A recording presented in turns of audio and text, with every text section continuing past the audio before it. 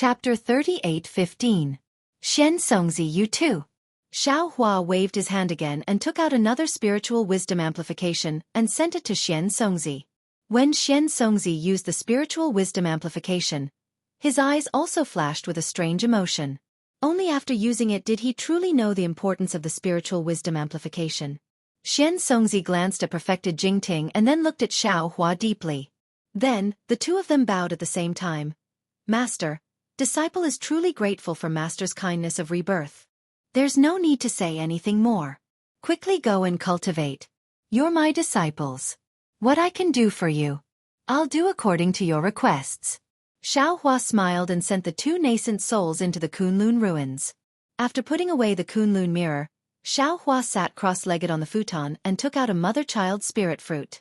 As he looked at it carefully, he thought to himself, Xian Songzi and perfected Jingting are nascent souls with primordial spirits.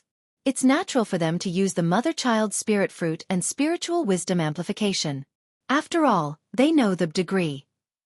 However, the 100 or so nascent souls in my lower dantian are already damaged. I'm afraid it's difficult for them to distinguish the degree of use. It'll be difficult for me to cast the spell. Moreover, this spiritual wisdom amplification actually contains green seal text. Such a rare treasure can be used directly, but if it's tempered by my Dao Sex alchemy method, won't it have a better effect? There's a pill called Spirit Awakening Fluid in Senior Longlongzi's pill formula. It seems to be related to spirit awakening. However, the main ingredient is not spiritual wisdom amplification. When green-robed Xiao Hua in the space is free, I'll let him try refining some. Perhaps this spirit awakening fluid will have a better effect on these nascent souls with incomplete primordial spirits? Of course, these nascent souls are constantly tempered by the 5 Qi righteous thunder in their lower dantian. Moreover, they have obtained the essence of the ancient fierce soul.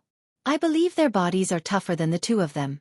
It won't be difficult for them to pass the thunder tribulation. If it were in the past, I wouldn't be so anxious. I would definitely wait and see the results of Xian Songzi and the others' cultivation. But now, the matter of Yaotai Mountain has attracted the attention of the Immortal Palace. Perhaps they won't think of me now, but there's no such thing as a secret. Who knows when the Immortal Palace will send someone here? Even, not to mention the Immortal Palace, even the Confucian cultivators of Yuzhou might not be able to tolerate me. Therefore, this Xiao cannot wait any longer. I can only make use of my time. At this point, Xiao Hua was indeed staking everything on a single throw. Also, the things in this world are truly mysterious. Developing intelligence seems to be the second time this Xiao has seen a heaven-earth spiritual object that contains green seal text. Ordinary spirit fruits that contained heaven-earth yuan qi were already rare, but this underworld fruit that could develop spiritual intelligence and grow in the water of the Yellow Springs were even more incredible. Of course, the effects of this miraculous item were miraculous as well. Not to mention the fact that it was able to penetrate the spiritual cavities of nascent souls. Just the underworld fruit was far more beneficial to soul cultivators than the daybreak moon. Previously, Xiao Mao's cultivation speed was already pretty good. However, after consuming the underworld fruit, the speed of cultivation became even more terrifying. In just a few years, I have already reached the Heaven's Heart Realm. Although I have just broken through to the Heaven's Heart Realm, Xiao Mao can feel that my cultivation speed will definitely not slow down in the future. A short while later, Xueqi entered the dwelling and said with a bow, Master, Jiang country has been revived. And Master knows. Xiao Hua nodded and said, This Chongling princess is amazing as expected. Not only did she kill 2 birds with 1 stone, she killed 3 birds with 1 stone. In just a few days, she actually found a suitable Jindan cultivator to establish a country. It seems she knows that this old man will not make things difficult for her. Everyone knows that Master is benevolent. As long as you do not do anything outrageous, even if Master is angry, there is no need to be afraid. Xueqi smiled and then winked as he lowered his voice and asked, Master, that lightning tribulation. What was it? Lightning tribulation is lightning tribulation. What could it be? Xiao Hua waved his sleeve in annoyance and said, This lightning tribulation is not this old man's, don't think so much. Xueqi blinked. Seeing Xiao Hua stand, he hurriedly stood and sent Xiao Hua into the quiet room. However, before Xiao Hua entered the quiet room, he stopped and turned around. Also, Master is going into closed-door cultivation for a period of time. If there are any earth-shaking movements in the future, all of you don't have to be too surprised. All right. Xueqi hurriedly agreed. Also urge Black Bear to have all the yaos. Oh, and the outer sect disciples go down the veins. Empty the veins as soon as possible. Xiaohua thought of something again and instructed, when Master makes a move, there won't be any meat left for you. He understood. Master, this disciple will roll up his sleeves and go to work. Xueqi giggled and left. After Xueqi left, Xiaohua did not enter the quiet room. Instead, his figure flashed and disappeared into the void. When Xiaohua reappeared, he was already outside the Black Wind Ridge. This place was about 40 li away from the Black Wind Ridge. Xiaohua's figure appeared in mid-air. He frowned as he looked down at the mountain rocks below. He seemed to be thinking about something. However, after a short while, Xiaohua stretched out his hand.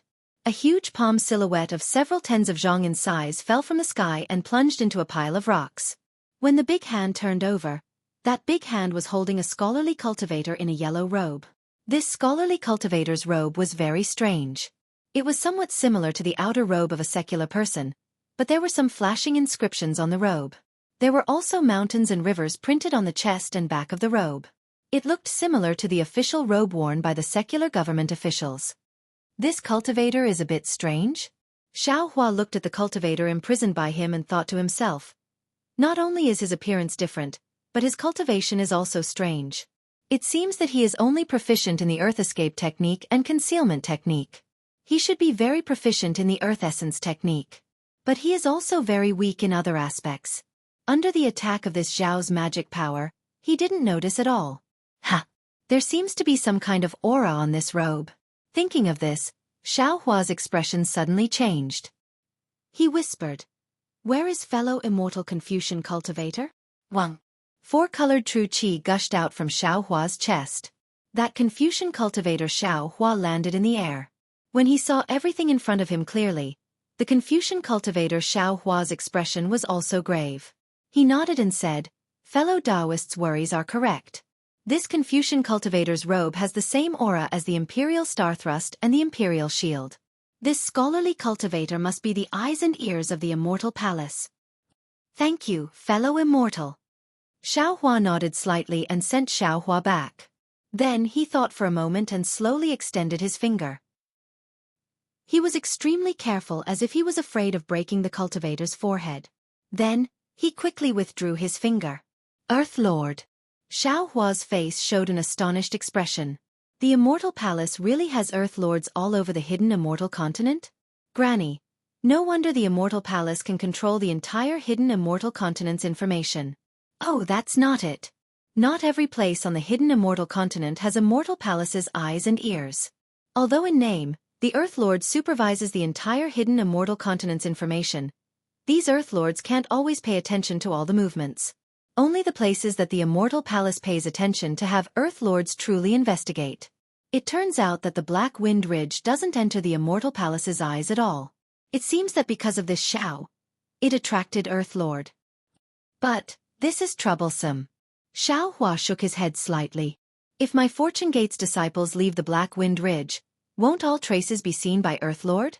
Then, won't the newly found cave be exposed to the Immortal Palace's surveillance? He.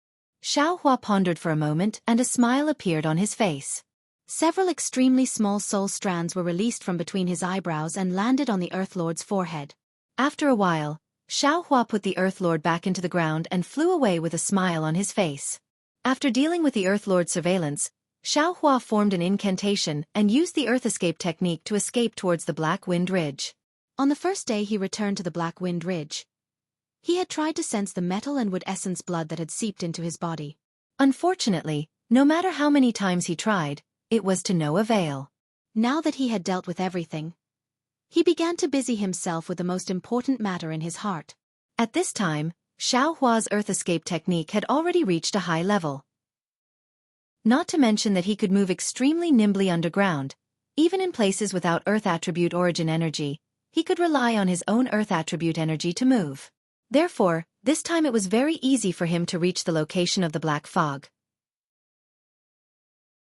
Just like when he was in the rockfall matrix of Yaotai Mountain, he began to temper his divine sense according to the secret technique. Of course, in addition to tempering his divine sense, Xiaohua also practiced other divine abilities. Every few days, he would even fly out of the magnetic field space and summon a nascent soul. He would feed the nascent soul with human essence and use spiritual wisdom amplification. However, in this way, the Black Wind Ridge would suffer. Every once in a while, the entire Black Wind Ridge would shake a few times. Moreover, from time to time, the might of a lightning tribulation would suddenly appear. However, everyone and the demons of the Black Wind Ridge had also received Xueqi's order. They knew that their master was cultivating, so they didn't ask too much. In fact, they didn't have time to ask too much because the Black Wind Ridge's underground or vein was really enormous. They mined day and night and simply didn't have time to ask too much. Time passed very quickly. In the blink of an eye, more than 3 years had passed. On this day, the sky was clear and boundless. Outside the Black Wind Ridge, some of the Golden Eagle subordinates were patrolling.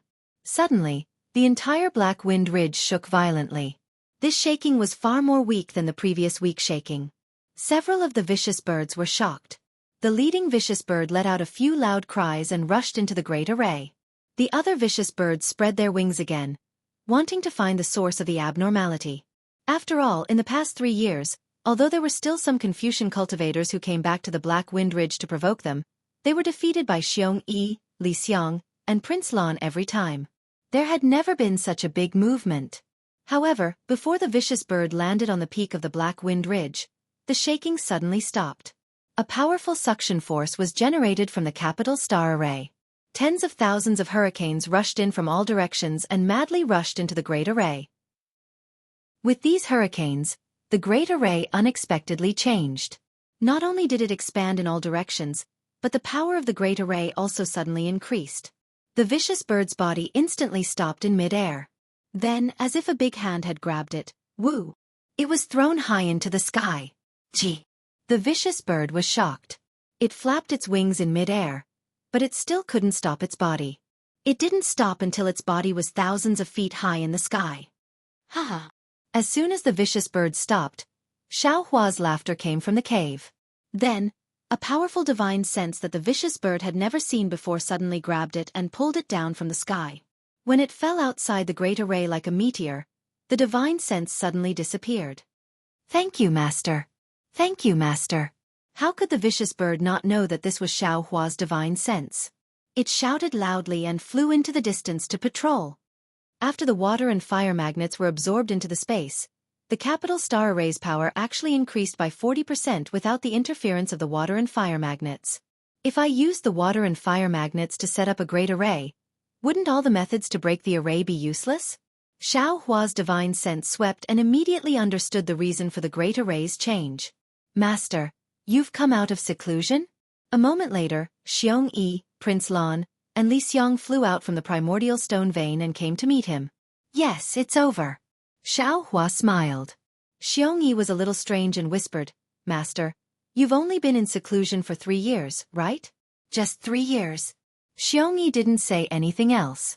Yes, ordinary nascent soul cultivators would enter seclusion for decades or even centuries. How could they come out in 3 years? Humph, you think I don't want to? Xiaohua snorted, but I'm a little uneasy, and I just finished a big thing, so I came out to take a look. Master isn't in seclusion, Li Xiang said with a smile. Disciple occasionally sees Master going in and out of the Great Array. Indeed. Xiaohua nodded. Master is just making some preparations to prevent the Confucian cultivators from attacking my Black Wind Ridge. Right. Have you heard of the Immortal Palace's eyes and ears? Earth. Earth. Li Xiang was stunned and shook his head. Isn't the Earth Geyser a character in legends and stories? Not necessarily. Prince Lan immediately understood and smiled. There's no smoke without fire. Maybe the characters in the stories are copies of reality. Could it be that Master saw the Immortal Palace's land? Xueqi's eyes turned and asked. Yes. Xiaohua nodded.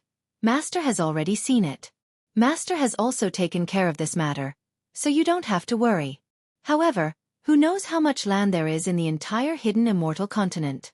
You all have to be careful and don't give yourself away. Master is worried. Royal Highness Lan seemed to have thought of something and hurriedly reported. Disciple received some information. After the Jade Pavilion meeting, on the hidden immortal continent, including the Jiang country next to it, there were a total of 10 Taoist countries that received the imperial tutor signature to establish their own countries. And in the past year, there were actually 4 countries that were annihilated by the Immortal Palace. 2 of these 4 countries were in the Jing province, and the other 2 were near the Jing province. If this disciple's guess is correct, the remaining 6 countries, including Jiang country, will be destroyed by the Immortal Palace sooner or later. This is probably due to the contribution of this so-called land. Master, this matter is very strange. Your intuition is also reasonable. Li Xiang said from the side. The Immortal Palace has never interfered with the affairs of the hidden immortal continent on the surface. Unless a great demon of the Thousand Demon Saint realm appears, the Immortal Palace may send troops. How could they send troops to annihilate the Taoist country this time? The premonitions of Shui Mingzi and Ao Zhantian are indeed reasonable. Xueqi said with a frown. The current hidden immortal continent is really sensitive. Xiao Hua's heart skipped a beat, and an extremely bad feeling arose. Others might not know the intentions of the Immortal Palace, but how could he not know? Granny, maybe the Star Sovereign Palace really did something. Xiao Hua thought inwardly. The Immortal Palace probably couldn't find the culprit who killed Kong Honggu, so they simply killed all the suspects. Who knows when it will be the Black Wind Ridge's turn? Let's go. We'll enter the cave to discuss. Xiao Hua looked around and turned to enter the cave. Xueqi and the others followed in. Xiao Hua sat on the brocade chair and immediately asked, Li Xiang, how's the backup plan for our fortune gate? Yes, Master knows. Li Xiang hurriedly answered. Disciple and senior brother Lan have already found the location of the soaring dragon mountain range. The heaven and earth origin energy there is abundant, and there are no signs of human habitation. Junior brother Fu Jiwen has also explored the mountain range and said that it is very suitable to set up a formation. Disciple has already instructed Black Bear to send some subordinates to excavate some caves on the main peak of the mountain range and make some preparations. Good, this matter should not be delayed. Xiao Hua nodded. Tell the disciples that there is no need to mine in the Source Stone vein anymore. Pack up and prepare to move our fortune gate from the Black Wind Ridge to the soaring dragon mountain range. Also, Xueqi, go and call Fu Jiwen over. Master will bring him to the soaring dragon mountain range to set up the formation. Yes, Master. Xueqi agreed, and just as he was about to leave the cave, he suddenly turned back and said, Master, actually, there is no need to be so anxious. Chapter 38:17. Hearing Xueqi's words, Xiao Hua was rather puzzled and asked curiously, Oh, why? The 4 countries that junior brother Lan mentioned were all destroyed a year ago, and this disciple also received news that 2 months ago, something big happened at Longevity Town in the country of Xi. The Confucian cultivators can't even take care of themselves, so they won't make any moves in a short period of time. Ah, what big matter? Xiao Hua had a lot of feelings for Longevity Town, so he couldn't help but be shocked and hurriedly asked. The abbot of Jiangchao Temple, Lu Shan, was killed. Xueqi just said it casually, but he didn't expect Xiao Hua to take it so seriously. He couldn't help but stand there and answer curiously. Xiao Hua frowned and asked curiously, Jiangchao Temple? Lu Shan? That's right, when Xiao Hua left Longevity Town, Jiangchao Temple was still a Taoist temple. How did it become a Buddhist temple now? And wasn't Longevity Town's Little Gold Temple? Wasn't the abbot of Little Gold Temple that Mingyu? However, Xiao Hua immediately realized that if he could leave Longevity Town, then wouldn't the people and things in Longevity Town be changed? Do you know who killed him? Xiao Hua narrowed his eyes. Was it a Confucian cultivator? It's definitely a Confucian cultivator. Xueqi answered with a smile.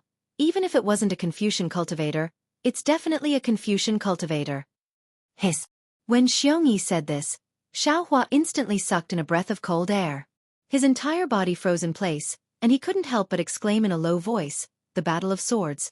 Not only was Xiao Hua shocked, but Lu Shan's death reminded him of the Battle of Swords in Xiaoyu continent. Now, Ci Mei, who was sitting cross-legged on Jiangchao Ridge, also had a myriad of thoughts in her heart. Where was the leisurely bearing she had when she sent Lu Shan to Longevity Town? The current Jiangchao Ridge was no longer the same as when Xiao Hua left. The entire dilapidated Jiangchao temple had been completely demolished, and even the entire Jiangchao ridge had been flattened. Right in front of Ci Mei, a 99 tall Buddha statue stood in the rising sun. However, this Buddha statue was covered from top to bottom by a layer of huge yellow cloth, and the statue's true body couldn't be seen clearly. Under the Buddha statue, on the side of the Jiangchao ridge, the thousands of farmers from before had also disappeared. The farmland had also disappeared, and in its place was a Jiangchao temple that was 10 times larger than the small golden temple.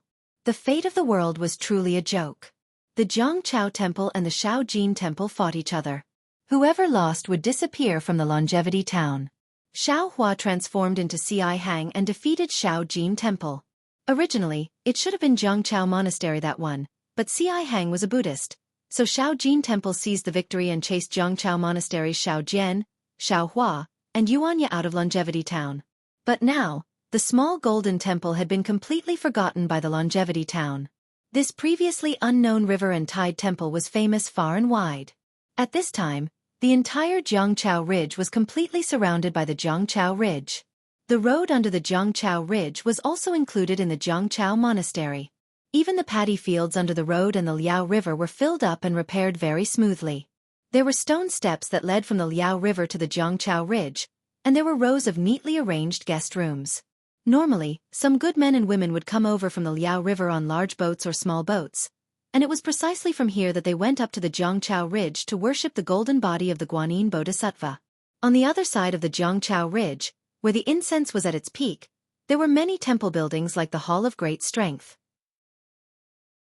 Each of them had a majestic aura, and a myriad of scenes. Waves of sutra chanting came from within with a rhythm, and the occasional bell rang throughout the entire longevity town. If Xiaohua was here, he would definitely be full of praise. In just a dozen years, the entire Jiangchao monastery had undergone such a great change. Moreover, this change was not caused by the Buddhist sect's disciples, but purely by the spontaneous action of the ordinary people. It could be said that man could conquer the heavens. However, even in the face of such prosperous Buddhist incense and the rhythmic sound of the wooden fish, Ci Mei couldn't help but sigh. Sigh. She looked at the golden body of the Guanyin Bodhisattva not far in front of her. Although the golden body of the Guanyin Bodhisattva was covered by a brocade, when the endless sunlight shone on the Buddha statue, it was actually suffused with mottled colors. Within these colors, there were actually all kinds of living beings. It was truly bizarre. However, Ci Mei understood in her heart that this phenomenon was the phenomenon reflected when the extremely pure power of faith poured into the golden body of the Buddha statue. If she released her Buddhist consciousness and opened her eyes, she would definitely be able to see thousands of Xueqi power clustered around the power of faith flying over like waves from all directions. It was as if the power of faith had flowed into the sea and landed on this unconsecrated Buddha statue. Ci Mei didn't know what kind of good karma Ci Hang had in the past, but just by saving tens of thousands of villagers in the longevity town, Ci Mei believed that he definitely wouldn't have such abundant power of faith. However, the timing of the Guanyin Bodhisattva's appearance was too crucial. At this crucial moment, there was such a suitable opportunity. Even if Ci Hang didn't do any special good karma, this gathering of winds and clouds would push him to the peak of the karma. Under the golden body of the Guanyin Bodhisattva was another ordinary coffin. The coffin wasn't covered, and the rising sun couldn't shine on the corpse inside. A pitch-black and gloomy coldness seeped out from the coffin. Even the Buddhist light of the Guanyin Bodhisattva's golden body couldn't dispel this darkness and gloomy coldness. When Ci Mei sighed, Jingqing, who was sitting next to her and chanting softly, hurriedly stopped and asked in a low voice, "Grandmaster." Ci Mei ignored Jingqing. She stood up and slowly took a few steps back as if she was respectful to the golden body of the Guanyin Bodhisattva. Then, she walked step by step to the edge of the Jiangchao ridge. She stood in front of the white marble stone railings and looked up at the stone steps on the side of the Liao River. Her eyes narrowed as she thought about something. Jingqing hesitated slightly and also stood up. He followed behind Ci Mei and stood respectfully a few feet away. His gaze also fell on the stone steps. These stone steps originally led from the main road to the Jiangchao ridge. It was steep and narrow. Back then, Xiaohua had rolled down here. Now, it was unknown how many times wider it was than before. However, at this time, the stone steps were filled with good men and women kneeling. They stretched from the top of the stone steps to the shore of the Liao River. In fact, On the other 3 sides of Jiangchao Ridge, there were also many good men and women kneeling on the ground. The densely packed heads were almost endless to the naked eye. Grandmaster. When Jingqing saw the benevolence on C.I. Mei's face, he probingly said, "These good men and women have been kneeling here for a long time. Some have been kneeling here for several days, while others have been kneeling for dozens of days. Although they haven't fasted, if they continue like this, it is very likely that some of them won't be able to hold on. When that time comes, it will be even more difficult for my Jiangchao monastery. Grandmaster, how about?" The benevolence on C.I. Mei's face disappeared and she indifferently asked, "How about what?" Jingqing was startled as if he heard the difference in C.I. Mei's tone. Jingqing softly said, "Disciple doesn't know what to do. However, this disciple feels that we should do something. It doesn't matter what we do. Otherwise, we would truly be letting down the trust of these kind-hearted men and women." Jingcheng could not answer, so he clasped his hands together and said in a low voice. C.I. Mei asked with interest, "Let me ask you, what do you think we should do?" This. Jingqing was somewhat regretful and felt that he shouldn't have followed. However, if he hadn't followed, how could he have stood beside Grandmaster C.I. Mei? There were so many monks in the entire Jiangchao monastery. He was probably the only one who had this qualification, right? No matter what we do, disciple feels that at the very least, we should give them a promise to find the real culprit who killed Marshal Uncle Sean. Only then will we be able to live up to their trust in our Jiangchao monastery. Only then will we be able to live up to their kneeling here for more than 10 days. He answered honestly. Could it be that Grandmaster doesn't think so? Alas. C.I. Mei sighed again and shook her head. Jingqing, do you feel that I'm sighing because of their trust and sincerity? Then what is Grandmaster sighing about? Jingqing was somewhat dumbfounded. He felt that his brain couldn't keep up with C.I. Mei's words. I'm envious of Senior Marshal Brother C.I. Hang's luck. I'm sighing about my helplessness. With my current state of mind and what I've done all these years, I don't even know when I will be able to achieve fruition. I'll be able to achieve fruition in this lifetime. C.I. Mei looked into the distance and said in a low voice, I'm envious of those Ku Tuchuo. Although their cultivation is difficult, their Buddhist heart is firm and untainted by any worldly affairs. This kind of cultivation is something that our Buddhist disciples should have. He, Grandmaster. Jingqing smiled and said, although Ku Tuchuo's cultivation is praised by our Buddha, our Buddhist sect has 13 Buddhas. However, our 13 Buddhist sects all have Buddhist fruits. Grandmaster, there is no need to be envious of others. Do you know? C.I. Mei suddenly said, the most recent bodhisattva who achieved fruition is Nanwu Wise Manjushri Bodhisattva. Before achieving fruition, it was C.I. Hui of the Green Lotus Temple of the Xiang sect. Her cultivation was only in the realm of the Bright Lotus. Disciple naturally knows this. I'm also very envious. I'll also seize the time to cultivate and strive to reach the realm of the Bright Lotus as soon as possible. Jingqing hurriedly smiled. However, he immediately regretted it. C.I. Mei was already in the realm of the Lotus. Although he and C.I. Hui were of the same generation, they still hadn't achieved fruition. Wouldn't his words agitate her? Fortunately, C.I. Mei didn't seem to care. She shook her head slightly and said, Jingqing, you still don't understand. Have you ever seen a bodhisattva achieve fruition outside the Pure Land world? Oh, or should I say, do you know? It's far more difficult to achieve fruition outside the Pure Land world. Yes, disciple understands. Jingqing nodded and said, the Pure Land world is a place illuminated by the Buddha's light. All living beings have strong willpower, so it's relatively easy to achieve fruition. No, you don't understand at all. C.I. Mei said coldly. Jingqing was shocked. He hurriedly put his palms together and asked, Grandmaster, please enlighten me. Amitabha. C.I. Mei chanted the name of Buddha. She stretched out a finger and pointed at her chest, fiercely tapping it twice. This. Jingqing was really at a loss. It wasn't that he wasn't proficient in Buddhism. It was just that what C.I. Mei said exceeded what he had learned. He really didn't understand where the Zen principle of C.I. Mei's action was. Chapter 38:18. Heart. Today, C.I. Mei was different from the past. She didn't scold Jing Cheng too much and didn't let Jing Cheng comprehend it himself. Instead, she said, if you don't have a Buddha's heart, even in the Pure Land world, it's hard to attain enlightenment. This, of course I know. Jing Cheng said bitterly. He said in a low voice, I came to the hidden immortal continent and became the abbot of the Cloud Forest Temple. Didn't I preach the Dharma and have a Buddha's heart? Your Buddha's heart is only a Buddha's heart and a Buddha's heart. It's not the Buddha's heart. See, I may hit the nail on the head.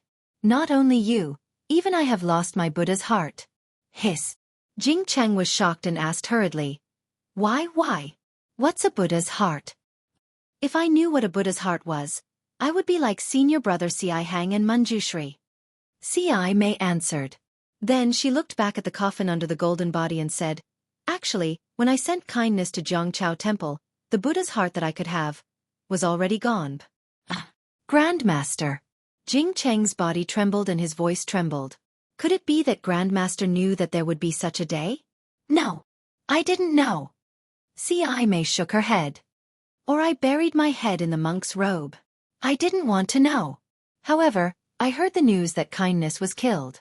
I knew that kindness was the first, but he's definitely not the last. No one knows who the last one will be. No one knows when the last one will be. I understand. Jing Cheng seemed to have suddenly realized something and said hurriedly, the Buddha's heart that Grandmaster talked about is a heart that is clear and not tainted by the mortal world. We are Buddhas outside the Pure Land world who aim to promote the Dharma. How can we not be tainted by the mortal world and be clear? That's right, Jing Cheng. You finally got something. Si Mei smiled. I'm very gratified. But Grandmaster, if we didn't promote the Dharma, how could there be so many believers? How could our Buddha's light shine on the hidden immortals? Jing Cheng asked. Si Mei nodded again. That's right. If we don't subdue demons and protect Buddha, how can we be Buddhist protectors? If it weren't for us sacrificing our hearts to impart the teachings, how could the Buddha's light reach so far? Alas, disciple understands why Grandmaster sighs. Jing Cheng sighed as well. He looked at the 99 feet tall Buddha statue and said, this disciple is also envious of Ku Tuchuo's bitter cultivation. Since you know, will you still make a promise to these kind men and women? Si Mei asked again. Jing Cheng shook his head slightly. I can't give you this promise, nor can I. They might have thought that they were doing what they were supposed to do, but they didn't expect that the same kneeling would have different effects at different times. In 9 years, they prayed for blessings for the people 9 times, and the golden body of Namo Guanyin Bodhisattva 9 times. Every time, the Confucian cultivators were defeated by the people. This time, they were still kneeling and kowtowing. However, they were not praying for blessings, they were forcing him. You are forcing my Buddhist sect. That's right. In 9 years, the Confucian cultivators destroyed the golden body of Namo Guanyin Bodhisattva 9 times. In 9 years, it was these unarmed believers who reconstructed the golden body of Namo Guanyin Bodhisattva 9 times. How majestic is the power of the people's will. It's also this majestic power that forced Lushan to his death. It's also this majestic belief that killed millions or even tens of millions of lives. Si Mei sighed. This is the believer's fault? Or the Buddhist Lord's fault? Or is it my fault? None of them. Jing Cheng shook his head. It's the Confucian cultivators' fault. They shouldn't have challenged my Buddhist sect's bottom line time and time again. They shouldn't have killed Martial Uncle Lushan, who didn't even have the strength to truss a chicken. Do you think this is the work of the Confucian cultivators? Si Mei asked. Jing Cheng shook his head and said, this disciple doesn't know either. It's just that Martial Uncle Lushan's body was injured by the water essence. Even if the Confucian cultivators wanted to get away with it, it's impossible for them to get away with it. Even if the Chongyun sect withdrew Longevity Academy from Longevity Town after Martial Uncle Lushan came to Longevity Town, and even secretly sent experts to protect him, they still can't eliminate their suspicions. The water Qi Chao Yuan is a common cultivation method of Confucian cultivators in the Zhongxian continent. Except for the demons in the Thousand Demons Sacred Realm, even the disciples of Buddhism and Taoism can cultivate the pure water Qi Chao Yuan genuine Qi, let alone Confucian cultivators. Buddhist disciples? This isn't very possible? Jing Cheng turned pale with fright when he heard this. He lowered his head to look at the monk chanting sutras in the distance and said, "Grandmaster, you're saying..." My heart is no longer a Buddhist heart. It's hard to avoid thinking too much. C.I. Mei wasn't surprised by Jing Cheng's reaction. This might be what some Buddhist disciples think. No, I don't believe it. Jing Cheng shook his head. I still think that it's either the Confucian cultivators who killed martial uncle Lushan and forced our Buddhist sect to withdraw from the hidden immortal continent, or it's the remnants of the Taoist sect who killed martial uncle Lushan and wanted to provoke a war between us immortals and Buddhas so that their Taoist sect can benefit from it. Therefore, Grandmaster, we must find the real culprit. Jing Cheng, you still don't understand. The truth of the matter is actually no longer important. C.I. Mei shook her head. What's important is that Longevity Town, the #1 town of our Buddhist sect in the hidden immortal continent, the #1 Taoist sect of our Namo Guanyin Bodhisattva in the hidden immortal continent, and Abbot Lushan was killed by the Confucian cultivators. This is the most important thing. Grandmaster, what do you mean? Jing Cheng's face suddenly turned ashen. He seemed to have thought of something and cried out in surprise. Swoosh. At this moment, a Buddhist light flashed in the distant sky, and a Buddhist document fell in front of C.I. Mei. C.I. Mei reached out and scanned it with her Buddhist awareness. Her calm face slightly frowned and relaxed. She put the Buddhist document into her monk robe and said faintly, 10 days ago, the Yu province Confucian cultivator Xueqi Song state was destroyed by the Buddhist sect's Ji state. 253,000 people died. The Ho state was destroyed by the Confucian sect's Sun state and the Taoist sect's Yong state. 510,000 people died. 510,000 people? Jing Cheng was shocked. How could there be so many? The Yu province sect's Spirit Mountain's Chu Feng sect was destroyed by the Buddhist sect's Dalian state. 30,000 people died. The Yu province Jilian Mountain's Lianzhong temple was destroyed by an unknown Confucian cultivator. 603 people died. It's a mess, a mess. Jing Cheng bit his lips and seemed to be in disbelief. Swoosh. Before Jing Cheng finished speaking, several Buddhist lights flew from all directions to C.I. Mei's hand as if they had agreed beforehand. The Jing province's Chu family destroyed the Wind and Rain temple. The Buddhist sect's Ji state captured the Confucian sect's Ming state and the Mingji state. The death toll is unknown. The Duanmu family sent an emissary with the family heads order to command the Yu province and the Liang province's Confucian state to destroy the nearby Buddhist state. The monks of the Ji province's Xiaolin temple, Linjiang temple, and Great Pine temple died suddenly. The Jing Mountain sect, Yunfeng sect, and Jilin Academy's defenses were also broken by an unknown force. The death toll is uncountable. The 3 Buddhist states of Gun province, the Xiongbai state, the Pure Moon state, and the Lianqin state, the Qing province's Jiyun temple, and the Chung state have sent soldier monks to reinforce our Rivertide temple and resist the Confucian cultivators together. C.I. Mei took the Buddhist archives, scanned them with her Buddhist awareness, and read them one by one. Every time she read a message, Jing Cheng's body trembled. In the end, he couldn't help but say, Grandmaster, aren't they causing trouble? Don't they know this is strange? Don't they know the seriousness of this matter? The first town of the Buddhist state. This is also the first golden Buddha statue on the hidden immortal continent. C.I. Mei put away the Buddhist archives and said with a sigh, these Buddhas and Buddhist states, whether they have the intention or not, they can't not come. There must be some truth and some lies in these messages. Jing Cheng suddenly said in a low voice, maybe Grandmaster can find the culprit. C.I. Mei asked in reply, if you did this, would you still draw legs on a snake? Jing Cheng was speechless. Swoosh. Suddenly, another Buddhist light flew from afar. However, this Buddhist archive didn't land in front of C.I. Mei, but in Jing Cheng's hand. Jing Cheng didn't dare to be negligent. He hastily grabbed it and scanned it with his Buddhist awareness. His expression immediately changed again, and he hurriedly sent it to C.I. Mei's hand while shouting, Grandmaster, the 10 Confucian states of Yu province have jointly sent 1 million troops to besiege our Longevity town. They're preparing to forcibly disperse the believers and topple the golden body of Guanyin Bodhisattva. Hiss. C.I. Mei was also shocked when she saw this. They really dare to make a move. That's right, Grandmaster. What does the Buddhist Lord plan to do? Jing Cheng asked. C.I. Mei smiled bitterly and said, how can I know what the Buddha's plan is? I'm afraid that even the immortal palace of Confucian cultivators doesn't know, right? Well, at this moment, a violent explosion suddenly sounded in the distant sky. Then, a fist of several acres in size rolled up thousands of pillars of great chi and smashed toward the golden body of Guanyin Bodhisattva faster than a meteorite falling from the sky. Amitabha! How dare you! Ci Mei chanted the name of Buddha, and the Buddhist light flashed around her body. She slapped her forehead and her psyche power rushed out. The Buddhist light rushed into the sky like rolling clouds and condensed into the shape of a huge lotus. This lotus was several acres in size, and there were hundreds of tiny heavenly dragons swimming in it. Layers of Sanskrit characters gushed out with the heavenly dragons, and in the void shrouded by the lotus, chanting came out. Boom! The fist landed on the lotus.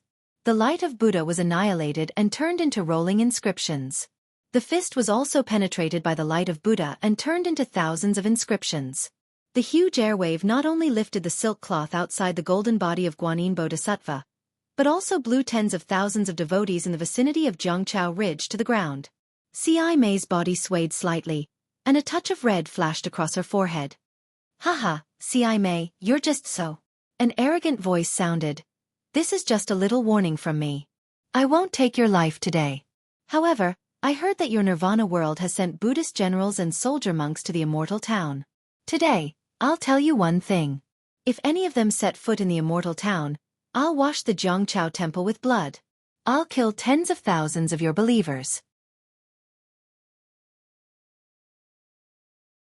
Chapter 38:19. Amitabha. Ci Mei didn't show any weakness. She chanted Buddha's name and used lion's roar. I have no attachment to life and no worries about death. My Buddha is from the heart to the heavens. Today, my Zhangchao temple will be cleansed and your Duanmu family will be destroyed. Ha ha ha, then we'll wait and see. That arrogant voice laughed loudly and flew away like a whirlwind. Duanmu family? Jingqing trembled slightly and cried out in surprise. Why would a secondary rank 1 scholarly family appear now? Is this the Duanmu family's patriarch? It's not Duanmu Tianji. Ci Mei's face was somewhat pale as she said softly. Duanmu Lianheng, a disciple of the Duanmu family who has the highest chance of becoming a literary saint. Literary saint? Jingqing didn't know what to say. Looking at the abnormally embarrassed monks and believers around him, he said softly, what about these believers who came to pray? Persuade them to leave. At this moment, Ci Mei also made up her mind. They can only force us here. It's enough that they have the heart. But, Jingqing smiled bitterly. I heard that the Buddhist believers of the hidden immortal continent's 9 prefectures are also coming to my Zhangchao temple. How can we stop them? Even these believers. I feel that we might not be able to persuade them to leave. If they don't leave. Ci Mei bit her lips and said softly. Then, it'll be a great war between immortals and Buddhas. Clang. Just as Ci Mei finished speaking, an earth-shattering sword cry sounded from the direction Duanmu Lianheng flew away from. It couldn't help but cover Ci Mei's words. Even the chanting of the tens of thousands of monks and the sound of the wooden fish bell were annihilated. Tens of thousands of believers couldn't help but cover their ears with their hands, and a painful expression appeared on their faces. Ci Mei looked up in shock. She saw a giant sword in the sky that was like a flying immortal, flashing with extremely dazzling sword brilliance. It swept up in almost unparalleled power and fell towards the golden body of Guanyin Bodhisattva beside her. The sound of the sword chime also shook the sky with the sound of thunder. Woo woo woo. Following the appearance of the sword light, a dozen powerful wills suddenly appeared around Zhangchao Ridge. As soon as these wills appeared, they immediately stirred up powerful winds and tornadoes. All the wills flew in all directions. Ci Mei was shocked. Not only was she shocked by the shocking sword, but she was also shocked by the consciousness hidden in the surroundings. Needless to say, it must be the consciousness of those strong Confucian cultivators, and it must be the doing of the strong cultivators who paid attention to the River and Tide Temple. She had been here for so long, but she did not notice it. Although she did not know whether they knew who killed Kindness. But what she had just said. However, Ci Mei didn't have time to think too much about it. The style of that sword was truly dazzling, and the ferocity of that sword was truly arrogant.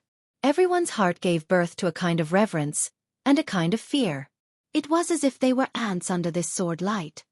Amitabha. Si Mei's eyes were filled with determination. The light of Buddha appeared under her feet, and the light of Buddha surged around her. As Si Mei flew up into the sky, the light of Buddha flickered, and Si Mei's transcendence golden body grew bigger. A huge lotus, even more compassionate than before, went to meet the sword light. Grandmaster. Beside her, Jing Cheng was shocked. Even with his cultivation, he could see that Si Mei was no match for this sword light. If she flew out this time, Si Mei had no other choice but to fall into the cycle of reincarnation. Amitabha. Si Mei's light of Buddha was almost annihilated by the sword light. However, just as she was about to die, another Buddhist chant resounded through the sky. This Buddhist chant was unusually compassionate. When people heard it, they immediately felt an indescribable vicissitudes of life.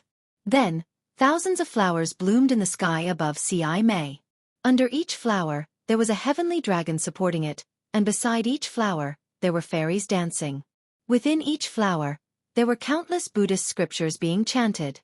Strands of telekinesis appeared from the void and surrounded the flowers, enveloping the entire longevity town. When Si Mei saw this, joy appeared on her face. Rumble. The sword light suddenly descended, and the thousands of flowers were annihilated. It was as if the thousands of small worlds had disappeared. However, while the Arhat was still in shock, the myriad of creatures appeared once more. Thousands of flowers surged out from the heavenly dragon. Wang. The sword light shone brightly and sank into the flowers in a few breaths of time. The light on the sword light turned into thousands of tiny child bodies. The child bodies spat out sword light and killed the heavenly dragon under the flowers. Roar. A loud dragon roar suddenly came from the flowers again. 9 dragon bodies rushed out and instantly turned into 10,000 feet long dragons that pounced at the flying sword with their fangs bared and claws brandished. Boom! Countless fireflies flew out and waves of impact spread out in all directions. However, because the longevity town was protected by the flowers, it wasn't damaged at all. Amidst the explosion, a squarish flying sword was revealed. This flying sword looked ordinary, but the almost edgeless flying sword gave off an awe-inspiring majesty that made people tremble in fear. Under the flying sword, the 9 dragons also disappeared. A 9-dragon staff flashed with treasure light. The treasure light swayed as if it was filled with mercy. Amitabha. A faint Buddhist chant shook the sky. But every time, the boatman's eyes would be filled with puzzlement. About a few miles behind the log they were sitting on, there were bits of wood, ropes, and cloth scattered all over the place, as if a huge ship had just met with danger in the waves. Not long after, the plank reached the shore. The monk jumped down from the plank and stood steadily in the water. He then turned around and said in a low voice, Amitabha. Boatman, this poor monk will help you down the boat. The boatman threw away the oar and walked over with difficulty. The monk carefully supported the boatman and helped him to the shore. Then he respectfully clasped his hands and bowed. This little monk thanks Sandalwood. If it wasn't for Sandalwood, this little monk would have been buried in the fish's stomach like the others. You're welcome. The boatman waved his hand. His voice was a bit high-pitched, but I don't know why this little monk didn't cultivate in the Pure Land world. Why did you come to the hidden immortal continent from the Pure Land world? What plans do you have in the future? Sandalwood is wrong. The monk smiled. As long as you have Buddha in your heart, you can cultivate anywhere. Whether it is the Pure Land world or the hidden immortal continent. This poor monk wants to go to Longevity Town. Sandalwood's ship has been destroyed. I don't know what plans you have. Unfortunately, this poor monk is penniless and can't help Sandalwood. How about Sandalwood follow this poor monk to Longevity Town? Maybe this poor monk can ask the temple in Longevity Town to help Sandalwood. Chapter 38:20. Hee, little monk, you don't have to worry about my matters. I have my own place to settle down. Who knows where your Longevity Town is? You, a little monk, can go there to beg for alms, but how can I go there? Do I have to walk there with you? The boatman waves his hand and says, Let's bid farewell here. Amitabha, Tanua is right. This poor monk thanks Tanua.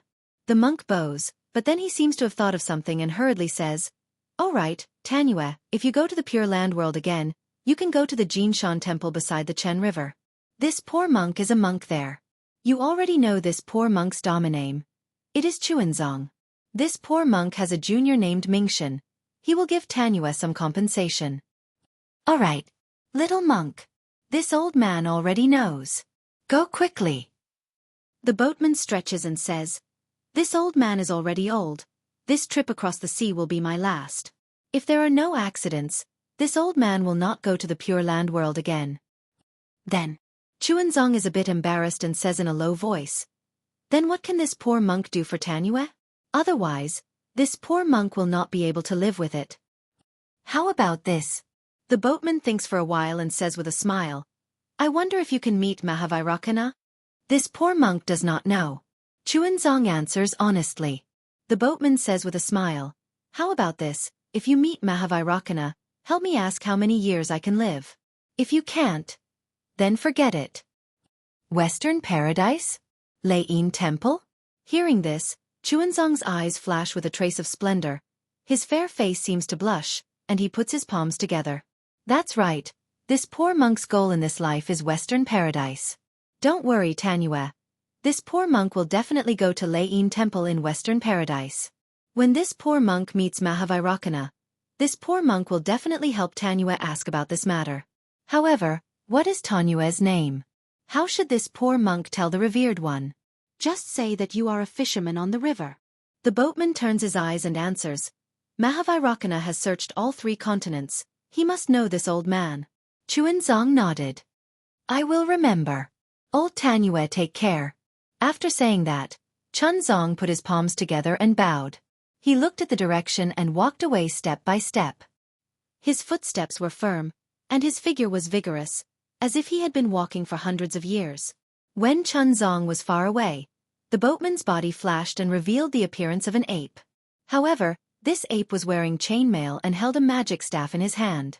He looked very mighty. Wasn't this the fire ape, Yuan Tongtian? Strange. Yuan Tongtian looked at the almost invisible Chuanzong and asked in confusion, Why does Master want me to protect this monk? It was really unreasonable. Furthermore, this monk did not have the slightest bit of Buddhist cultivation. He could not even take a single step forward. From the western land of ultimate bliss to the hidden immortal continent, he had to rely on the seaboat alone. If it wasn't for my protection on the seaboat, this monk would have already been fed to the fishes. Why did he come to the longevity town of the hidden immortal continent instead of cultivating in the Jinshan temple? Also, the so-called Western Paradise, Lei Yin Temple. Isn't it in the Pure Land world? Even I, who is not a monk, know about it. Why doesn't this little monk know about it? Isn't he going to the Lei Yin Temple in the Pure Land world? Why did he come to the hidden immortal continent? Sigh, forget it, forget it. Master has given me a new life. Master told me to protect him. I will protect him. As long as I didn't find the wrong person. Yuan Tongtian scratched his ears and cheeks for a moment. He gritted his teeth and rushed into the air. From afar, he watched Chuanzong walk step by step into the depths of the hidden immortal continent. Isn't this Chuanzong the Zhonglure that Xiaohua brought from the Xiaoyu continent to the western land of ultimate bliss? Chuanzong naturally came to the hidden immortal continent because of the Buddhist edict from the Lei Yin Temple. However, as for the Western Paradise, is it the Lei Yin Temple in the Pure Land world? Or is it the Western Paradise in Xiaohua's space? That is not something that Chuanzong can distinguish.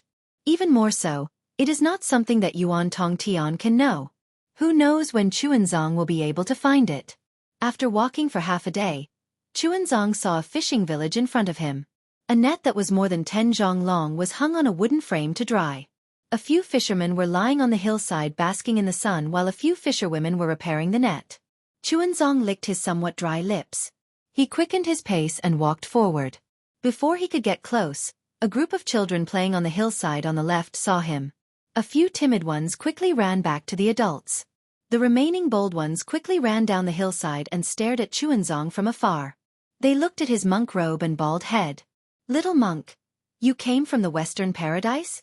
A fisherwoman not far from Chuanzong raised her head. Her hands did not stop working as she shouted again. Amitba, Chuanzong respectfully saluted and said, This poor monk came from the Jinshan temple in the Pure Land world. I want to go to the immortal town in the Shi country of Yu province. This poor monk encountered a tsunami on the East Sea. Right now, my mouth is thirsty. Can I ask benefactress to give me a bowl of water to drink? Hee, little monk. You are so soft and tender. You actually crossed the ocean. When the fisherwoman heard that Xuanzang really came from the Western Paradise, she was not surprised. She smiled and said, the tsunami a few days ago was indeed rare. In this small village, 4 people were killed. However, for a Buddhist expert like this little monk, it is nothing. Speaking of this, the fisherwoman suddenly woke up. She asked in surprise, little monk, what did you say? You want to drink water? You monks with great magical powers still need to drink water? In this fisherwoman's view, which monk who came from the Western Paradise to the hidden immortal continent did not fly over the fisherman and fisherwoman's head? Which one of them would come to this small fishing village? Even if there were monks who would come to ask for directions, who would come step by step? Who would ask for water to drink? This poor monk specializes in chanting Buddhist scriptures. I don't know Buddhist magical powers. I have a mortal body. Of course, I know that I am thirsty. Xuanzang's expression did not change. He replied with a smile. When the fisherwoman heard this, her eyes were immediately filled with respect. No one knew the dangers of the Eastern Sea better than them who made a living in the sea. Xuanzang, a mortal, actually came from the Western Paradise to the hidden immortal continent.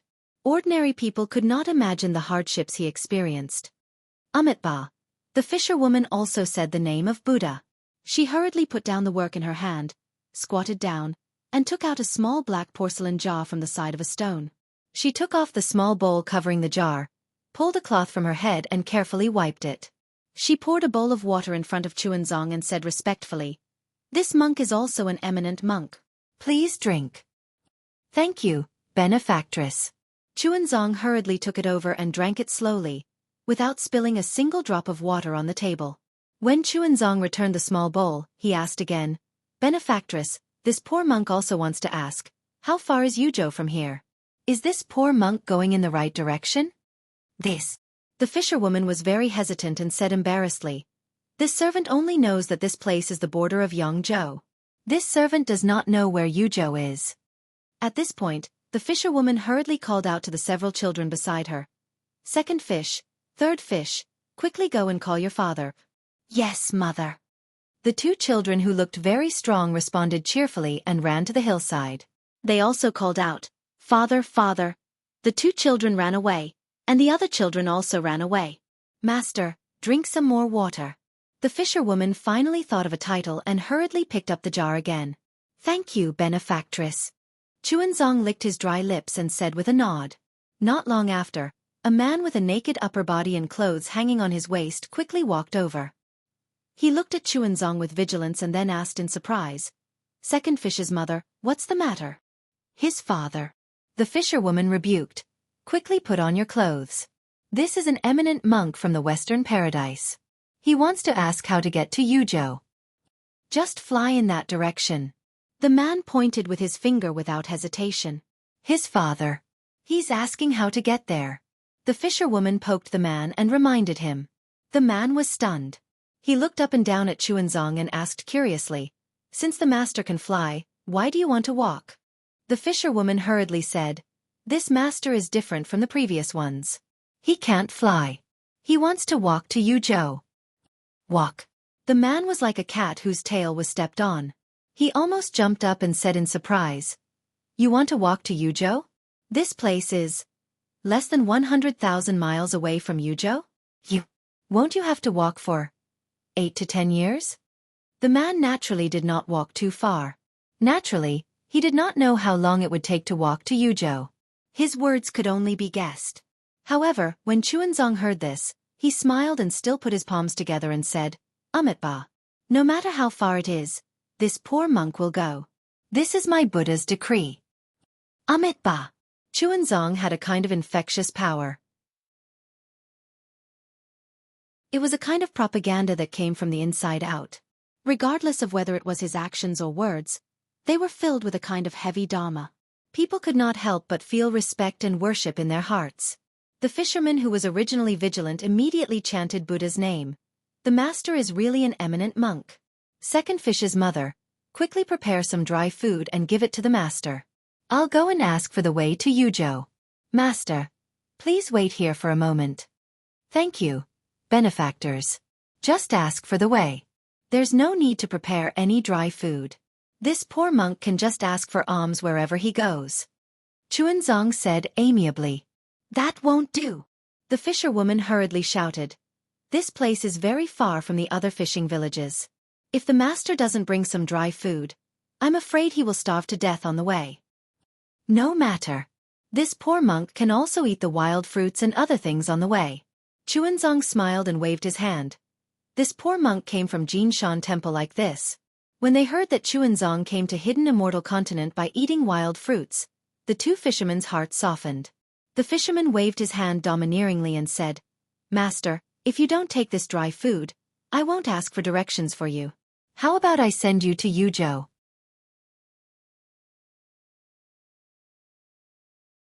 Chapter 38:21.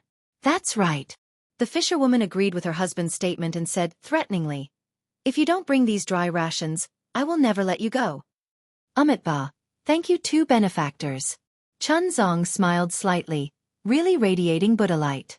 He put his palms together and thanked them. The two fishermen went away happily.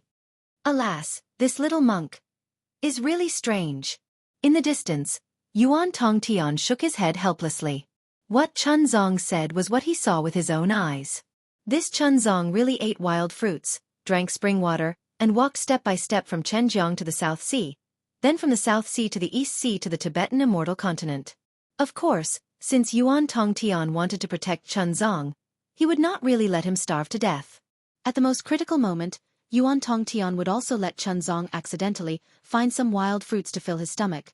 But Yuan Tongtian absolutely did not dare to do it because he knew that although Xuanzang did not have the cultivation of Buddhism, as long as he slacked off a little, he would definitely be discovered by him. This strange behavior is really comparable to masters. Yuan Tongtian retracted his gaze and looked at the distant Elysium. He secretly sighed in his heart, but with this look, Yuan Tongtian's eyes were hazy again. Master. Where is he? Is he okay? The master that Yuan Tongtian thought of course, would not be in Elysium.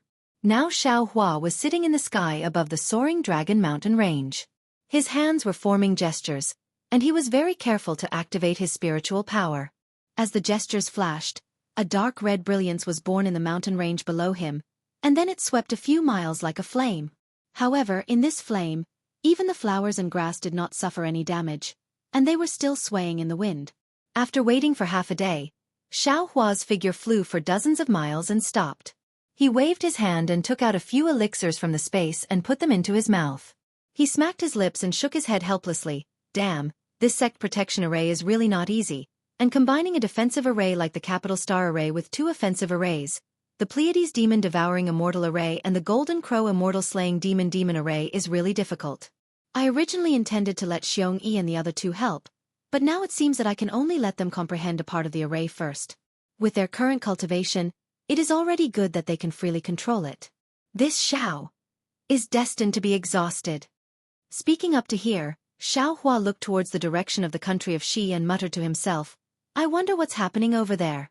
However, what does it have to do with this Xiao whether they are in chaos or not? If I release my divine sense, I will be able to see it. But once I release my divine sense, it will immediately be seen by others. Why would they come looking for trouble for no reason? Why don't we just set up camp here and enjoy ourselves? That day, when Xueqi said that Longevity Town's master Liao Shan was killed by a Confucian cultivator, Xiaohua immediately thought of the Sword Dao battle on Dawn Rain Continent. The current situation in Longevity Town was so similar to the situation before the Sword Dao battle on Dawn Rain Continent. How could Xiaohua possibly visit a place where a few words could ignite a fire? He turned around and flew to the Soaring Dragon Mountain range with Xueqi. While observing the Soaring Dragon Mountain range, he thought about how to set up the sect-protecting formation. At the same time, he urged the Black Bear Spirit and the others to quickly move the Black Wind Ridges belongings to the Soaring Dragon Mountain range. He knew better than anyone that if the Immortal Palace made trouble, his Black Wind Ridge would definitely bear the brunt. After all, he was the culprit of the Yaotai Mountain. However, he didn't know if the situation in Longevity Town was too sensitive, or if the Immortal Palace didn't think of attacking Black Wind Ridge, which was not too far away from Longevity Town, or if the Immortal Palace didn't realize that Xiaohua was the culprit. In this half a year, everything in Black Wind Ridge was moved to the Soaring Dragon Mountain Range. Moreover, Xiaohua spent a lot of effort to gradually set up the Capital Star Array that he had successfully comprehended, as well as the Pleiades Demon Devouring Immortal Array and the Golden Crow Immortal Slaying Demon Array that he had comprehended. However, he didn't see half a shadow of the Immortal Palace's immortal soldiers and immortal generals, nor did he receive any other special information. Under Xiaohua's soul technique, the Immortal Palace that had been patrolling Black Wind Ridge didn't notice anything strange about Black Wind Ridge. In order to not alert the Immortal Palace, Xiaohua never bothered to send messages to them. Presumably, this was one of the reasons. Master. While Xiaohua was resting, Imperial Prince Lan flew over from afar and bowed. You've worked hard. Amen, Xiaohua nodded. If you don't want this old man to work hard, you all should hurry up and comprehend the array and help me set it up. Master. Imperial Prince Lan smiled bitterly at first, then said with a flattering smile, it's not that this disciple doesn't want to help Master. It's just that Master's array is truly wondrous. Even little junior brother can't comprehend it. It's better for this disciple to assist Master. The little junior brother that Imperial Prince Lan spoke of was naturally Fu Jiwen. Fu Jiwen's array Dao was relatively profound, but if he were to comprehend the array formed by the 3 innate divine restrictions, it would be beyond his cultivation and knowledge. In fact, not to mention Fu Jiwen, even the Gongshu family's lass could only stand at the side and give pointers. If she were to help Xiaohua set up the array, she would also be unable to do so. You still need to cultivate more Xiaohua said helplessly. This array Dao will be part of my Fortune Gates lineage in the future. Yes, this disciple understands. Hearing this, Imperial Prince Lan's heart was filled with admiration. The longer he followed Xiaohua, the more he felt that Xiaohua's cultivation was unfathomable. It could even be said that Xiaohua was omnipotent. What smithing, what alchemy, what array Dao. Every single one of them was a breath of fresh air to Imperial Prince Lan. They were all out of his reach. This array Dao will be managed by little junior brother in the future. This disciple will depend on his own luck. There is no jealousy in your heart. This breadth of mind is much stronger than before. Xiaohua nodded. Just based on this breadth of mind, this old man's teaching of you was not in vain. Yes, Master. Imperial Prince Lan straightened his face and said, Master said that to become an immortal, this disciple remembers clearly. Only with Master's breadth of mind can this disciple be worthy of being Master's disciple. This flattery, Master is gratified.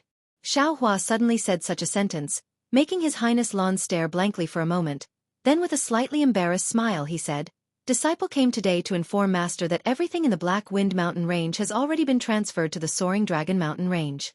He Xiong asked this disciple to inform Master that there are too many origin stone veins underground. Not to mention the ones we have yet to excavate. Just the ones we have are enough to mine for several years. This disciple has tried various methods, but none of them are ideal and can't speed up the progress. This disciple asks Master to make a decision. So it's like this. Xiaohua pondered for a moment and said, When you return to the Black Wind Ridge, tell He Xiong and the others to come to the Soaring Dragon Mountain Range. You don't need to worry about the origin stone veins anymore. Yes, Master.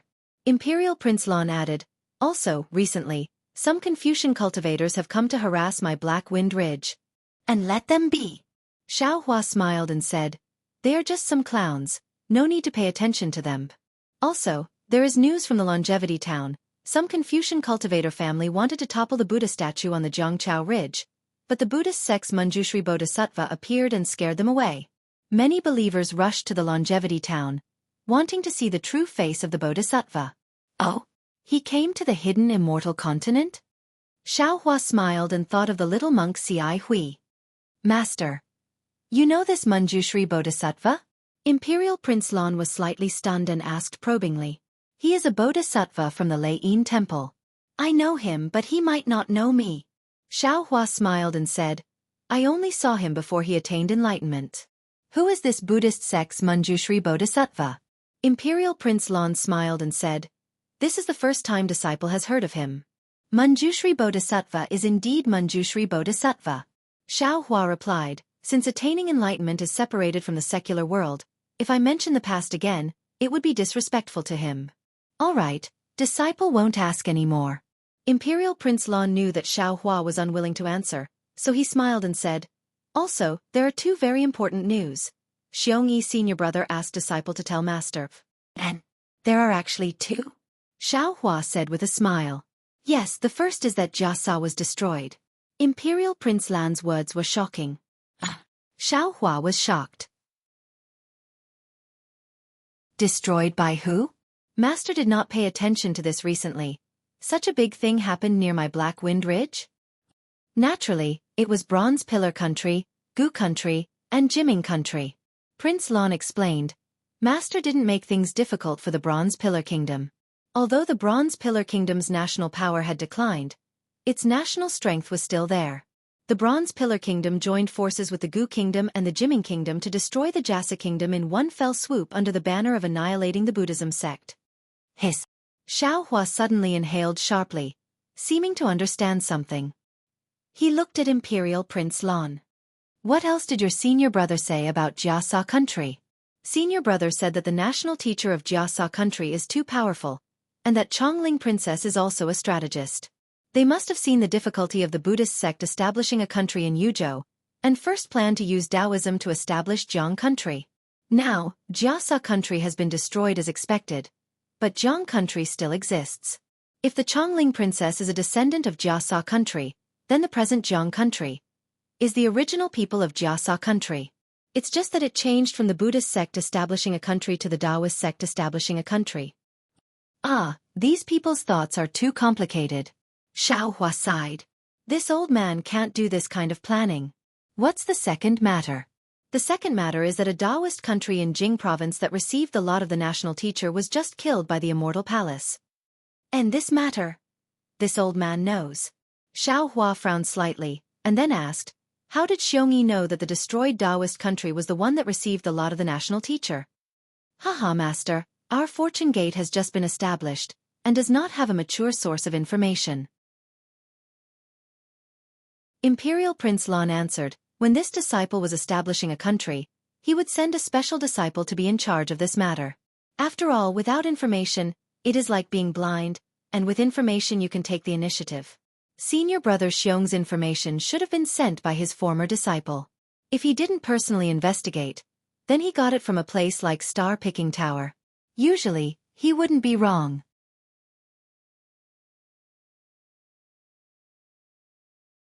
Chapter 38-22. By the way, your disciples have also come to the Soaring Dragon Mountain Range, right? Xiao Hua nodded. Don't treat them unfairly. Senior brother Xueqi and most of my disciples have come. There are still some scattered all over the hidden immortal continent who haven't had the time to come. His Highness Lan respectfully said. However, the disciples who have come are very satisfied with the situation in the Soaring Dragon Mountain Range. And these are some things this old man obtained before. You can discuss how to distribute them among yourselves. Xiao Hua took out a few small Chenkuan bags and handed them over to His Highness Lan. In addition, if you have any special needs, or if Master forgets to give them to you, you can ask Master in time. Yes, Master. His Highness Lan took the small Chenkuan bags and carefully put them away without checking them. According to senior brother's arrangement, disciple has gradually begun to let some disciples arrange various kinds of medicinal fields and alchemy places in the mountain range. However, these things won't have any effect until 1,000 years have passed. Master knows. Xiao Hua said, there are too many clues to establish a sect. Master will leave these chores to you. Master will be your backing. Master will give you whatever you lack. Master being so assured is also disciple's great fortune. His Highness Lan said with a smile. Moreover, disciple is even more fortunate to have Master to guide disciple's cultivation. His Highness Lan's words were absolutely from the bottom of his heart. After Xiao Hua came to the Soaring Dragon Mountain Range to arrange the array, he had separately guided Xueqi, Lan, and Li Xiang's cultivation 3 times. His Highness Lan didn't know the effects of others, but he was clear about his own background. Before His Highness Lan guided Xiao Hua, His Highness Land's cultivation hadn't made any progress for many years. Therefore, he wanted to see if he could make a breakthrough in the Jade Pavilion conference. However, under Xiao Hua's guidance, His Highness Lan suddenly felt that the bottleneck in front of him had suddenly disappeared. That layer of barrier in front of his eyes had suddenly disappeared. An indescribable feeling of enlightenment made him see the direction of his cultivation. Moreover, what made His Highness Lan excited was that the medicinal pills Xiao Hua gave him were really effective. They were many times more effective than the medicinal pills he had obtained and taken before. Seeing his cultivation progress by leaps and bounds, His Highness Lan was really glad for his decision at that time. All right, stop flattering me. Xiao Hua waved his hand and said, "Go tell the disciples of Black Wind Mountain Range to return to Soaring Dragon Mountain Range. Be careful, don't attract the attention of others. In a few days, Master will go and deal with the matter of the elemental or vein." Yes, Master. Royal Highness Lan smiled, bowed, and flew away. Looks like it's time for this old man to make a move. Xiao Hua watched His Highness Lan fly away and smiled faintly. His hands once again formed seals and set up the array formation step by step. A few days later, the disciples of the Black Wind Ridge gradually returned. Xiao Hua's arrangement of the Great Array had also come to an end. Xiao Hua handed over the newly refined array flags and array talismans to Xueqi and the others, then flew to the Black Wind Ridge alone. Just as Imperial Prince Lan had said, there were a few more Confucian cultivators patrolling around Black Wind Mountain Range. However, these cultivators didn't deliberately attack, as if they were waiting for an opportunity. Xiao Hua didn't care about these cultivators. They couldn't even sense Xueqi and the others leaving, so it was even more impossible for them to know that Xiao Hua had arrived. Xiao Hua once again took out the soil and examined it. After confirming that there was nothing unusual, he entered the ore vein and followed the tunnel that the Black Bear Spirit and the others had opened up. Over the years, the Black Bear Spirit and the others hadn't slacked off. The number of tunnels in the ore vein had increased by a lot, and the number of caves for storing primal stones had also increased by a lot. At this moment, whether it was the caves or the tunnels, they were all empty. Not a single primal stone had been left behind. Xiao Hua was very satisfied as he flew to the end of one of the tunnels. Looking at the dazzling array of primal stones embedded in the ground, he released his divine sense. Although the soil of the primal stone or vein was abnormally tough, it was extremely difficult for the divine sense of an ordinary cultivator to penetrate. However, with Xiao Hua's full strength, his divine sense still penetrated more than 10 miles. Collect. Xiao Hua urged his divine sense. His divine sense was like a huge palm, instantly grabbing the soil layer that was dozens of miles wide, instantly digging out a hole that was dozens of miles wide. Hee hee. Looking at this hole, Xiao Hua was a little proud. Damn it, this old man has already collected the metal, wood, and magnetic fields. What does this primal stone or vein count for? Wait until this old man has dug out this primal stone vein until it's the same size as the metal, wood, and magnetic field space. Thinking of this, a strange expression suddenly appeared on Xiao Hua's face, as if he had thought of something. However, without waiting for him to think more, the soil layer above Xiao Hua's head began to tremble. Streaks of dust and gravel fell from above the hole, and then the hole collapsed. With a loud rumble, Xiao Hua was actually buried alive. Admittedly, the collapse of this hole was very powerful, but if it wanted to injure Xiao Hua, it was not very likely. In a short moment, in the broken passage, Xiao Hua's body flashed with a brilliant light, and he escaped from the soil layer in a somewhat sorry state. As soon as Xiao Hua flew out, he immediately lamented. Damn it, this old man finally understands why those great cultivators don't rashly use their divine abilities. However, at this time, Xiao Hua had other ideas. He did not have time to mutter anymore. He hastily formed a seal, and his figure continued to escape into the ground. After passing through the black fog, Xiao Hua arrived at the original metal, wood, and magnetic field space. The metal, wood, and magnetic fields had already been taken away by Xiao Hua, but the residual metal, wood, and magnetic forces still existed.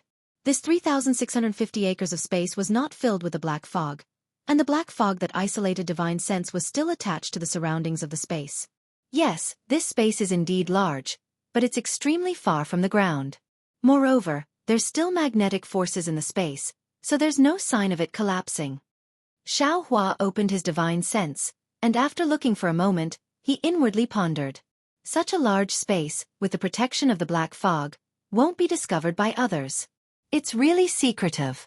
Since this Xiao wants to set up a teleportation array in the hidden immortal continent, it should be set up here. No one would think of it. Also, if the immortal palace comes to the Black Wind Ridge to look for this Xiao, that would be even better. Xiao Hua thought again. The Black Wind Ridge has been destroyed by the immortal palace, and has become a wasteland. Who would pay attention to the Black Wind Ridge? This Xiao's teleportation array will not be known by others. Let's do it this way. Ha! Xiao Hua laughed heartily as he flew out of the magnetic field space, and continued to plunder primeval stones. Xiao Hua's thoughts were not wrong. He had obtained the Grand Universe teleportation token for a long time, and he had already comprehended the teleportation array inside, especially after activating the divine restriction. After he personally set up the capital star array, he already had 80% confidence in setting up the teleportation array. Within his space, he had already obtained a lot of materials to set up the teleportation array. In addition to the huge stone teleportation array at the bottom of the Saint River, it was more than enough to set up 2 teleportation arrays. However, Xiao Hua did not have the time, nor did he find a suitable place, so he had not set up the teleportation array. Of course, the most important thing was that this teleportation array was only useful when used in pairs. Xiao Hua had not thought of where to set up the teleportation array. Even the divine sense mark he left behind on the snowy mountain in the Western Paradise was just to prepare for setting up the teleportation array. Now, if the teleportation array was really set up under the Black Wind Ridge, then the other end of the teleportation array should be at the snowy mountain in the Western Paradise. If Xiao Hua wanted to set up the teleportation array, he would have to make a trip to the Western Paradise. Yes, I will first set up the teleportation array here, then this Xiao will make a trip to the Western Paradise and the Thousand Demons Sacred Realm. This way, this Xiao will not have to spend too much time going to the other 2 places. Xiao Hua thought as he used his mind to tidy up the primeval stone mine. This Grand Universe teleportation token. Its origin is indeed mysterious, and the secrets within it are definitely strange. The Grand Universe teleportation token. It is far from what ordinary cultivators think. It is purely to reduce the pressure of the teleportation array. Not only does it have the array to set up the teleportation array, it can also record the location of the teleportation array that has already been set up, and connect 2 or more teleportation arrays together. This kind of divine item. How could a devil general of the devil realm refine it? There is also Zhang Luer. After so many years, I wonder if he has already come out of the Nirvana realm. Presumably, not only has he grown up, his Buddhist cultivation is also astonishingly powerful, right? When this Xiao goes to the Western Paradise, I will still have to go to the Golden Mountain Temple to take a look. With the lesson of the collapse of the primeval stone mine, Xiao Hua was already very careful when he collected the primeval stones again. Every time he collected the primeval stones, he did not collect as much as the first time, but the speed at which he released his mind and divine sense increased by a lot. Sometimes, when he saw that the shape of the primeval stone mine was different, he even increased the range of the primeval stones. As a result, Xiao Hua became more familiar with the process, and the primeval stones in the primeval stone mine became fewer and fewer. Just as Xiao Hua was working hard to collect the primeval stones, in the sky above the 9 provinces of the hidden immortal continent, where the heavenly fire, wind and thunder were rampant, several colorful clouds suddenly flashed. These clouds immediately blocked the surrounding heavenly fire, wind, and thunder. As the clouds surged, a belt of light twisted and entwined out. When the belt of light formed a straight passage in the astral wind high up in the sky, dozens of banners fluttered in the wind. A group of immortal soldiers dressed in bright armor, holding various weapons, or riding on auspicious clouds, flew out from this passage. After the 100,000 immortal soldiers rushed out, another dozen immortal soldiers rode chariots that spewed out flames, clustered around several immortal generals, and flew out. The immortal generals stood on the chariots, and their figures were blocked by the flames of the chariots, so their true faces could not be seen. However, these immortal generals were tall and sturdy, and the flames could not block the threatening evil chi of the immortal generals. The chariots were also hung with war banners. Some of the war banners had Qing Yuan written on them, some had Sun Palace written on them, and some had Great General written on them. Although the handwriting on the war banners was different, Each war banner surged with multicolored light. Streams of awe-inspiring chi came from the void and rushed into the war banners, and the big characters on them also showed incomparable majesty.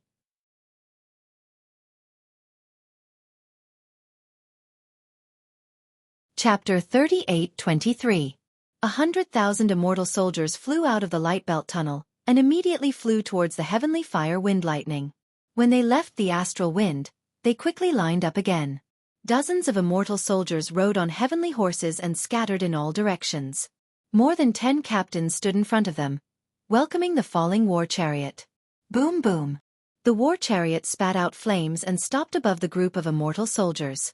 From within the flames, a dignified voice sounded. "Is this place the U region?"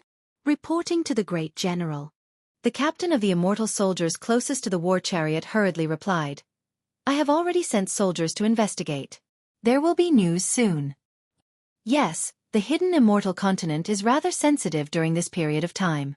Although we are under the orders of the Immortal Palace and have nothing to do with the Buddhist sect, if this were to fall into the mouths of some people, it would be a weakness for them to attack us. The voice was very low and deep as it slowly came out. This Jiang country and Black Wind Ridge are extremely close to the immortal town. We should end the battle quickly and not delay the opportunity to leak the news. This subordinate understands. The immortal soldier hurriedly replied. This subordinate will pass down the great general's order. After a short while, the immortal soldier that had gone to investigate returned with a message. The captain of the immortal soldiers hurriedly came to report, reporting to the great general, "This is the border between the U region and the Su province. It is not in the same direction as the immortal town." "All right, let's go." Just as the great general gave the order from within the flames, a sharp voice suddenly sounded out from another war chariot. "Lord True Monarch, after the Jiang country's cultivators obtained the imperial advisor's lot, they actually took such a long time to establish a country. There must be something fishy going on. Why don't you lead the army to destroy the Jiang country first, and I will head to the Black Wind Ridge to investigate." "Shut up." Without waiting for the voice to finish speaking, the great general's dignified voice shouted angrily. "How can you, the Hall of Enlightenment, dictate the orders of the army? Even if you want to investigate, you have to listen to this general's orders. My sons, we will split into 2 groups. Kwa Chong, you will bring your men in charge towards the Jiang country, and exterminate this Taoist country. The rest of you, follow this general to the Black Wind Ridge and exterminate the remnants of the Tao sect." Yes. On a battlefield, flames soared into the sky. Amidst the flames, a 30-meter-tall giant spirit immortal general, dressed in shining immortal armor and holding a Xianhua axe, shouted loudly, "This general Kwa Chong will definitely not disappoint the general and exterminate the Tao sect's Jiang country." With that, the immortal general named Kwa Chong drove the war chariot and led the tens of thousands of immortal soldiers down into the sky, disappearing without a trace. Sun Gang. Seeing that Kwa had rushed away, the great general in the flames said coldly, "Didn't you want to follow this true lord to find the whereabouts of the imperial tutor's lot? Why didn't you follow Kwa Chong to Jiang country?" Boom. The flames on the war chariot from which the sharp sound came just now were extinguished. Sun Gang's small figure appeared on the war chariot. "I'll let the great general know." Although the imperial preceptor's lot is recorded in the spiritual official hall and records the names and other information of the cultivators of the Jiang country's Jiandao Gate, my Hall of Enlightenment feels that it's unlikely that this cultivator, who is only in the Golden Core realm, would be able to obtain the imperial preceptor's lot from Mount Yaotai. That's why I came to the lower realm this time to find the person who truly obtained the imperial preceptor's lot. Furthermore, I don't think that I can get any information from the Jiang country. You're not afraid of death, are you? The great general's voice was filled with disdain. With Kwa Chong's ability, he can protect your safety no matter what. You don't have to be afraid. Sun Jian. Sun Gang's little face flushed red with anger, and he said angrily, "Don't think that just because you are the immortal emperor's personally conferred great general of the Sun Palace, true Lord Qingyuan, you can look down on my Hall of Enlightenment. Don't think that just because I'm young, you can deceive me. The Jiang country is just a short distance away from the Black Wind Ridge. Why did you send the vanguard to the lower realms to suppress the Jiang country first, and not with him? Instead, you're dawdling here. Aren't you afraid that the Black Wind Ridge's evildoers will escape?" With a cold snort, the Scarlet Sun war chariot did not change at all. Sun Jian's voice came out from inside. "How can you call this true lord's name? If not for the ninth princess's face, this true lord would have killed you right here. You. Sun Gang jumped a few times on the war chariot, but he did not dare to say anything else. Sun Jian was right. Do you know what a little kid is? Sun Jian sneered on the war chariot and shouted again. Everyone, send troops to the Black Wind Ridge. Yes.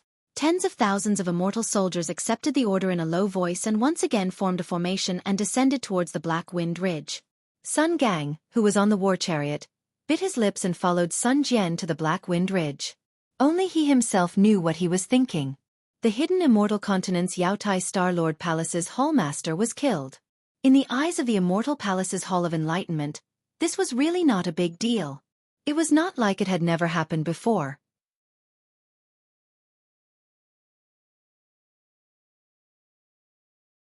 The Immortal Palace's punitive expedition? The Confucian cultivators suddenly woke up, and a few of the younger ones shouted, "The Black Wind Ridge is going to be unlucky." Dong dong dong. The war drums sounded. In the flames, several war drums that were like the sun let out rumbling sounds. In the midst of the war drums, 2 sun chariots spat out flames and rushed out of the clouds. The Immortal Palace's crusade, the innocent cultivators forced back the 3 sects. The war chariots appeared and the war flags waved. A voice came from an unknown place in the clouds, accompanied by the sound of the drums. Let's go. How could the Confucian cultivators not know how powerful it was? Before they could see the flag on the war flags, they immediately used their flying techniques to escape. If the immortal soldiers attack, no one will be able to escape. As for the land that they were previously patrolling, they looked very far away and shrank back into the ground, disappearing in a moment. The war chariot stopped in the air and an immortal general flew out. He saluted and said, "Reporting to the great general, there is a Taoist formation on the Black Wind Ridge. This humble one has already investigated it. It is a high-level Taoist formation. If there is no accident, it should be the Taoists' great heavenly star formation." This humble one couldn't see the situation inside clearly. Did any Taoist cultivators escape? Sun Jian's voice was very calm, as if he didn't care about the great heavenly star formation. Aside from the 121 Confucian cultivators within 100 miles of the Black Wind Ridge, not a single cultivator escaped from the Black Wind Ridge. Set up an inescapable net. Yes. The immortal general obeyed. Not long after, more than 10,000 immortal soldiers descended from the clouds and landed in an oval shape above the Black Wind Ridge capital star formation. Many immortal soldiers took out their weapons and flew out. The awe-inspiring Chi pillar outside the Black Wind Ridge from before rumbled incessantly.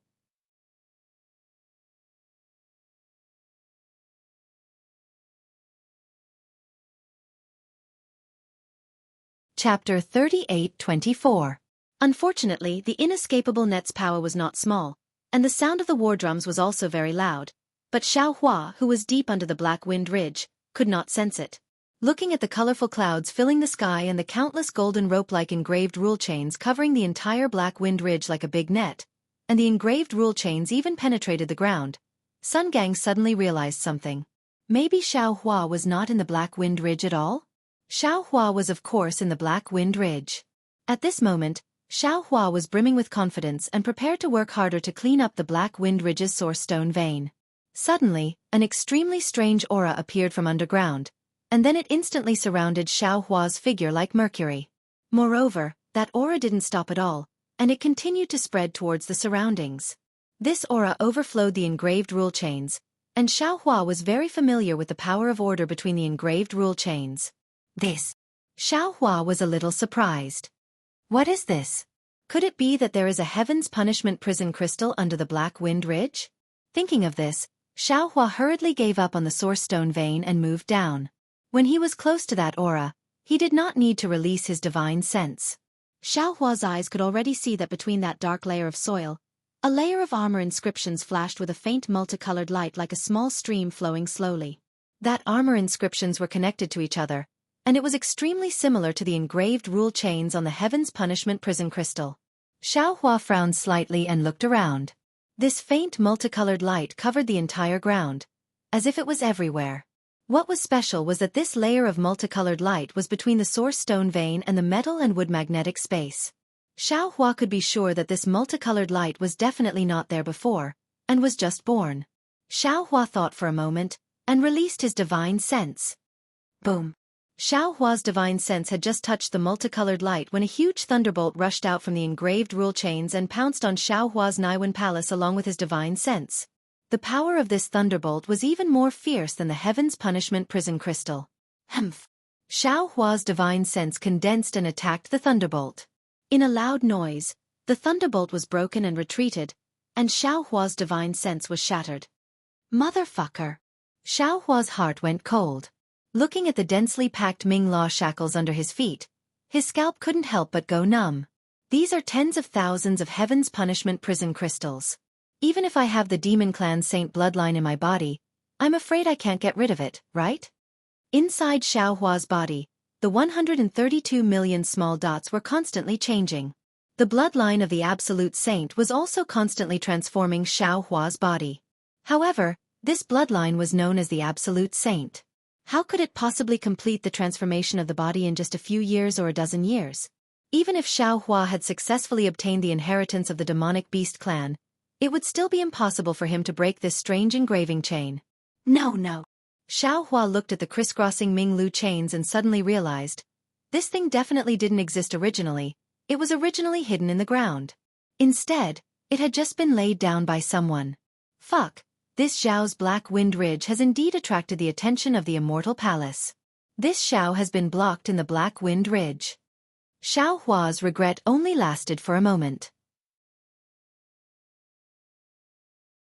Although he had already given up on the Black Wind Ridge, in his plan, if the Immortal Palace's immortal soldiers and immortal generals came to exterminate the Black Wind Ridge, he should still meet the immortal soldiers and immortal generals face to face. He wanted the Immortal Palace to think that the Black Wind Ridge was Xiao Hua's lair, and not pay attention to the soaring Dragon Mountain Range and other places. Alright, since the Immortal Palace's people have come, this old man will take a look at the difference between the Immortal Palace's Ming Law shackles and the Heaven's Punishment prison crystal's Ming Law shackles. Xiao Hua understood. With a wave of his hand, he took out the Kunlun mirror. Under the stimulation of his magic power, a six-colored light pillar loudly fell on the Ming Law shackles. Boom! In the light pillar that was several feet in size, the Ming Law shackles were particularly obvious. The same power of order between them very harmoniously sealed the entire space. When the Kunlun mirror's light pillar fell, the minute the light in the light pillar touched the Ming Law shackles, runes of the same size as the Ming Law shackles immediately appeared. These runes frantically respected the Ming Law shackles. Flickering crystal filaments were born between the Ming Law shackles and the runes. These crystal filaments flickered and emitted a strong sound. Cracks that looked like spider silk faintly appeared in the light pillar. Gotcha! Just as the fine lines of the space cracks appeared, the Ming Law shackles within several feet of Xiao Hua flashed at the same time and pounced on Xiao Hua. Xiao Hua sneered. He didn't dodge or evade. He stimulated the Yuanying in his body. The Kunlun mirror's brilliance once again flourished. Gotcha! Several thunderbolts fell on Xiao Hua's body. The golden light protecting Xiao Hua's body was shattered. His Taoist robe also turned into ashes. However, on his flashing dark golden skin, in addition to hundreds of tiny black lines, there was also the Ming Law shackles that penetrated deep into his flesh that were more painful than the tip of a needle. Xiao Hua didn't suffer any particularly big injuries. However, after this thunderbolt, even if the Kunlun mirror's light pillar increased again, the chains in the Ming Law shackles became thicker and sturdier. The Ming Law shackles runes far surpassed the Kunlun mirror's runes. Even more Ming Law shackles pounced on the Kunlun mirror with flickering crystal filaments. Seeing this, Xiao Hua understood that his Kunlun mirror might not be able to resist the entire Ming Law shackles. If he wanted to escape, he would need to use other methods. At this moment, Xiao Hua didn't have time to think anymore. The entire Ming Law shackles trembled. Countless thunderbolts turned into a torrent and pounced on Xiao Hua. An incomparably majestic voice came from the thunderbolts. Evil path, you dare to break my immortal palace's inescapable net? Why don't you come in front of this general and admit your crimes before being captured? The enormous thunderbolt forced Xiao Hua to have no choice but to flee upwards. He originally wanted to take out another magic weapon, but when he heard this voice, he sneered and shouted, "What big words! This old man wants to see just how great your divine ability is to capture this old man." At this moment, high up in the sky, The immortal general in charge of setting up the inescapable net frowned. He urged his body to look down and then hurriedly flew to the front of the war chariot. He bowed and said, "Reporting to the great general, there are signs of the inescapable net being attacked under the Black Wind Ridge." "What's the result? Did anyone escape?" "No," the immortal general hurriedly replied.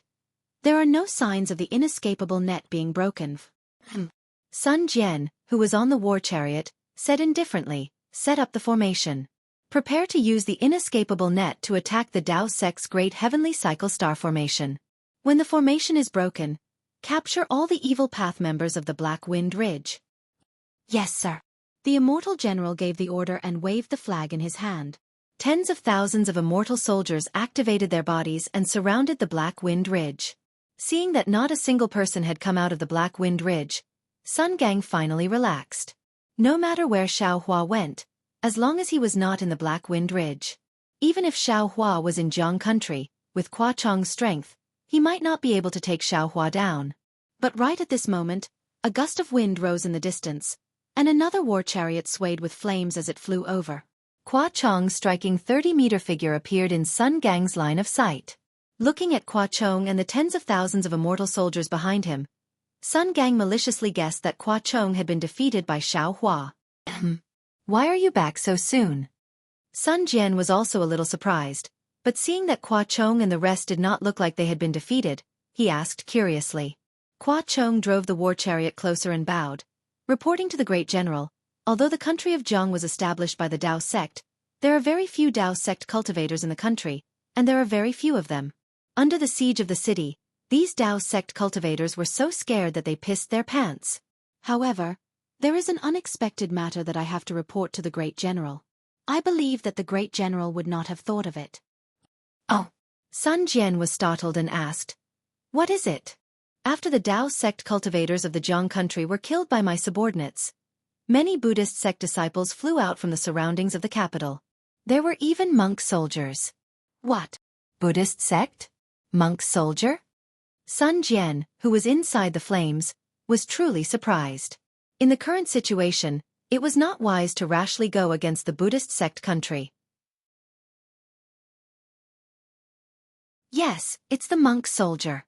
Qua Chong nodded, "But what's strange is that the cultivation of these Buddhist sect disciples is relatively low, and none of them can be the master of a country. Thus, this general might as well go all out." "You sure are bold." Sun Jian sneered, "I told you to destroy the Dao sect's Jiang country, but you actually killed the disciples of the Buddhist sect." Qua Chong said in a low voice, feeling wronged, "Great General, the Jiang country is indeed a Dao cultivator country. The imperial advisor's lot recorded that the Dao sect cultivators established a country. My Sun Palace is under the orders of the immortal emperor to annihilate the Jiang country. Not to mention the appearance of the Buddhist sect in the Jiang country, even if it was a Confucian cultivator. This general does not dare to disobey the orders of the immortal emperor." "That's right, that's how it should be." When Sun Gang heard this, no matter what happened to Xiao Hua, he was already in high spirits. He did not have a good impression of the Buddhist sect. Hearing that Qua Chong had killed a Buddhist sect disciple, he naturally cheered from the side. "Kill all these bald donkeys." Unfortunately, after Sun Gang finished speaking, he suddenly came to his senses. If Xiao Hua was not in the Jiang country, where could he be? Wasn't he inside the Black Wind Ridge's great formation? Sun Jian muttered to himself on the war chariot. He was born to kill, and who knew how many vengeful spirits he had under his command? How could he be afraid of killing a few more Buddhist sect disciples? The only person he was afraid of was Sun Gang. Now that Sun Gang had spoken, what else could he say? Those who shouldn't be killed, none of them can be killed. Those who should be killed, not a single one of them can be let off. Sun Jian's voice was very indifferent, as if tens of thousands of lives were nothing more than a gust of wind. "Don't worry, great general." Qua Chong laughed. "This general's subordinates will definitely not touch the people of the secular world. They will not let any of the descendants of the royal family go."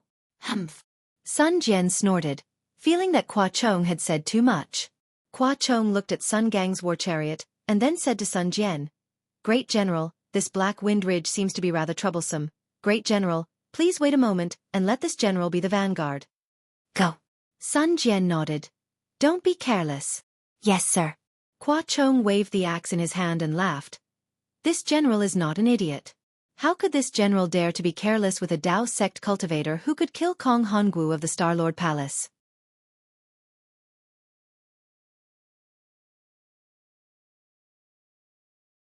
Chapter 38-25. Hua Chong, what did you say? Sun Jian said sternly. Who told you that the cultivators of Black Wind Ridge were the ones who killed Kong Honggu? This. Hua Chong heard the change in Sun Jian's tone and knew it was bad. He quickly bowed and said, This general deserves to die. This general deserves to die. Speak, who told you? Sun Jian hid in the flames and didn't show himself, but his tone was very strict. Dongfang Hao Hua. Hua Chong replied without hesitation. After this general followed the great general to conquer Jing province, Dongfang Hao Hua came too. This general told this general when we were drinking. Hua Chong wanted to say something else, but when he saw the flames on the sun chariot and Sun Jian's figure inside, he didn't say anything in the end. Hua Chong, this old man has told you more than once. Sun Jian said indifferently, We are immortal generals of the immortal palace. We only follow the orders of the immortal emperor. We only care about killing and conquering. Other things have nothing to do with us. Could it be that you've forgotten? Yes, this general knows his mistake. Hua Chong's huge body slightly bowed. It seemed like he was very afraid of Sun Jian. Go, this old man will remember this. Don't let others use you in the future. Sun Jian ordered. Hua Chong lowered his head and retreated. After flying for a while, he suddenly turned around and waved the broad axe in his hand in midair. The layers of clouds were torn in half by the broad axe. Raw. Hua Chong roared and shouted angrily. Damn evil path. Come out and die. Sun Jian's words clearly had a double meaning. Sun Gang was shy and his face was burning. However, he didn't care because he was young. Sun Jian, on the other hand, stood on the war chariot like an iron tower. He looked at the red-faced boy on the battlefield with a puzzled expression on his cold face. He really did not understand why the Hall of Enlightenment would send this boy over for no reason. However, since Sun Gang was holding the token, he could not be bothered to care too much. In front of 100,000 immortal soldiers, Sun Gang was nothing. Hua Chong cursed a few times in the Black Wind Mountain, but no one came out. Hua Chong was furious. Roar. Hua Chong opened his mouth and spat out Zhen Qi. The Zhen Qi tumbled in the air and condensed into pillars of Zhen Qi from all directions. They crashed into Hua Chong's body. Layers of inscriptions gushed out from Hua Chong's body. The inscriptions were like clouds. Hua Chong's body was supporting his body. In a moment, it grew to a size of 100 zhong. Puff. Hua Chong's subbody opened its mouth again, and a mouthful of three-colored true qi landed on the Xianhua broad axe. Layers of inscriptions also appeared on the surface of the Xianhua broad axe, and in a few breaths, it expanded to a size of 1,000 feet. Since you don't want to come out, if you want to be a coward, then take a look at my axe. Hua Chong shouted and waved his arms. The Xianhua broad axe let out a thunderous roar in the air. Gray cracks faintly appeared on the sharp axe. Whoa! The axe was like a mountain as it chopped down on the capital star formation. General Hua. Another immortal general standing in the distance saw Hua Chong swing his axe to attack the formation and quickly wanted to warn him. Unfortunately, just as he shouted, a huge crack appeared where the axe landed. It was as if the entire void had been split open by Hua Chong. Hua Chong dodge. Suddenly, Sun Jian's voice came from the war chariot. Hua Chong was stunned and somewhat puzzled. It was at this moment that he saw the crack suddenly sink. Then, there was a flash of brilliance at the deepest part of the crack. A seemingly cryptic rune moved slightly, and starlight appeared. A powerful force that suffocated Hua Chong came rushing at him. This force was like a huge hand that pushed Hua Chong's axe in the opposite direction and cleaved at Hua Chong's subbody. At this moment, a huge flaming arm extended from the Sun War Chariot and grabbed Hua Chong's arm. Hua Chong's 1,000-foot-tall body dodged to the side. Whoosh! The back of the huge axe whistled past the subbody. It was completely out of Hua Chong's control. The huge subbody was even brushed by the huge axe, and a few feet of it was sliced off by the huge axe. Damn it! Hua Chong could not help but curse. What What kind of array is this? General Qua. The immortal general in the distance hurriedly replied. This is the Taoism's grand heavenly cycle star formation. See. Qua Chong could not help but exclaim when he heard that. Grand heavenly cycle star formation? Isn't this the Taoism's long-lost ancient great array? How did it appear in Black Wind Ridge? Qua Chong was so surprised that he stuttered. Damn it! Before the immortal general could reply, a rather arrogant voice came from the great array. Which shameless thing actually dares to smash my door? Do you not want to live anymore? While speaking, a figure slightly distorted and flew out from the capital star formation. Wasn't that Xiaohua? See. It really is. Seeing Xiaohua fly out like in the image, Sun Gang cried out in his heart. His eyes turned rapidly, wanting to warn Xiaohua of something. However, looking at the inescapable trap that had already been set up, and thinking about his cultivation that could almost ignore it, he could only sneak a glance at the distant Sun War chariot, not daring to act rashly. Are you that Xiaohua of the evil path? Qua Chong saw Xiaohua fly out and pointed with his wood-like finger. Xiaohua ignored Qua Chong. He first looked at the flashing inescapable trap in the sky, then looked at the distant flaming battlefield. His gaze swept across the 100,000 immortal soldiers surrounding them before finally landing on Qua Chong. He said coldly, Are you immortal soldiers and immortal generals of the immortal palace? What immortal law did this Xiao violate to actually use immortal soldiers to destroy my Black Wind Ridge? Xiaohua you killed. Qua Chong immediately came to his senses and hurriedly corrected himself. I am Qua Chong, a vanguard official under perfected Lord Qing Yuan of the Sun Palace. My Sun Palace was ordered by the immortal emperor to send troops to suppress Black Wind Ridge. As for what immortal law you violated, we don't know. If you know what's good for you, follow us back to the immortal palace to apologize. There will definitely be an immortal official who will tell you the cause and effect. If you don't know what's good for you, don't blame me for being merciless and taking your life. All brawn and no brains. Simple-minded. Xiaohua curled his lips and said disdainfully, You don't need to play this kind of trick to coax children in front of this Xiao. Your immortal palace has always treated my Tao sect cultivators as fish. You can conquer whoever you want. Now that you've attacked my Black Wind Ridge without any reason, you actually want this Xiao to bind my arms and apologize? Does the immortal palace still want face? Xiaohua, you know what you've done. Qua Chong sneered. There's no need to quibble here. I don't want to listen anymore. If you don't want to follow me back to the immortal palace, I'll make my move. If you want to fight, then let's fight. Do you think this Xiao is afraid of you? Xiaohua sneered and raised his hand to take out the wishful staff. Ha ha ha, this kind of child's toy actually dares to embarrass itself in front of me. You really don't know the immensity of heaven and earth. Qua Chong couldn't help but laugh. His figure swayed slightly in mid-air. Xiaohua was now smaller than a child in front of Qua Chong, who was like a giant spirit immortal. Whoa. As soon as Qua Chong's mocking voice fell, a gust of wind whistled. The heaven and earth essence qi within a few miles began to surge and rushed into Xiaohua's body. Xiaohua's body flashed with a dark golden brilliance and began to expand wildly. Stop. The immortal general controlling the inescapable net in the distance was shocked and hurriedly ordered. Sure enough, the inscriptions in the sky quickly overflowed, isolating the Black Wind Ridge from the outside world. Without sufficient heaven and earth essence qi, Xiaohua's transcendence golden body gradually slowed down. Haha, can such a shameless method stop Grandpa Xiao? Xiaohua laughed a few times and no longer absorbed the heaven and earth essence qi. The 13200 small dots on his body began to rotate. Each dot was like an ancient evil spirit. The power of tens of thousands of stars in the sky rushed down, ignoring the inescapable net and rushing into Xiaohua's body. Roar! Xiaohua roared, and his transcendence golden body turned into the size of 100 feet in the blink of an eye. Qua Chong's mouth and nose were overflowing with a violent aura, but whether it was the eye-clearing technique or other magical powers, they could not detect any difference. Qua Chong was a little surprised. Grow, grow, grow. Xiaohua roared several times. In front of Qua Chong's stunned eyes, the wishful steel staff also grew to the size of 100 feet. It was not inferior to Qua Chong's axe.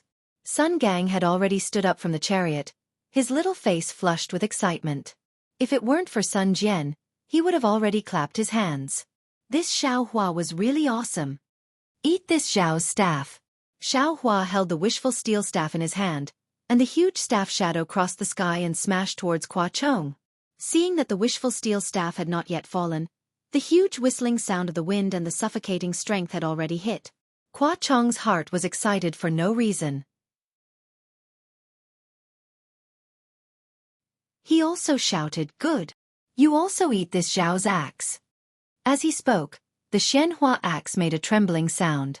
It was as excited as Qua Chong, and it split a subtle arc in the air to meet the wishful steel staff. Boom! A loud sound was mixed with violent shock waves. This was the first time the two of them clashed, but they had already set off a powerful aura. Not to mention the surrounding immortal soldiers and immortal generals. Even the capital star formation above the Black Wind Ridge was rippling slightly. Qua Chong's figure quickly retreated 100 feet. The handle of the Xianhua axe was still trembling violently. Obviously, in this fight, Qua Chong did not have any advantage at all. However, Qua Chong wasn't depressed. Instead, he was unusually excited. It was as if he was happy that he had met his match with Xiao Hua. He was so excited that he actually forgot about Sun Jian's warning and shouted, "Haha! You are really powerful." Sure enough, you are the cultivator who killed Kong Honggu. Xiao Hua's figure also retreated. His astonished eyes were also slightly narrowed. Qua Chong's strength was really great, only inferior to the dwarf he saw above the Liao River in the Longevity Town. However, thinking about it, Qua Chong's surname was Qua.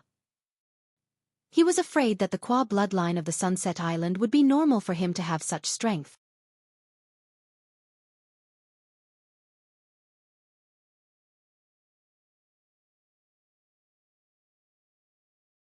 With a roar, he waved the Xianhua giant axe with both hands and slashed towards Xiao Hua. However, at the same time that the broad axe chopped down, a three-colored light emerged from the subbody that was 100 zhong in size. As the light surged, another 3 subbodies of different colors appeared out of thin air and surrounded Xiao Hua in an instant. Every subbody looked exactly the same as the subbody in front of Xiao Hua. Even the broad axe that chopped down at the same time similarly flickered with a cold light, blocking the direction that Xiao Hua dodged in. It's a little strange. Xiao Hua scanned with his divine sense and didn't perceive the difference between these 4 subbodies. Your 4 giant axes are also very sharp. Xiao Hua muttered in his heart. He didn't open his delusion breaker Dharma eye to see the truth. Instead, his figure suddenly rushed forward. His arms gathered all the strength in his body and waved the wishful staff to smash the giant axe in front of him. At the same time, he released his divine sense and condensed it into a hammer, directly facing the giant axe on the left side. Boom! 2 loud sounds came out at the same time. Xiao Hua's wishful staff hit Qua Chong in front of him and sent him flying 100 meters away. The giant axe in his hand had thousands of inscriptions on its handle and instantly shrunk like a child's toy. Looking at Xiao Hua's left side, the hammer of divine sense also sent the giant axe flying. Moreover, the giant axe was extremely sharp. Xiao Hua's divine sense was actually split in half. However, at the same time that Xiao Hua's Naiwan palace shook violently, the 2 hammer of divine sense crashed into one of Qua Chong's subbodies like meteors. Amidst a loud explosion, Qua Chong's avatar was pierced through. 2 massive holes appeared like a pair of soulless eyes. Swish! The 1,000-meter-sized avatar collapsed in a flash. It was even faster than melting snow. Boom boom. When the subbody clone collapsed, the other 3 clones had fear in their eyes. As the sound of their bodies collapsing rang out, Qua Chong's clone disappeared, and so did his main body. In fact, his body, which had gradually returned to its original size of 100 feet, was covered in layers of cracks that resembled spiderwebs. A bloody aura gradually spread out from the cracks. Damn it! Qua Chong had never imagined that he would actually fall into such a losing situation. It seemed that before he used his divine ability, he was still evenly matched with Xiao Hua. How could there be such a huge difference with just 1 strike? However, he didn't have the time to think any further. His intuition from the bloody battle told him that he was absolutely not a match for this Taoist sect cultivator, and he could only flee now if he didn't want to die. Qua Chong hurriedly moved his body, ignoring his injuries as he tried to escape. "You want to leave?" Xiao Hua's huge transcendence golden body sneered, and his big hand grabbed down from the air. In an instant, Qua Chong was imprisoned by the big hand for hundreds of feet. "Kill!" Qua Chong resisted stubbornly, waving his Xian Hua axe. Unfortunately, his axe was also broken by Xiao Hua, and it didn't show any special light. "Break!" The immortal general at the side naturally waved the formation flag in his hand. Above the inescapable net, a thunderous chain of Ming Lu issued a crackling sound, wrapping around Xiao Hua's large hand. "Ah, troublesome!"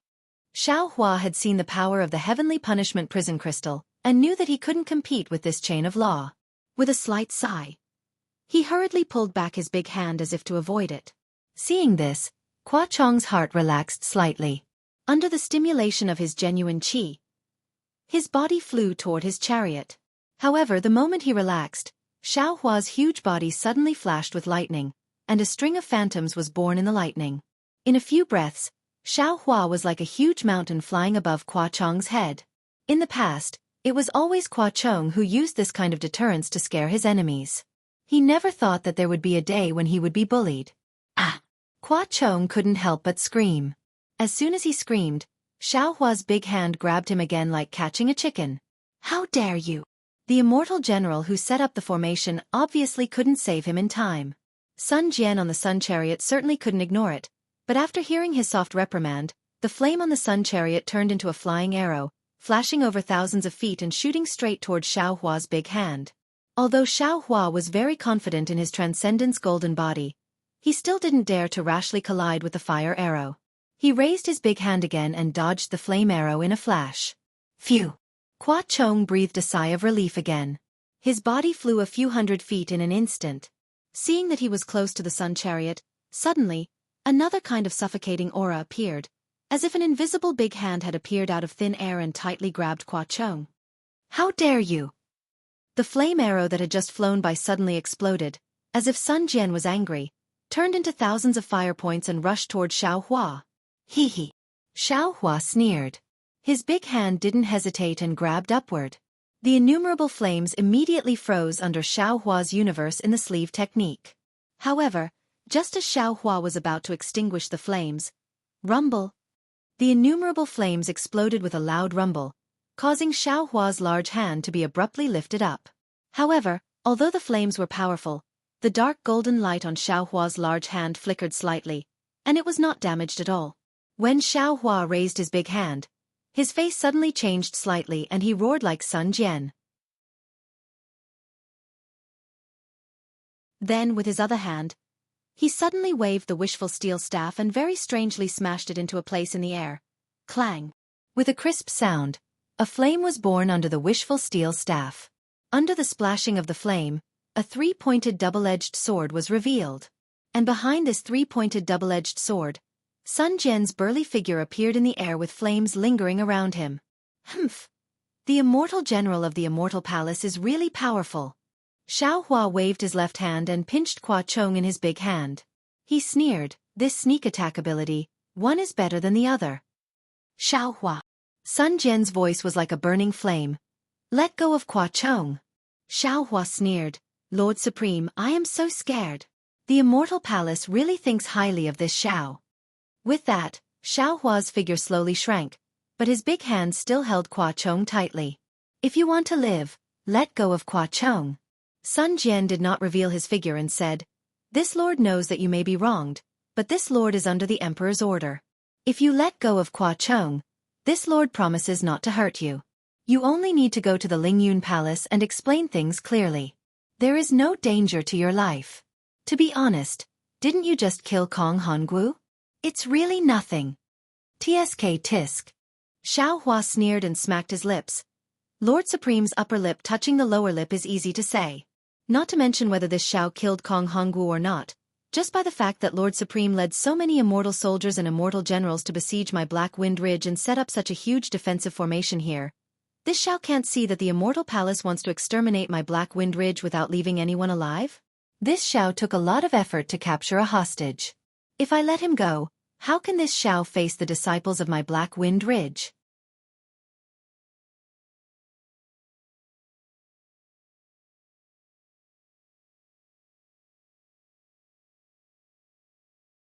Puchi. Sun Gang, who had been paying attention to the situation in the distance, couldn't help but laugh. When Xiao Hua said this, the new princess who was concerned about Xiao Hua naturally became a woman. Xiao Hua glanced at the boy and ignored him. Sun Jian's face changed, and he said in a deep voice, "So, you are determined to cut off all ties with this son?" "That's right."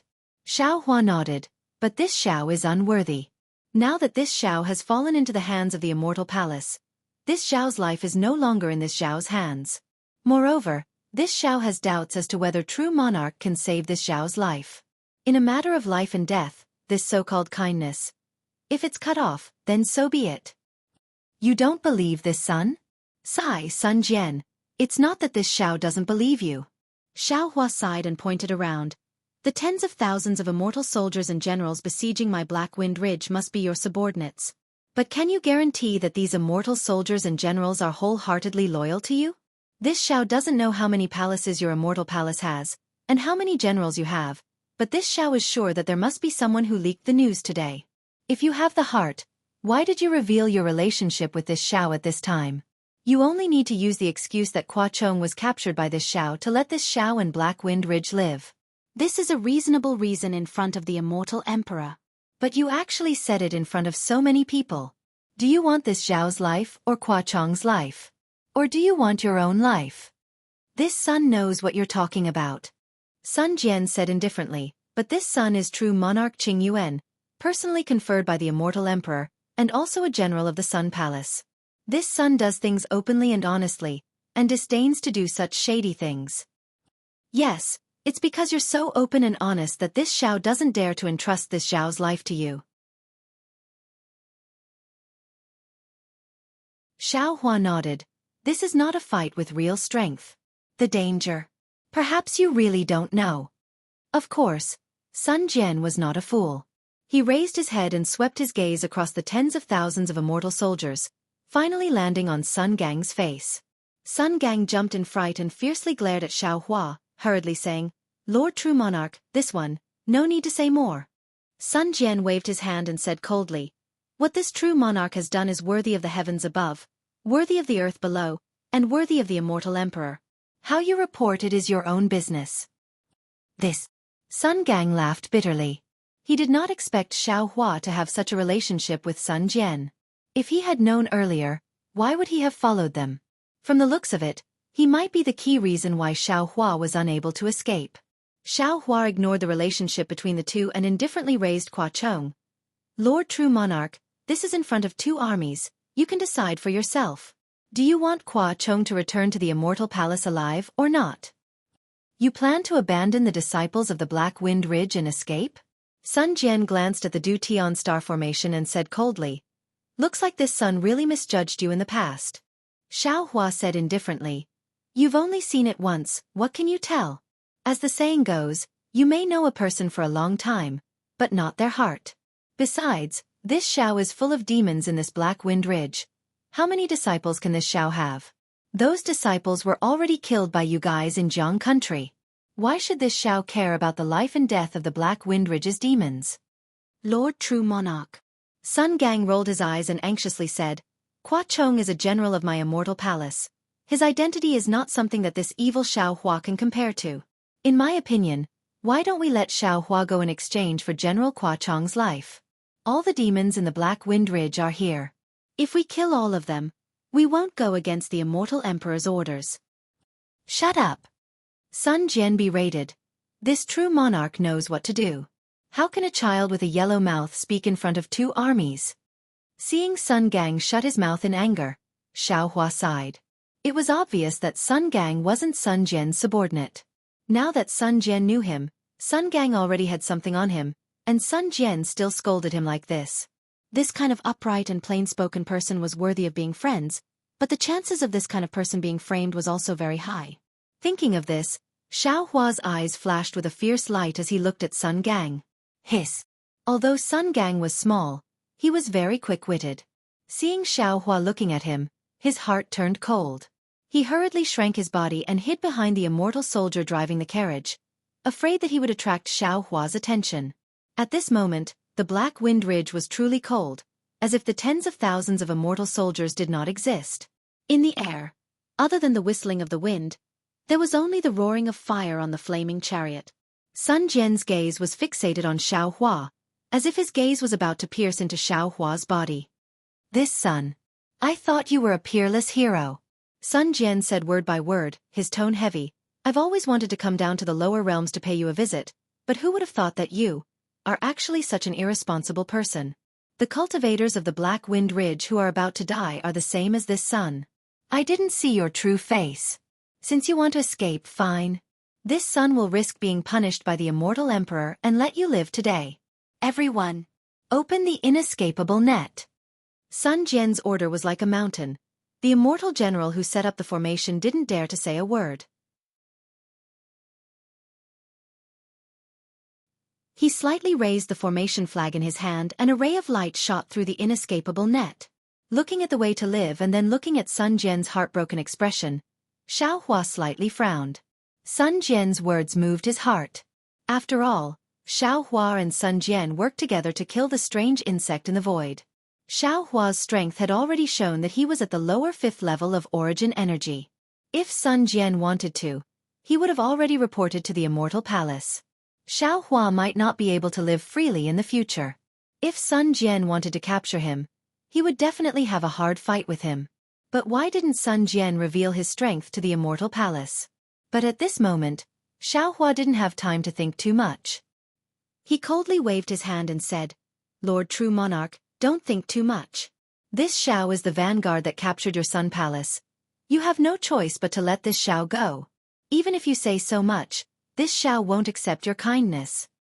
"You don't need to accept my kindness. This true monarch disdains to make you accept my kindness." Sun Jian waved his hand.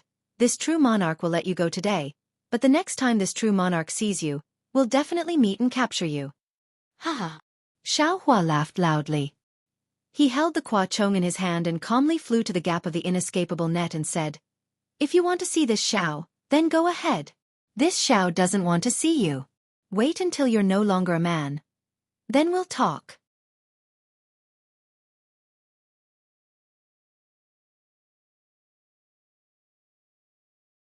Chapter 38-28. After Xiao Hua finished speaking, he didn't hesitate at all. His body shrunk slightly and he flew out of the gap in the inescapable net. At this time, although the inescapable net had a gap of several tens of zhang, there were hundreds of engraved chains cruising inside like poisonous snakes. They were waiting for Xiao Hua to be careless and immediately pounce on him to kill him.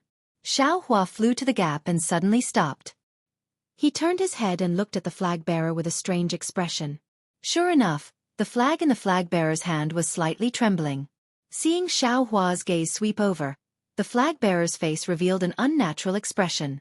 Xiao Hua's left hand shook the motionless Qua Chong in an extreme display of strength. Then, he swaggered out of the gap. Lightning flashed around Xiao Hua's body as he prepared to fly in the direction of the Longevity Town. But at this time, rumble. Several huge rumbling sounds came from all directions of the Black Wind Mountain Range. The entire sky suddenly darkened. Several huge shadows were like distorted shadows cast down from the distant sky. Several terrifying divine senses swept over from the sky in an unbridled manner, and the suffocating aura surged over as well. Huh! Xiao Hua turned pale with fright. His hand involuntarily exerted strength. Qua Chong's eyes rolled. He was almost crushed to death by Xiao Hua. Ha! Little Sun Jian, although this old man and the others came late, I still saw your defeated appearance. I really didn't expect Master Xiao of the Black Wind Mountain Range to be so powerful. You could still safely escape from 100,000 celestial soldiers. An arrogant voice seemed to come from all directions. It was like a thunderclap falling down. Sun Jian, don't you feel ashamed? You are the dignified Sun Palace's true monarch Qing Yuan. You actually let someone escape like this. Don't you feel ashamed? Come out. This old man will let you capture this old man and report back. See. Xiao Hua sucked in a breath of cold air. He seemed to understand something and said in surprise, "Could it be the Grand Mist Ancestor?" Sun Jian didn't fly out of the inescapable net. Instead, he narrowed his eyes and looked at the rapidly changing sky. He coldly snorted and said, Just a thief who escaped from the Peng Lai immortal realm. How can this true monarch make a move? Even if you're not afraid of being embarrassed, this true monarch is afraid of dirtying my hands. Taoist Xiao. A rainbow flew over from afar and stopped not far away from Xiao Hua. After the rainbow faded away, Taoist Qing Su's figure was revealed. He cupped his hands toward Xiao Hua and said, "I have come to save you under the orders of the Grand Mist Ancestor." However, it seemed like there was no need for that now. Taoist Master Xiao is indeed the champion of the three armies. 100,000 heavenly soldiers are nothing to him. As expected of the person valued by the patriarch. Thank you, fellow Taoist Qing Su. Thank you, ancestor, for your kindness. Xiao Hua replied with a smile. This Xiao didn't expect that ancestor would send you all to help this Xiaob. Nothing else. Hidden immortal Tao cultivators are one family. Taoist Master Qing Su says with a smile. Taoist Xiao is in trouble. How can we just stand by and watch? Now that fellow Taoist is out of danger, why don't you come with me to pay a visit to the Grand Mist Ancestor? Sigh. I also want to pay a visit to the ancestor. Xiao Hua sighs. However, this Xiao has other important matters. I hope that fellow Taoist can bring eyes respect and apologies. When this Xiao has the chance, I'll definitely pay a visit. Taoist Qing Su is somewhat helpless. However, he came a step too late and can't show Xiao Hua any kindness. Therefore, he can't force Xiao Hua. He can only cup his hands and say, "Since that's the case, I won't force you." However, Taoist Xiao, you also saw that the ancestor cherishes the talents of our Taoism. For you, he didn't hesitate to expose his strength, didn't hesitate to borrow the strength of the seniors. If Taoist has time, you'll definitely pay a visit to the ancestor. Yes, this Xiao understands. Xiao Hua nods. This Xiao appreciates the ancestor's intentions. Good farewell. Taoist Qing Su cups his hands and leaves. After his figure disappears. Haha. A burst of laughter ripples through the sky. Hurricanes and thick clouds rise. In just a moment, that terrifying aura completely disappears. Seeing that Taoist Qing Su left easily, Xiao Hua heaves a sigh of relief in his heart. He understands that with the Grand Mist Ancestor's character, Taoist Qing Su has the intention to save him, but more importantly, he wants to pull him closer to the Grand Mist Ancestor and let the Immortal Palace force him a little more. Grand Mist Ancestor, it's better to stay away from him. Xiao Hua thinks and hurriedly moves his body, flying towards the Longevity Town. After flying for a while, Xiao Hua turns his head and calls out, "Lord True Monarch, when this Xiao feels safe, this Xiao will release Qua Chong. Don't chase." Xiao Hua's laughter echoes in the air and soon disappears. However, Sun Jian's voice chases after Xiao Hua. "Xiao Hua, if you want to live, stay away from the Grand Mist Ancestor. Otherwise, this true monarch won't need to crusade again. You'll be bitten into pieces by him." Haha, Lord True Monarch doesn't need to worry about this. Xiao Hua's voice is very strange. Great General. Seeing that Xiao Hua has left, the immortal general in charge of the formation says in a low voice, "This Xiao Hua is really powerful.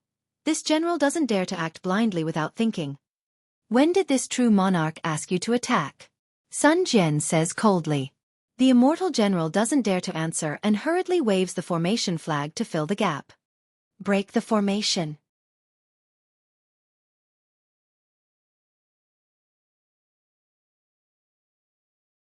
However, not long after, all the cultivators flew away. From then on, the Black Wind Mountain Range disappeared from the hidden immortal continent, just like the short-lived Jiang country.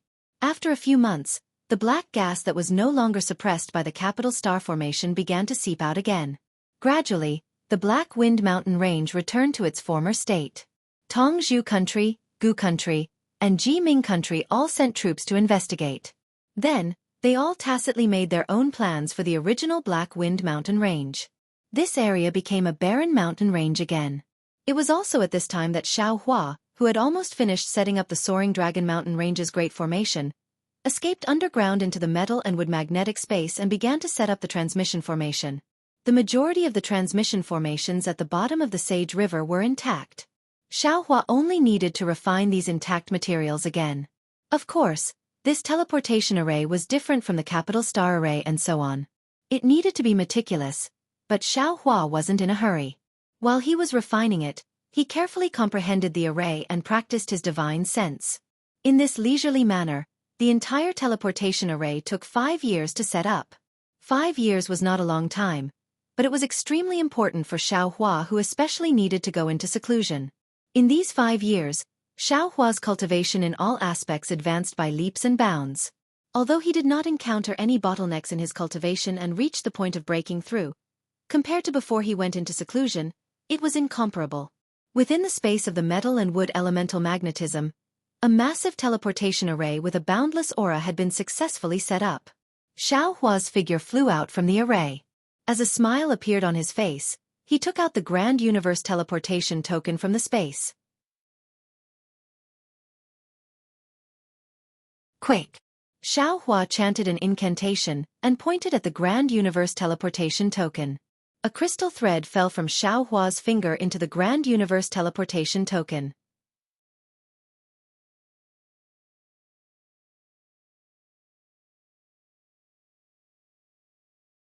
Chapter 38-29. Buzz. The Grand Universe teleportation token in mid-air made a strange sound. A faint green color began to flash in the void within a 1-foot radius.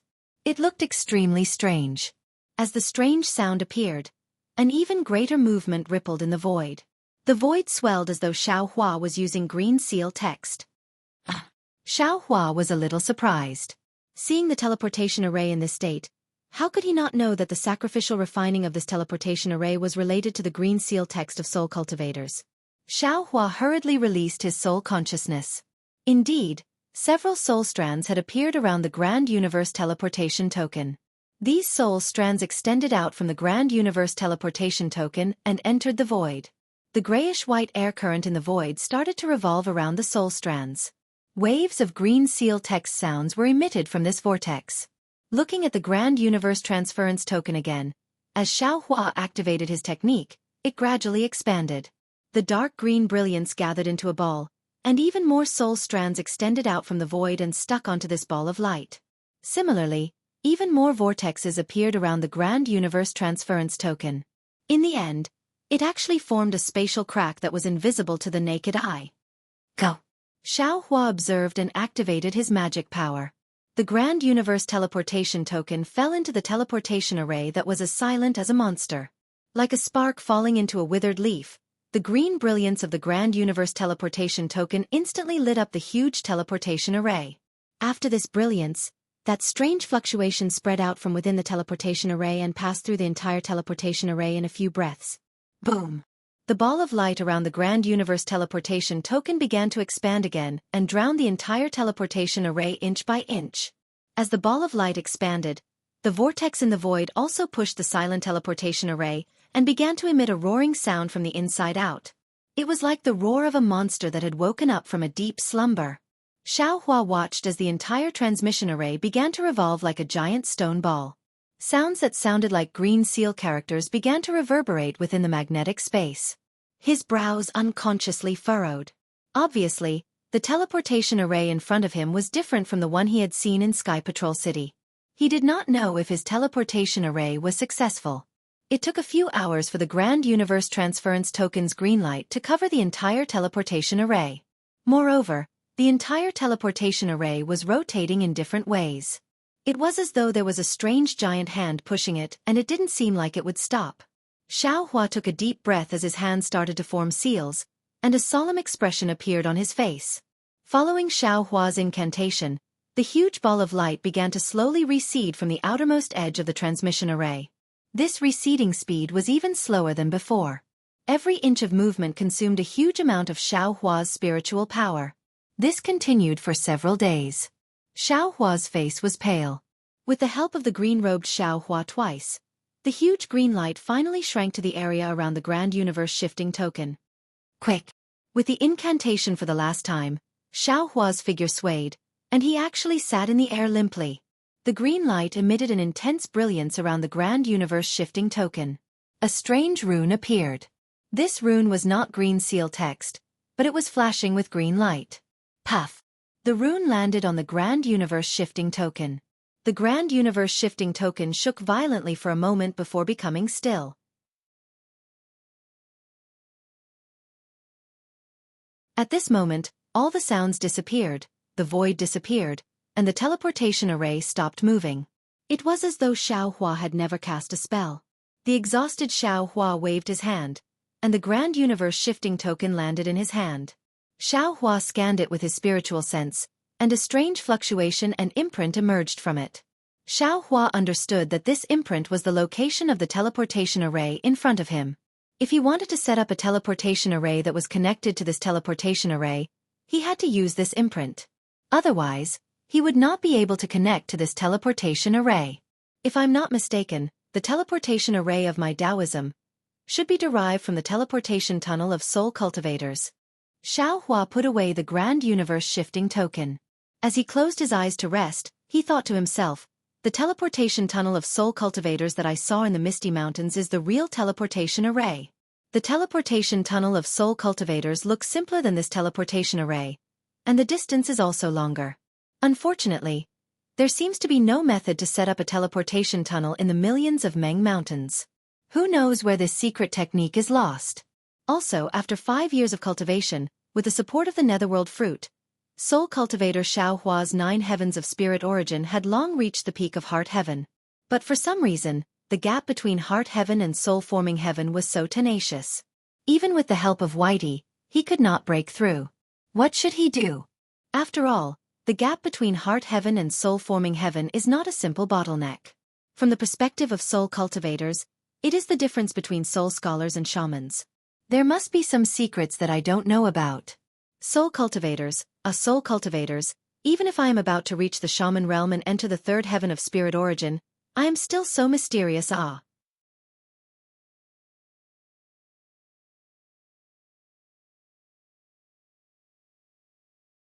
Already profound and unfathomable, can it still be more unfathomable?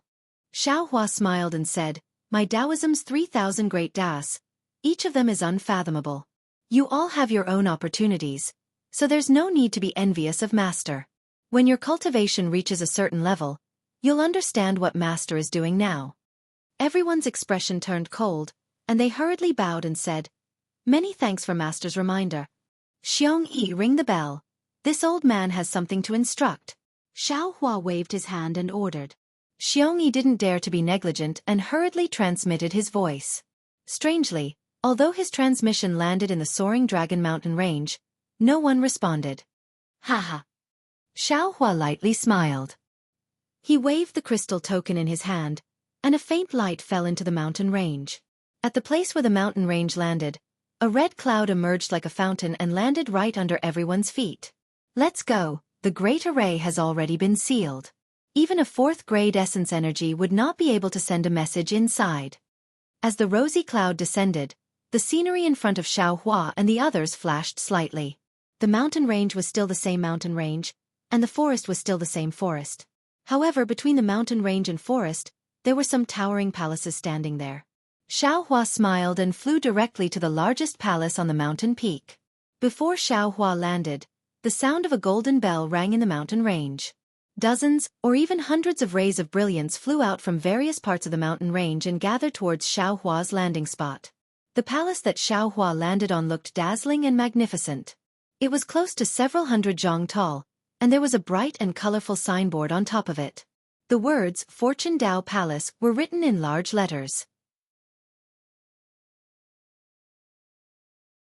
The palace was built with huge bluestones, and many Dao runes were carved on the bluestones. Wisps of heaven and earth yuan qi were constantly pouring into these runes from all directions, and the tens of thousands of runes were flashing with faint waves of Dharma power. Although the waves were obscure, they gave off an indescribable aura that was like a coiling dragon. This palace was naturally the Fortune Gate's main palace, the Fortune Dao Palace.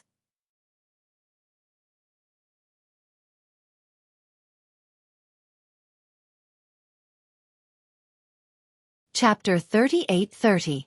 The Fortune Gate was currently entrenched in the soaring Dragon Mountain range, and they had already built more than 100 palaces. However, the Fortune Dao Palace was different. The Fortune Dao Palace was created by the combined efforts of Xueqi, Prince Lan, and Li Xiang, and the restrictions inside were personally laid down by Xiaohua. These runes not only contained the Dao sect's restrictions, but also the Confucian cultivator's dragon qi, occupying the fate of tens of thousands of li around it. When the Fortune Dao Palace's restrictions were completed, there was a faint dragon roar coming from the ground, followed by a 9-colored radiance soaring into the sky. If Xiaohua hadn't used the capital star array to conceal it, it would have attracted the greed of the Confucian cultivators. Xiaohua's figure landed in front of the Fortune Dao Palace, pausing for a moment before walking up the steps. There were 365 steps in front of the Fortune Dao Palace, and the center of the steps was not only engraved with dragons and phoenixes, but also inscriptions of mountains and rivers. Walking up the steps, there was a supreme majesty coming from the steps. Xiaohua had just led Xueqi and the others up the steps when they saw the black bear spirit, white lion, and golden condor kneeling on the steps to welcome them. The black bear spirit even shouted, "Welcome, Master, into the palace." Following the black bear spirit shout, a tsunami of shouts came from the platform above the steps. "Welcome, Master, into the palace." On the platform, there was a black mass of Fortune Gate's disciples kneeling on the platform. "Rise." Xiaohua walked up the platform, turned into a streak of light, and landed in front of the embroidered chair. "Thank you, Master." The group of disciples stood up and respectfully stood to the side. "Master has orders." Lu Yi's voice rang out. Xueqi, Prince Lan, Li Xiang, and the others enter the palace for a discussion. "We obey Master's orders." Xueqi and the other disciples didn't dare to delay and entered the palace. The interior of the Fortune Dao Palace was similar to the other palaces. There were several huge coiling dragon pillars in the palace, and Xiaohua sat on the embroidered chair on the high cloud platform. Lu Yi and Wang Yifei stood on the sides of the embroidered chair.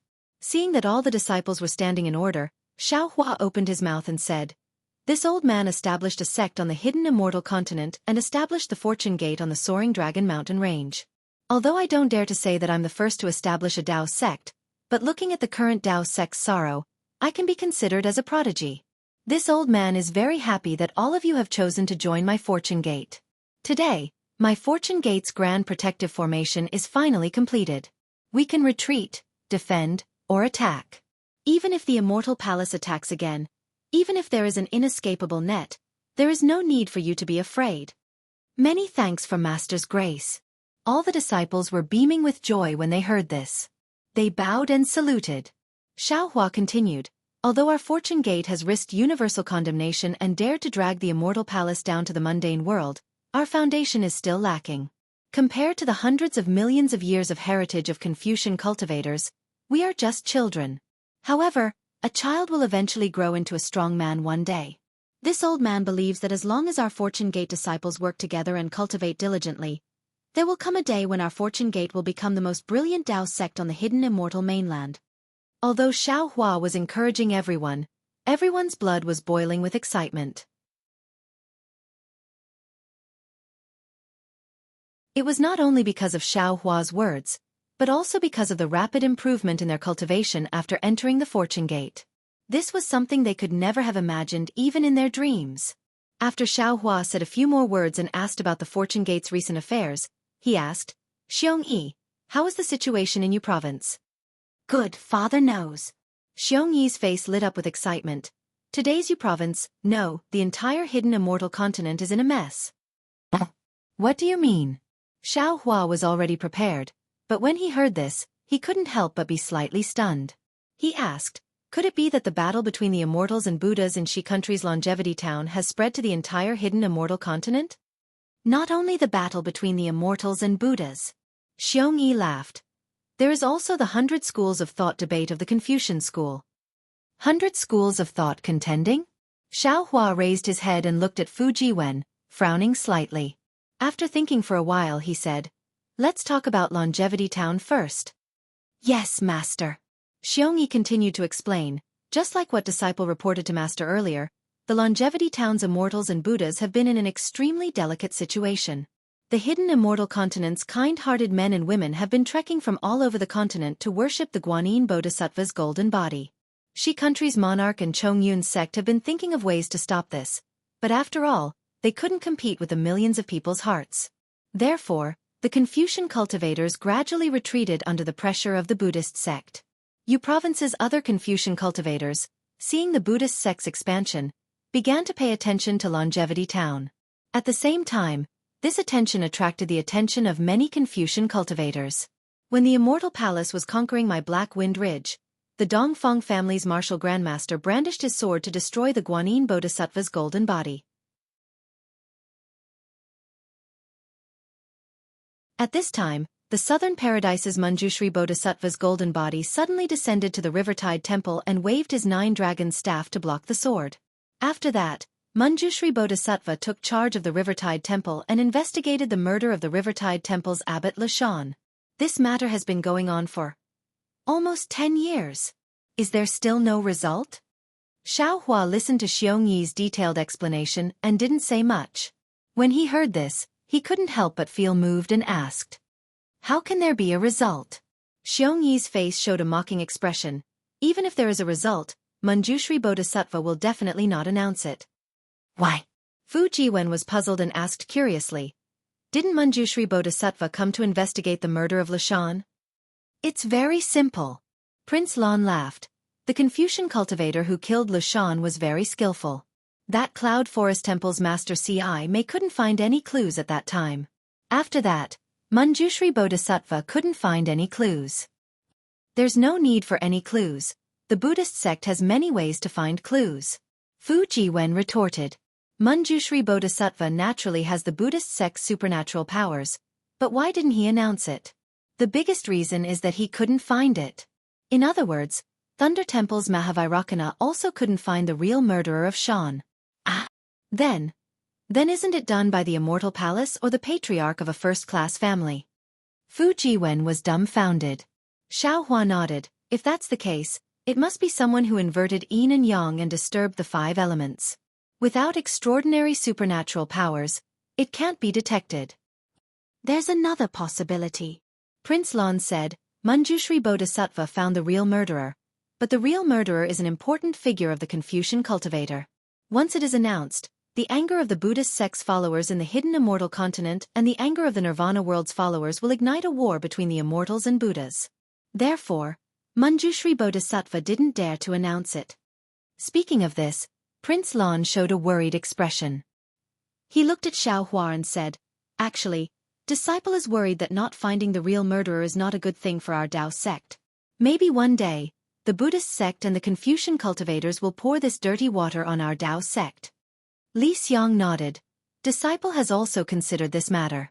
But fortunately, the hidden immortal continent is in dispute with the Confucian cultivators. Although our Tao sect's disciples are weak, they are still useful in restraining the Buddhist sect. The Confucian cultivators won't agree to frame our Tao sect. Other than the country of Xi's Longevity Town, the hidden immortal continent's 9 prefectures is already burning with the flames of war. Xueqi said, not only were the Buddhist sect's countries destroyed, but the Confucian cultivators' countries are also fighting with each other. It is said that 10 countries in the Su province were destroyed in one day. The 100 Confucian cultivators each occupy a part of their sphere of influence. It's really a mess. It's also because of the war between the Confucian cultivators and the immortals and Buddhas. Li Xiang smiled. Our fortune gate has a chance to breathe. Otherwise, Master's big movements might have attracted the attention of the Confucian cultivators. All right. Xiaohua nodded. Our fortune gate strength is weak. It's already not easy for you to find out so much. We don't care about other people's matters. We only work behind closed doors. Li Xiang, bring me the array plate you used in the Black Wind Mountain. Yes, Master. Li Xiang respectfully handed over the Black Wind Mountain's array plate to Xiaohua. Xiaohua casually refined the array plate and passed it to Li Xiang. However, Li Xiang did not put the array plate into his cosmos bag after receiving it. Instead, he smiled and said, Master, Disciple was guarding the Black Wind Mountain, so of course I had to use this array plate. Among us disciples, senior brother Xueqi is the leader, so this array plate should be under his control. You have yours and he has his. Xiaohua waved his hand and took out the crystal plate he had refined earlier. He tapped on it, and the crystal plate split into 2. With a wave of his sleeve, the 2 pieces of crystal plate fell in front of Xueqi and Prince Lan. He said, This array plate is the main array plate to control the soaring Dragon Mountain Range's Grand Array. The two of you will control it together. Inside the array plate is the method to control the Grand Array, and there are also other methods to enter and exit the array plate. You two can decide on your own. Yes, disciple understands. Xueqi and Prince Lan carefully answered. Li Xiang's array plate was personally refined by Master. It can freely enter and exit the Grand Array, but it does not have the power to control the Grand Array. Xiaohua explained. Li Xiang was about to accept the array plate, but when he heard Xiaohua's question, he was startled. He hastily took out the array plate and presented it with both hands. He said, Master, you should take this array plate yourself. Disciple will ask senior brothers to refine another one for disciple. Master, you. Xueqi was also stunned, but he soon understood. Are you going on a long journey again? Li Xiang and Xueqi's words immediately made their realms clear. Xiaohua smiled faintly and nodded. Yes, Master will be going on a trip in a few days. I'm afraid this trip will take a long time. The matters of the Fortune Gate will be handled by you three senior brothers. It's not that Master doesn't trust any of you, but the Fortune Gate has just been established. Under the eyes of Confucian cultivators and in the midst of the battle between immortals and Buddhas, it's better for us to be careful. As for Li Xiang, although this array plate is somewhat transcendental, in the hands of someone who is at ease, wouldn't it have any transcendental effect? Since Master said so, disciple can naturally take it. Li Xiang smiled and said, but wouldn't it be better if junior brother Fu takes this array plate? Master, why don't you give it to junior brother?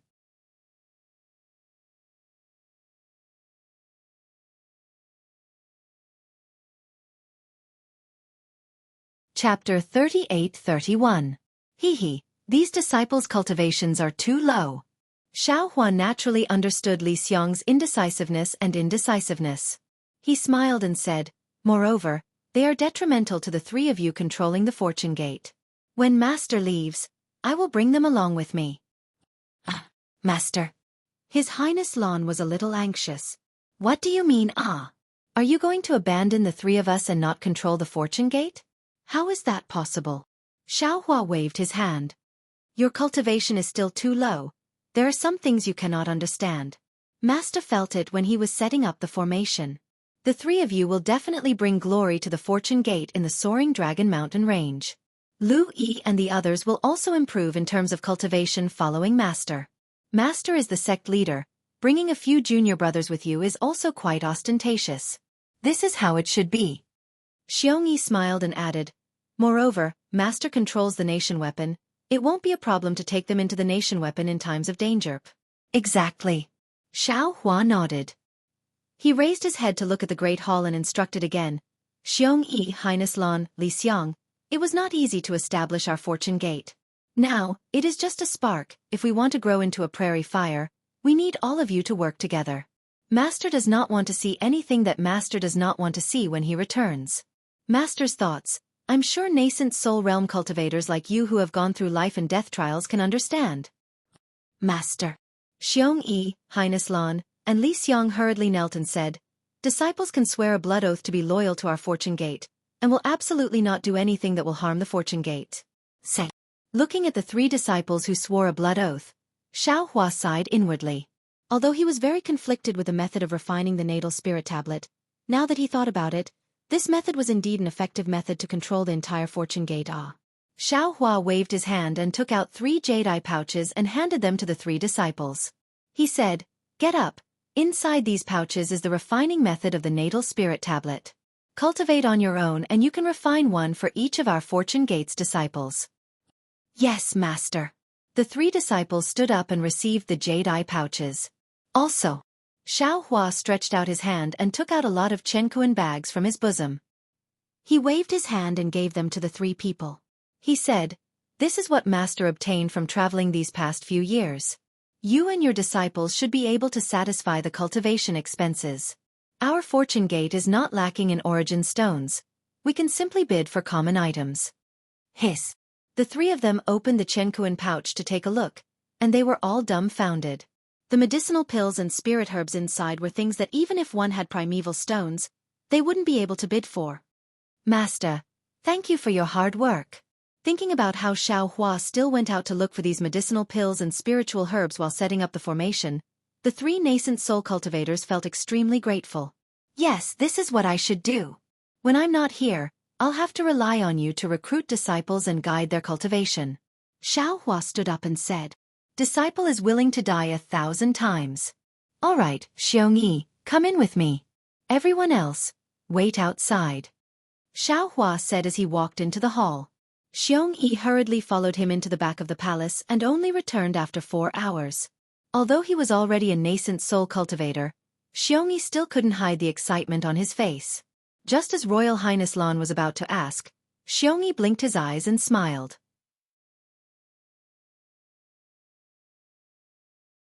Royal Highness Lan, Master wants you in. See. Royal Highness Lan sucked in a deep breath, his heart thumping wildly as he walked into the back of the palace. The three nascent soul cultivators' cultivation was naturally guided by Xiaohua himself. Not only did Xiaohua teach them the astral soul and soul-severing stage cultivation techniques according to their cultivation realm, he even took out the spiritual artifacts refined by the green-robed Xiaohua. How could the three nascent soul cultivators not be overjoyed to receive such generous rewards? After settling the three nascent soul cultivators' affairs, Xiaohua returned to the main hall and sat down. His gaze swept past everyone and landed on Changyu and Wu Tian. He said, Changyu, Wu Tian, you two are different from other disciples. You can be considered masters in name disciples. Now that my fortune gate has been established, this old man would like to ask you, are you willing to enter my fortune gate? How could Changyu and Wu Tian hesitate? They immediately knelt on the ground and kowtowed. Disciple is willing to enter the fortune gate and respect Taoist as master. Good. Xiaohua nodded. Today, this old man officially accepts you two as disciples, but this old man doesn't like any formalities, so I don't want anything like that. We will follow master's decision. Both of them respectfully kowtowed 9 more times before getting up. Congratulations, junior brothers. Xueqi and the others were also overjoyed as they stepped forward to congratulate them. Changyu and Wu Tian also got up from the ground and happily returned the greeting. After waiting for a while, Xiaohua said, Changyu, you are different from Master's other disciples. You have already reached late-stage Golden Core realm. You have cultivated the cultivation technique Master gave you for so many years. If it weren't to make up for your previous missteps, you would have been able to conceive a nascent soul long ago. This time, this old man's trip is to send the disciples into the country artifact. The origin energy inside the country artifact is not abundant, so it is not suitable for you to cultivate inside. You stay in the fortune gate and ask your 3 senior brothers about your cultivation. Master hopes that when I return, my fortune gate will have another nascent soul cultivator. What Xiaohua said was the truth. Lu Yi and the others were merely at the qi refinement realm. How much origin energy did they need to cultivate? Changyu alone was equivalent to several hundred Lu Yis. Changyu bowed respectfully and said, Yes, disciple obeys. This is what you need for your cultivation. Xiaohua took out 2 spatial pouches and handed them to Changyu. After Changyu received the spatial pouches, Xiaohua looked at Wu Tian. Who would have thought that Wu Tian would hastily kneel down and cry out, Master, please don't let disciple stay. Disciple would rather not cultivate than to leave Master's side. Your situation is indeed troublesome. If you stay in the soaring Dragon Mountain range, the entire fortune gate will suffer. Xiaohua smiled and said, This old man wants to take you away. Pooh-pee.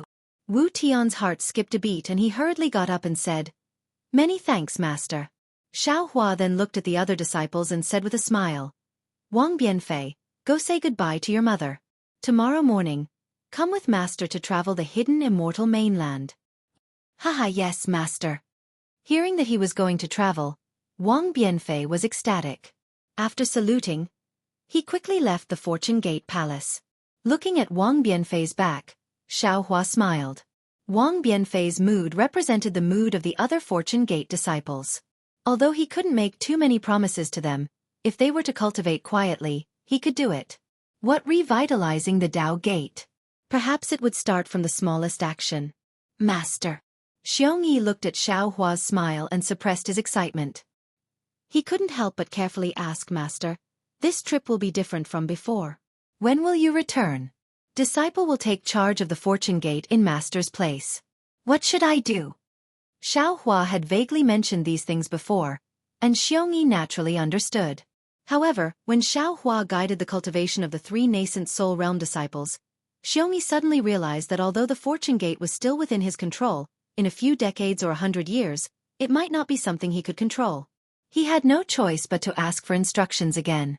However, before Xiaohua could say anything, the black bear spirit's cries could be heard from outside the hall. Master Ah! You don't want this little one anymore? You're leaving the fortune gate with a group of disciples, but you're leaving this little one here? Amidst the cries, heavy footsteps could be heard. The black bear spirit, golden eagle, and white lion ran in from outside the hall and threw themselves in front of Xiaohua, kowtowing. The dong-dong sound was rather clear in the somewhat quiet main hall. Xiaohua looked at the 3 demons and frowned slightly. He understood in his heart that when he was in the Black Wind Ridge, other than himself, the highest cultivation was the foundation establishment Qin Xiaoyao. But now, not to mention Golden Core disciples, there were 3 nascent soul realm disciples. The black bear spirit and the other 2 demons' status in the soaring Dragon Mountain range was getting lower. Moreover, he was going to travel, and these demons could only be mountain guards. Their importance was getting lower and lower. The other demons were better, but the black bear spirit, golden eagle, and white lion might not be able to stand the loneliness. Especially the fickleness of human nature, the 3 demons might not be able to understand. They might even start a dispute with Xueqi and the other human cultivators.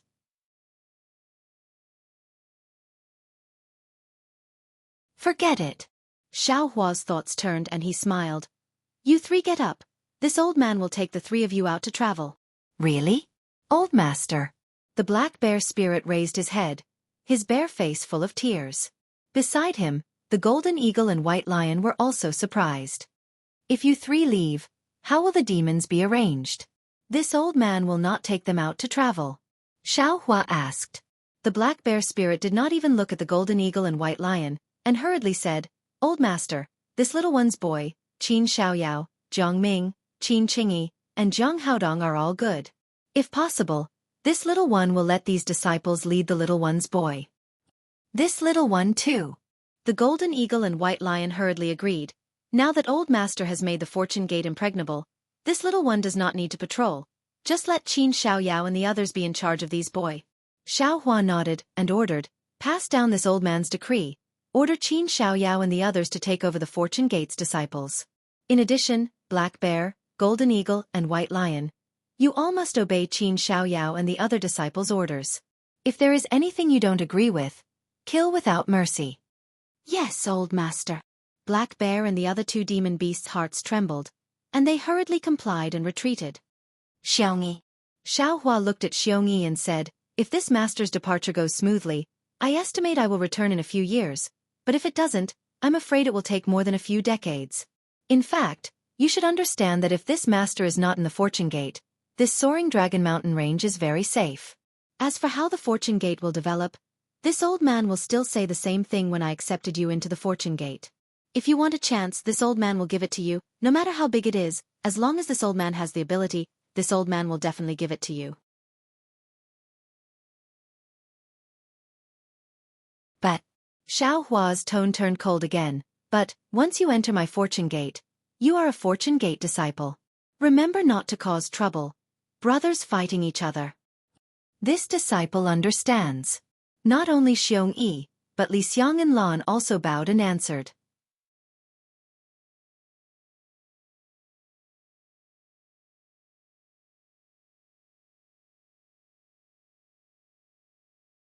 Chapter 38-32. Xueqi, these guards are old friends of my Black Wind Mountain range. Don't treat them lightly. Xiaohua nodded slightly and instructed, of course, the demonic beast race is not our human race, so this old man doesn't dare to judge them. If there are any abnormalities, there is no need to hold back. The safety of our fortune gate disciples is the most important. Yes. Xueqi hurriedly replied. Disciple understands.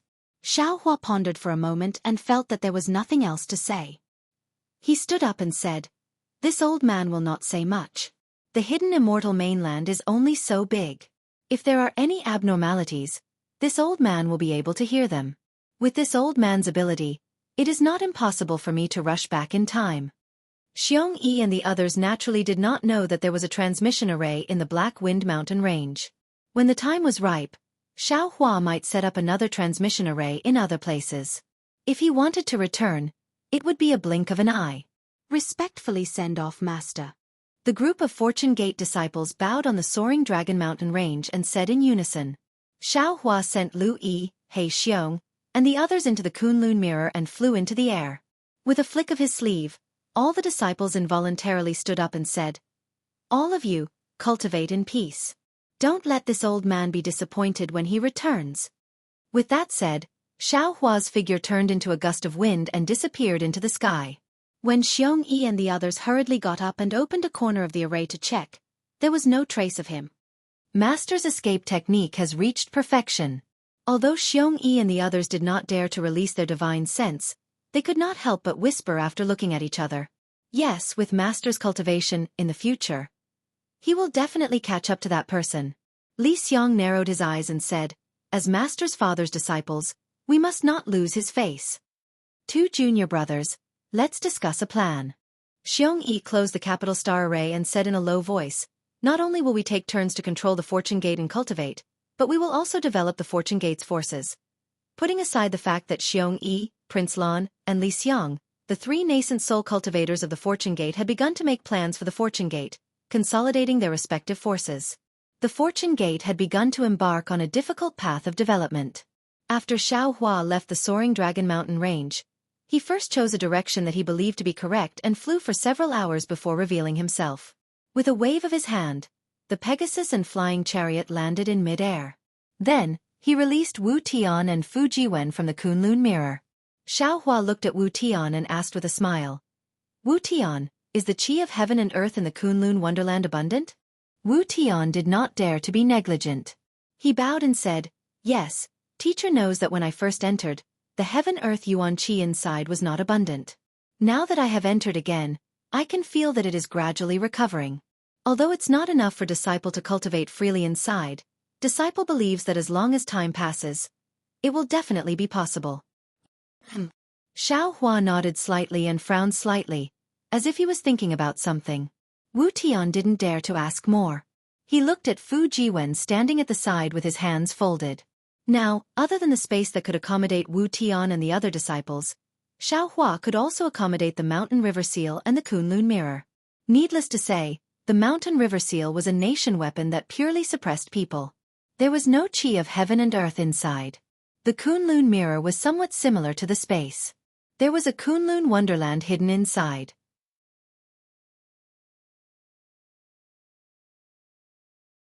The Kunlun wonderland could provide qi of heaven and earth for Wu Tian and the other disciples to cultivate. However, the Kunlun wonderland had already been destroyed when the Kunlun Mirror shattered. Xiaohua had obtained the fragments of the Kunlun Mirror from the Dawn Rain continent and the Hidden Immortal continent and refined them bit by bit. The Kunlun ruins was slowly recovering into the Kunlun wonderland.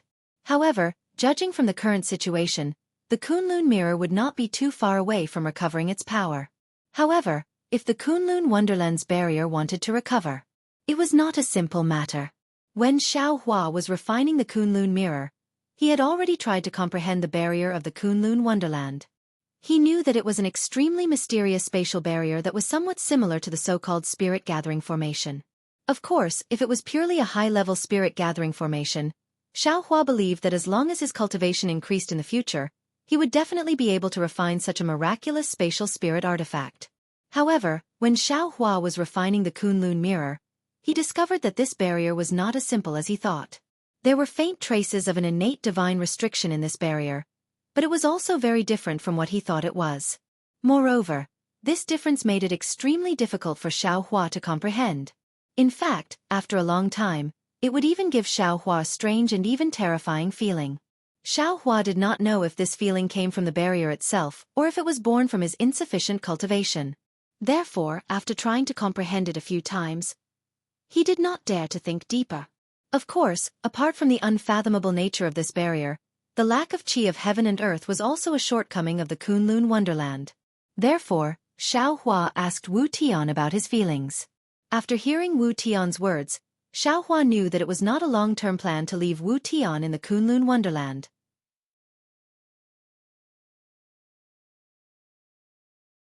Not only would this delay Wu Tian's cultivation, but it would also interfere with the cultivation of Lu Yi and the others. Xiao Hua's space was the best choice, but Xiao Hua had a great worry. That was, the qi of heaven and earth in the space was completely different from the Xiaoyu continent and the hidden immortal continent. Any nascent soul cultivator from outside the space would collapse when they entered the space. Xiao Hua did not dare to take the risk of letting Wu Tian and the others enter the space to cultivate. In the end, they would not be able to come out of the space. In this space, I have also received Dao disciples before. Cui Hongshan, Zhan Minghui, Su Qing, and other Imperial Thunder Sect disciples have also stayed in there for several years. Moreover, after they came out, their cultivation had greatly improved. This shows that this space is suitable for cultivators to cultivate. However, the problem is that they are only qi refining disciples. The strongest is only foundation establishment, far from nascent soul. This Xiao also does not know if they can come out of the space after cultivating to nascent soul. If they can't come out, wouldn't this Xiao's disciples only be able to guard this unformed space? Could it be that they are like those lonely disciples of fellow Taoist Green Robe? Those lonely disciples have both men and women. If they can't cultivate, they can still reproduce in the space and create a world of cultivation.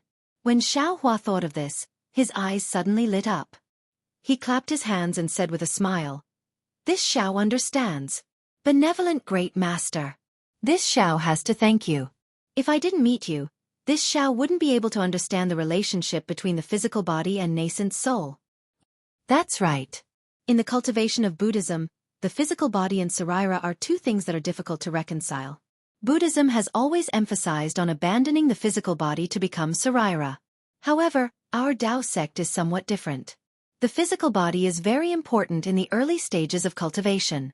Tao sect cultivators rely on the physical body to sense the world's origin energy, and rely on the meridians of the physical body to refine the world's origin energy. However, after reaching nascent soul, the nascent soul itself has two meridians, one yin and one yang. These two meridians directly communicate with the world. At this time, the physical body may no longer be important in cultivation. Even after losing the physical body, the nascent soul can still exist and can still cultivate the so-called scattered nascent soul. However, at this time, the physical body is another kind of protection. The physical body is a boat floating in the turbulent water, and the nascent soul is the passenger on the boat. No matter what space, no matter what changes the world's origin energy, it can protect the nascent soul. Therefore, the physical body is also the proof that our Tao sect cultivators can ascend to the immortal world. Because the world's origin energy in the immortal world is definitely different from the hidden immortal continent and other cultivation worlds. As for the scattered nascent soul, it can only be reconstructed after ascending to the immortal world, or use some secret technique to prevent the nascent soul from collapsing while reconstructing it bit by bit. If that's the case, within this Zhao's space, although the world's origin energy is different from the hidden immortal continent, it can still allow Wu Tian and other disciples to cultivate inside. Seeing Xiao Hua first frown and then clap his hands in joy, Wu Tian and Fu Jiwen were somewhat baffled. However, the two of them didn't dare to make a sound and lowered their heads to look at the flying carriage below them. "Wu Tian." Xiao Hua took out the Kunlun mirror and said with a smile, "Master has thought of a way to make the world's origin energy in the Kunlun mirror abnormally abundant.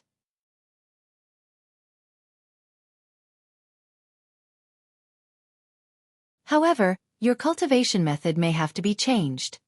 I will listen to Master's instructions." Wu Tian naturally didn't have any objections. Immediately, Xiao Hua pretended to refine the Kunlun mirror and then dictated some cultivation methods to Wu Tian for him to comprehend. His mind entered the space, and in a corner of the space, he created a Kunlun fairyland that was exactly the same as the Kunlun mirror. In fact, fellow Taoist should have done this earlier. Green-robed Xiao Hua's figure appeared in front of Jade Archive Xiao Hua and said with a smile, "Not to mention the Fortune Gates disciples in the Soaring Dragon Mountain range. Even those demonic beasts in the legacy world should be taken in." Green-robed fellow Taoist is wrong. Jade Archive Xiao Hua waved his hand and said, "Although this space can cultivate, after all, it's our space, not the Dawn Rain continent, nor the three continents. Right now, You and I can't control the fate of others. I can't make decisions for others without permission. As for the demonic beasts in the legacy world, I presume fellow Taoist hasn't forgotten about the spirit-devouring bugs in the profound water palace. Alright, I also know what fellow Taoist is thinking. Anyway, this space is so big and has so many uses. Fellow Taoist should make use of it as much as possible. Green-robed Xiao Hua waved his hand and said, I will go and teach my disciples.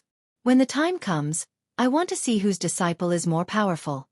Jade Archive Xiao Hua smiled bitterly and said, Aren't they both our disciples? What's there to compare? Moreover, these disciples of yours have been cleansed since they were young. They have been tempered by lightning strikes and shaped by lightning water. I'm afraid these disciples of I can't compare. Haha. Green-robed Xiao Hua laughed complacently. He cupped his hands and disappeared. Hee hee. Jade Archive Xiao Hua's mouth also revealed a trace of a smile.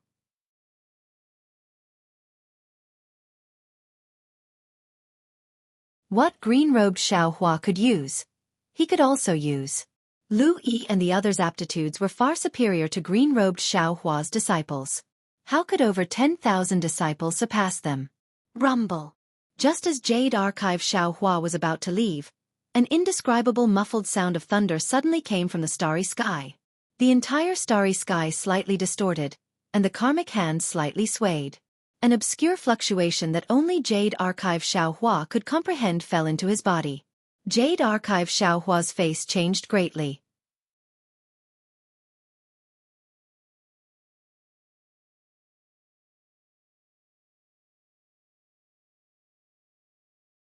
Chapter 38-33. In an instant, Jade Archive Xiao Hua's figure also swayed, like a lamp in the wind. After a few times, Jade Archive Xiao Hua's figure became clear, but at this time, Jade Archive Xiao Hua's face was pale. What? Is there going to be a disaster? Jade Archive Xiao Hua narrowed his eyes and looked at the karma hand that had hidden in the starry sky. He whispered bitterly, This disaster is too big to be stopped. If it's not handled properly, it's inevitable that I'll end up dead? Where did this disaster come from? Is it Dragon Island? Or the Immortal Palace? Or something else? And this disaster can't be avoided. Even if I go into seclusion, this disaster will come. Could it be the Immortal Palace? That's impossible. Although I escaped from the Immortal Palace's attack that day, my cultivation was only at the late Yuanying stage. With Sun Jian's character, he wouldn't exaggerate. How could it attract the attention of the Immortal Palace? Could it be the trip to the Dragon Palace? No, it doesn't seem like it. If there's a problem with the trip to the Dragon Palace, I just have to go into seclusion. Forget it. Jade Archive Xiao Hua thought for a moment, but still had no clue. In particular, the message from Karma Xiao Hua was too vague. Jade Archive Xiao Hua only felt that this crisis was very special, but he couldn't tell how special it was or when it would happen. Be careful. When it happens, I'll deal with it by sticking to the status quo. My cultivation is still not enough. Xiao Hua's mind came out of the space. He opened his eyes and looked at the clouds and mist around him. He took a deep breath and sighed secretly. This warning is so vague. It's not only because the origin of the disaster is unclear, but also because Karma Xiao Hua can only deduce in the space. If I can perform the complete karma method, I may be able to find some clues. Master, this method is very similar to the one I practiced before. Seeing Xiao Hua open his eyes, Wu Tian said carefully, It's just that the absorption and refining of the qi of heaven and earth are a bit strange. I've completely mastered it. Good. Xiao Hua collected his thoughts and nodded. Master will call Lu Yi and the others out. Tell them about the differences in cultivation in detail. Wu Tian was a Jin Dan cultivator, so explaining the cultivation method to Lu Yi and the other aura refining disciples was naturally as easy as lifting a finger. When Xiao Hua released the group of disciples from the Kunlun mirror, Wu Tian carefully explained the differences between the two cultivation methods. Lu Yi and the others were all peerless geniuses, so they only needed to ponder a little bit to understand. However, they didn't know why Xiao Hua suddenly asked Wu Tian to teach them such a strange cultivation method.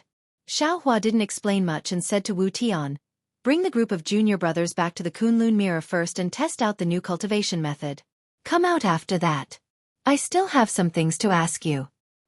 Yes, master. After Wu Tian respectfully agreed, Xiaohua put them into the Kunlun Wonderland in his space. Fujiwen. Xiaohua turned around and asked, "Where are we now?" When Fujiwen heard this, he couldn't help but feel surprised. He used the eye-clearing technique to take a look and whispered, "Master, this place is very unfamiliar. I don't know either, but it seems that it should be within Yu Province."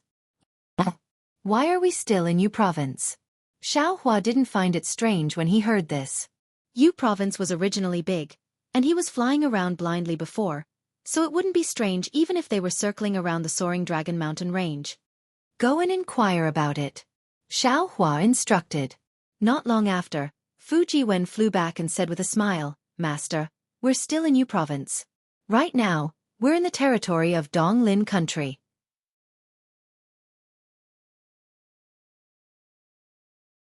Around us are Qizhan country, Lin country, Xian country, and Yifeng country. Yifeng country. Xiaohua raised his eyebrows. He immediately thought of the high-spirited Yu Zhongquan, who wholeheartedly wanted to be a ranger. Master, do you have any goals for this experiential learning? Or just walk around casually? When Fujiwen saw that Xiaohua only let him and Wu Tian out, he knew what Xiaohua meant and asked carefully. Master wants to go to the North Sea. Xiaohua thought for a moment and said, "However, there's still enough time. Take Master to Yifeng country." Yes, Master. The North Sea was naturally very far away for Fujiwen. Fujiwen knew that he might not be able to reach there in a short time even if he rode on a Pegasus. However, since Xiaohua said there was enough time, then there was enough time. He bowed and answered, then raised his hand and patted the Pegasus, indicating that it should fly to Yifeng country. Watching Fujiwen riding on the Pegasus, Xiaohua waved his hand again. The black bear, golden eagle, and white lion appeared on the flying carriage. The three demonic beasts looked around and hurriedly knelt down. "Master, do you want us to pave the way for Master?" "No need." Xiaohua waved his hand and said, "This old master had previously promised all of you that I would find a suitable cultivation method for all of you. When the time is right, I will teach it to all of you." "Many thanks, Master." The black bear spirit and the other two demonic beasts were overjoyed and hurriedly kowtowed. Xiaohua smiled and helped the three demonic beasts up, saying, "In fact, this old master was planning to test your temperament before telling you. However, now that our fortune gate has just been established, we need all of you to contribute. The stronger you are, the better it is for our fortune gate. Therefore today, I will teach all of you the cultivation method."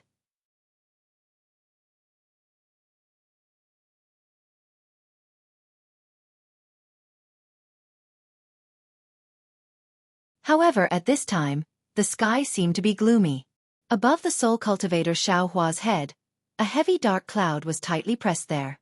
The dense soul threads were like the texture of granite, revealing a dignified and thick feeling, different from all the soul threads before.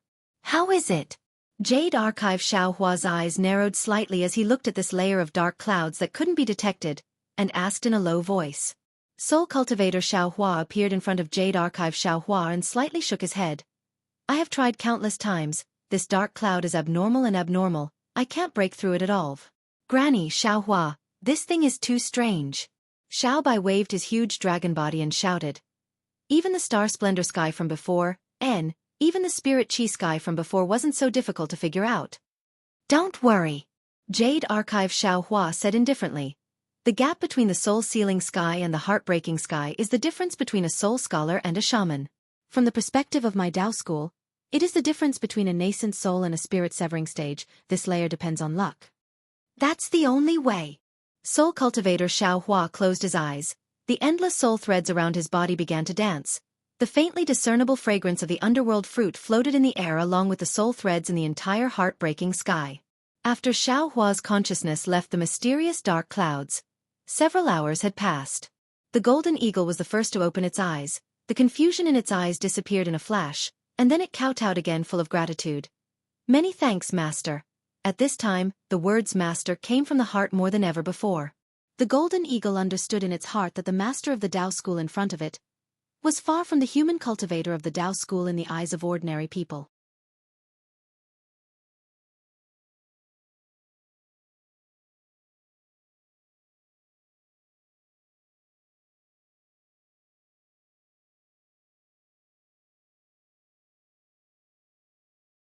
Chapter 38-34. So much. Xiaohua was slightly stunned. After all, the inheritance he gave to the Golden Eagle and the other two demons was not particularly high level. It was just a relatively low-level inheritance among the 13,200 million inheritances. I've disappointed Master. The Golden Eagle lowered its head and said in a low voice. Xiaohua thought for a moment and asked, just with the remaining 30%, how far can you cultivate? Master. The Golden Eagle still had a difficult expression as it replied. 5% of the 30% is gradually disappearing. This little one thinks that at most there will only be 25% left. But with this inheritance, this little one doesn't dare to say how far this little one can cultivate. If there is enough time, this little one can cultivate to the Na-Tian realm. This old man understands. This is not your fault. You can cultivate as much as you want. Xiaohua nodded. This old man has also left a cave residence for you 3 demons in the Kunlun immortal realm. You can go in and take a look. Many thanks, Master. The Golden Eagle kowtowed again. After sending the Golden Eagle into the space, Xiaohua looked at the White Lion and the Black Bear. He was a little curious as to who would wake up first and how much they would forget. After another hour, the White Lion opened its eyes. Its reaction was the same as the Golden Eagle's. However, to Xiaohua's surprise, the White Lion had forgotten 60% and was also forgetting more than 5%. It seems that the more you wake up the more you remember. After sending the White Lion into the space, Xiaohua looked at the Black Bear spirit who was as timid as a mouse with interest. Although Xiaohua had high hopes for the Black Bear spirit, the Black Bear spirit's bloodline was not much stronger than the White Lion's. After an hour, the Black Bear spirit also woke up. He only remembered 5% more than the White Lion. However, Xiaohua understood that this 5% was enough for the Black Bear spirit to cultivate to the Devouring the Sky realm. It was also enough for the Black Bear spirit's bloodline inheritance to step into the realm of experts. Perhaps this is all this old man can do now. Xiaohua faced the Black Bear spirit who was now even more devout and smiled. If you want to transcend mortality and become a saint, then this old man can only help you in the future and replace your blood essence. My greatest ambition in the past was to become the king of Black Wind Ridge. The Black Bear spirit's answer was not out of Xiaohua's expectations. Right now, this little one's greatest ambition is to guard the door for Master. No matter what cultivation this little one has, this little one will always be the Black Bear that guards the door for Master.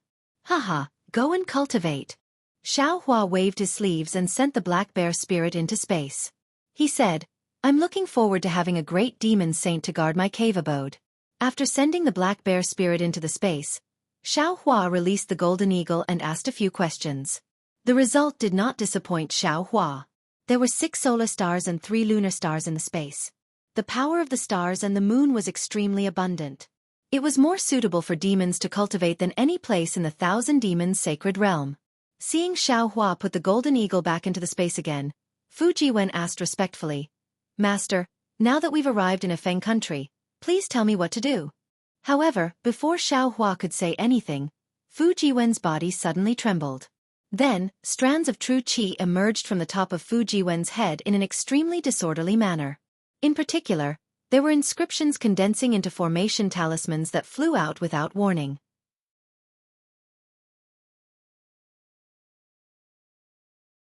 Some formed flying swords, some formed armor, and some even rushed toward Xiaohua. Master, save me! Fujiwen's face was ashen, but his trembling limbs did not seem to listen to Fujiwen's control. Even when Fujiwen called for help, the corners of his mouth twitched. Say. Xiaohua sighed. With a wave of his hand, he restrained Fujiwen. With a grab of both hands, thousands of inscriptions fell into his hands and transformed into the shape of a broken scroll. Looking at the flickering clouds of the inscriptions in the scroll, Xiaohua shook his head slightly. Disciple, what Master was worried about has finally happened. Master. Fujiwen was ashamed. He said, this disciple is ashamed of Master's guidance. You can't say that you're ashamed. Xiaohua said, looking at your diligent cultivation and rapid progress. Actually, Master is very happy in his heart. However, when Master first saw you, you were still a scholar. Your cultivation was just refining essence into qi, and you could be considered a scholar.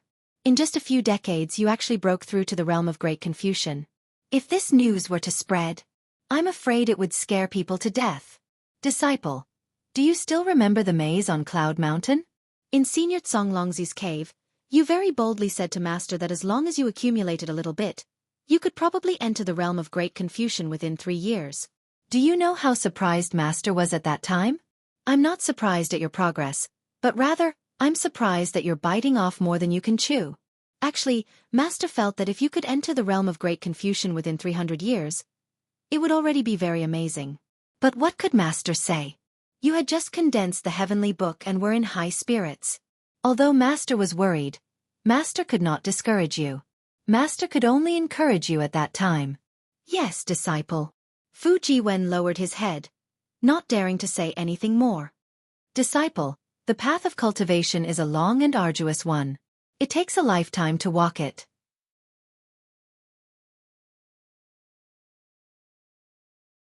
Perhaps there are some opportunities that can speed up your cultivation, but shortcuts are never the right way. Xiao Hua said very seriously. Any action that is short-sighted will lead to failure. Master has always wanted to find time to talk to you about this, but Master also has to cultivate, and Master also has a lot of things to do during this period of time.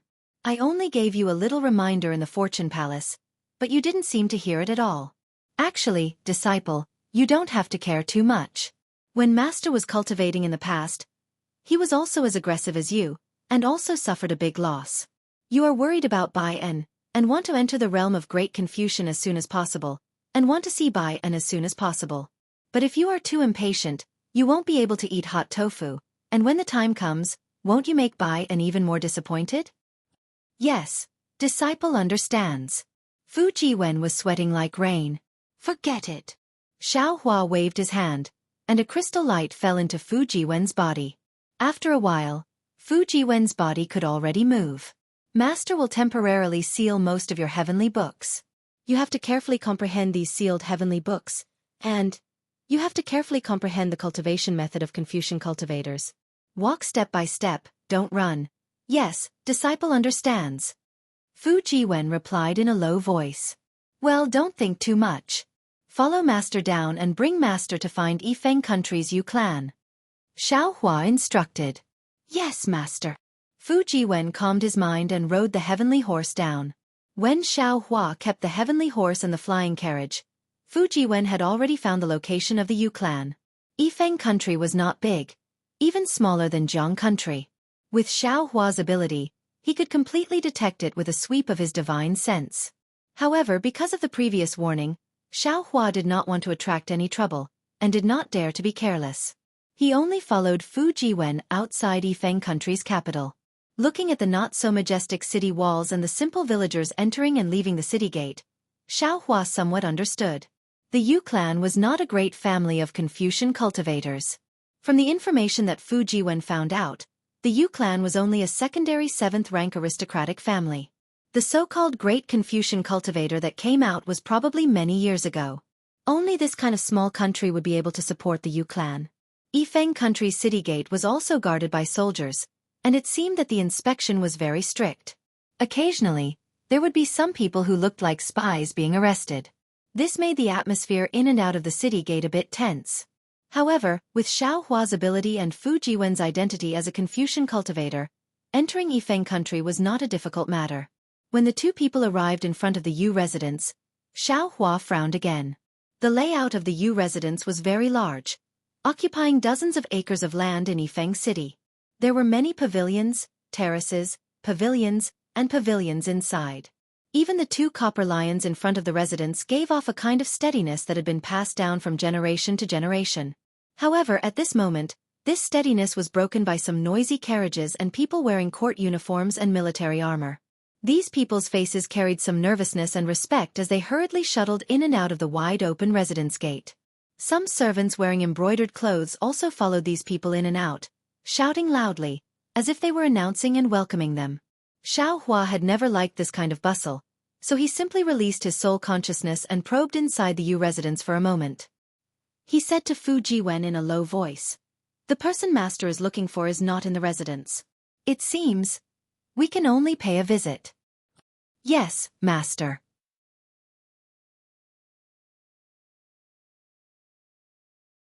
Please wait here for a moment. Fu Jiwen thought for a moment, and smiled. This disciple will use the name of an assassin to visit the Yu clan.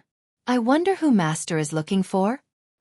Yu Zhongquan, the young master of the Yu residence. Xiaohua replied. This child is fated with this old man. Today, I have specially come to settle the karma. He, this disciple understands. It seems this disciple will have another little junior brother. Fu Jiwen said with a smile as he took out the name of an assassin from his bosom. If it's fated, it should be a little junior brother and a little junior sister. Xiaohua's eyes narrowed as he replied thoughtfully. Fu Jiwen took out his name of an assassin, and very politely smiled at the servant who came to greet him. This one is Fu Jiwen. I have specially come to pay a visit to the residence's young master, Yu Zhongquan. Please announce him. Upon hearing that Fu Jiwen had come to pay a visit to Yu Zhongquan, the servant's respectful face suddenly revealed a trace of strangeness. However, the servant didn't accept the name of an assassin, and only politely replied. So it's young Master Fu. This one has been disrespectful. It's just that my family's young master isn't in the residence, so this one has no way of announcing. I hope young master can understand. Oh. Where did young master you go? Fu Jiwen was slightly surprised, and asked curiously. Of course, young master you only said that he could find him in Ifeng country. The servant smiled apologetically. This one doesn't know where my family's young master went. Hi, since that's the case, please bring this one's name of an assassin to Uncle Yu's table. This one will ask him personally. Fu Jiwen saw that the servant didn't intend to announce his arrival, so he could only say it himself. The servant was a bit embarrassed, and smiled apologetically. It's not that this one doesn't want to announce it to young master.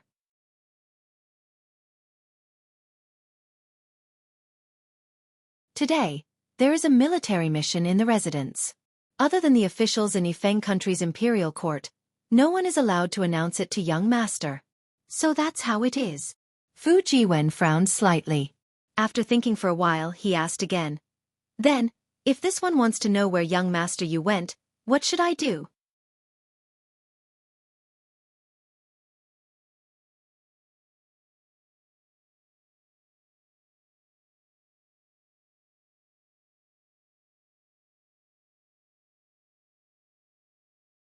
If young master needs any compensation, feel free to ask. No need. Fu Jiwen said resolutely. Every injustice has its perpetrator and every debt has its debtor. This humble one will only look for Yu Zhongquan. Sigh, then please wait a moment. The old servant sighed again and closed the door. He turned around and seemed to be reporting. Fu Jiwen turned to look at Xiaohua. Xiaohua was also somewhat helpless. After all, he was here to form good karma with the Yu family. Forceful means might be effective, but Xiaohua always felt that it was disrespectful to the Yu family. He wouldn't be able to explain himself to Yu Zhongquan in the future. A moment later, there was a sound from behind the vermilion door. Xiaohua's soul sense swept over and a strange expression immediately appeared on his face. Sure enough, when the vermilion door opened again, a family guard wearing embroidered clothes came out. Wasn't this one of the two family guards who escorted Yu Zhongquan back then? However, those two family guards didn't report their names from beginning to end, so Xiaohua didn't know their names. The family guard pushed open the door and looked at Fu Jiwen. He frowned and said, This young master, I don't know how my young master offended you. My young master isn't here now, so if you have anything to say, just say it. As for my young master's whereabouts, forgive me for not being able to tell you. Not waiting for Fu Jiwen to make up a story, Xiaohua's figure flashed and arrived in front of the family guard. He opened his mouth and said, It is this Xiao who came to look for Yu Zhongquan. Do you still remember this Xiao? Xiaohua's sudden appearance in front of the family guard gave him a fright. The family guard abruptly retreated, true energy actually appearing around his body. He shouted with extreme vigilance, You! Who are you? And Xiaohua smiled and looked at the family guard.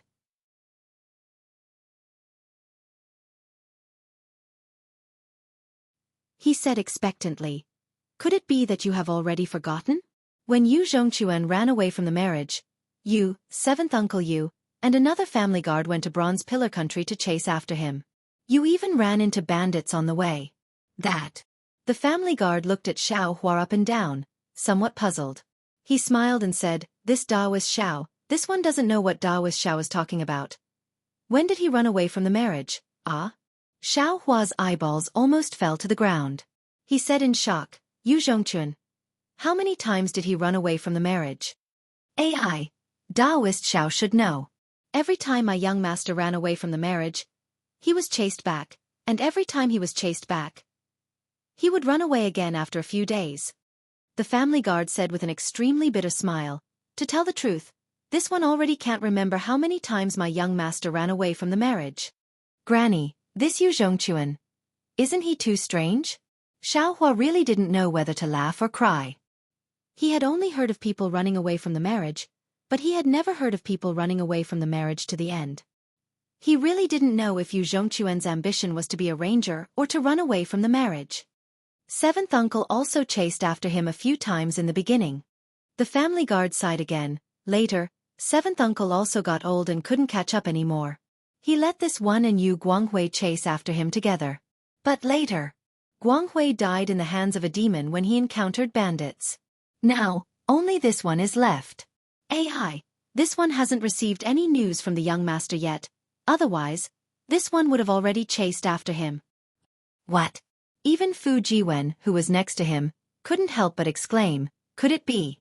Yu Zhongquan ran away from the marriage again?" While speaking, Fu Jiwen turned to look at Xiao Hua, not knowing what to say. Xiao Hua was even more dumbfounded. Previously, he had already thought highly of Yu Zhongquan, but he still didn't expect that. Yu Zhongquan still hadn't married that young lady from the Chong family, and was even running away from the marriage. That Yu Zhongquan hasn't married yet. Is it still that Chong family's young lady? Xiao Hua probed again. When the family guard heard Xiao Hua's question, some of his original doubts were reduced. He nodded and said, "What Daoist elder said is right. It's still that young lady. But now she has become the Chong family's young lady." Xiao Hua was quite puzzled and asked curiously, "Since Yu Zhongquan isn't willing to marry the Chong family's young lady, then why does the Yu family insist on forcing him to marry the Chong family's young lady?" Daoist elder doesn't know. The family guard seemed to have met a confidant. He almost pulled Xiao Hua's hand and confided, "Now it's no longer up to my Yu family. Previously, my family's young master ran away before the engagement. After being chased back by seventh uncle Yu, he got engaged to the Chong family's young lady. After the engagement, the young master ran away from home several times. The Yu family didn't want to force the young master too much, so they discussed breaking off the engagement with the Chong family. The Chong family saw that a forcefully picked melon isn't sweet, so they also wanted to break off the engagement. But although that Chong family's young lady hasn't seen my family's young master, she is willing to be loyal to one person, and won't marry anyone other than my family's young master. For so many years, Yu Zhongquan and Chong family's young lady have never seen each other." Xiao Hua immediately felt that it was inconceivable, almost interrupting the family guard's words. "That's not it." The family guard explained. This was what the Chong family's young lady said at the beginning.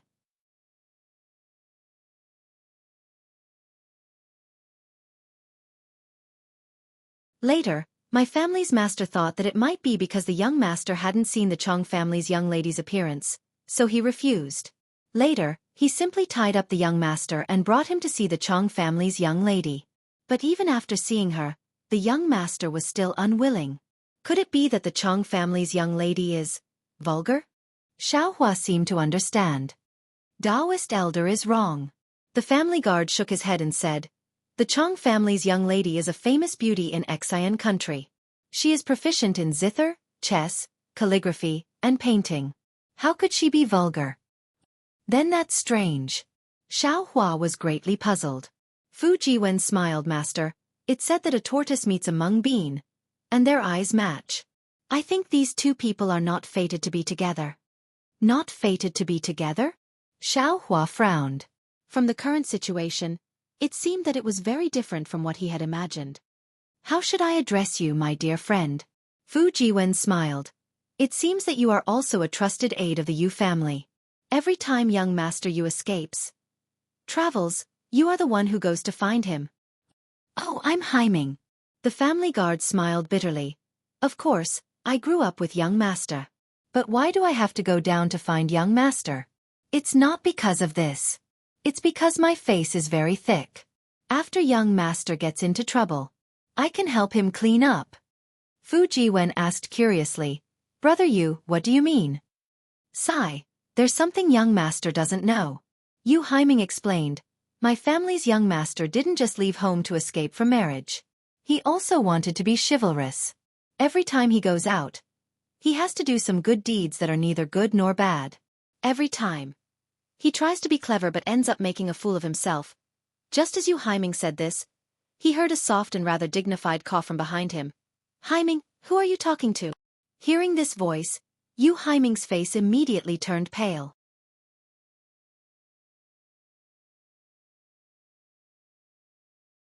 He hurriedly shut his mouth.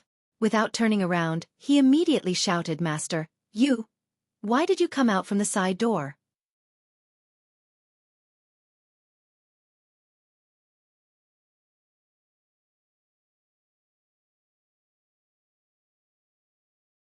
Chapter 38-36. Naturally, Xiaohua had long sensed that someone was coming. At this time, he raised his head and saw the vermilion door open. A tall and sturdy old man about 60 years old dressed in embroidered clothes walked out from inside. Behind him were several guards with swords. Although this old man was slightly old, his spirit was very good. His ruddy face vaguely resembled Yu Zhongquan's. The old man didn't answer Yu Heming's question at all. He coldly snorted and said, This old man is asking you. Who are you talking nonsense with? Aren't you afraid of my Yu family's family law? Master, please forgive me. Master misunderstood. Yu Heming hurriedly bowed and said, This is Xiao Daoist and his disciple. Back then, when this little one accompanied seventh uncle to Copper Pillar Country to find the little Gongzi, Io, this little one remembers. Back then, this Xiao Daoist even saved the little Gongzi's life.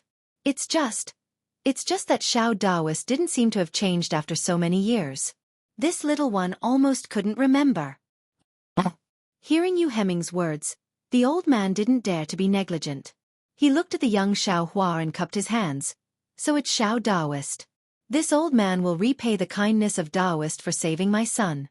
However, this old man has some important matters to attend to in the palace. It's not good to accompany Daoist. Heming, go find the accountant and withdraw 1,000 taels of gold. Respectfully give it to Xiao Daoist. Yes, master. Yu Heming didn't dare to be negligent and hurriedly replied. Xiaohua waved his hand and said, Master Yu seems to have misunderstood the purpose of this Xiao's visit. This Master Yu didn't even tell Xiaohua his name. It seemed that he really had some urgent matters. However, the main meaning was that he didn't really believe Yu Heming's words. Now that he heard Xiaohua speak, he couldn't help but ask with interest, Oh? If Xiao Daoist didn't come for money and kindness, then why did you come? This. Xiaohua hesitated slightly. It wasn't wise to speak of his intention to take in a disciple now. However, if he didn't say it now and mentioned it later, it would give people a misconception. Xiaohua thought of the story between Yu Zhongquan and Miss Chong and said, This Xiao came to see Yu Zhongquan and see if I can take him as a disciple. Disciple? Are you joking? Master Yu was stunned. His pair of withered yellow eyes looked at Xiaohua up and down 3 times. Then, he looked at Yu Heming at the side and said to Xiaohua solemnly, Daoist Xiao, if this old man didn't see that you have some skills, my loyal servant wouldn't lie in front of this old man. This old man would almost beat you out of here. Although you have the grace of saving my son's life, it is absolutely impossible for my Yu clan's descendant to join the Dao sect. Even if Quan agrees, this old man will never agree. Taoist priest, please. All right. Xiaohua didn't drag things out. He nodded and said, Since we're not fated, then this Xiao won't force it. Humph Heming. When Master Yu saw Xiaohua like this, he was even more like 7th Uncle Yu that day, treating Xiaohua as a swindler. He coldly snorted and said, In the future, your pair of eyes need to be sharpened. Don't believe anyone who says it's related to Quan This old man told you to take care of Quan and you just. Unfortunately, before Master Yu finished speaking, a thunderous voice shouted from afar, Yu Zhongquan, which one of you is Yu Zhongquan? Get out here for this old man. Not good. When Yu Hemming heard this, his face changed slightly and he looked at Master Yu. What are you afraid of? Master Yu glared at Yu Hemming and said angrily, quickly go and take a look.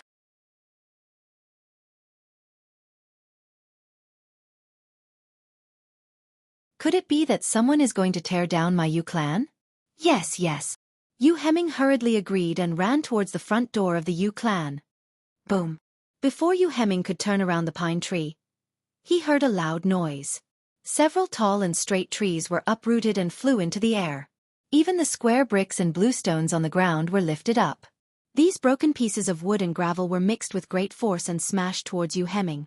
Yu Hezing was startled and hurriedly raised his hands. The true qi around his body surged as he tried to block these things.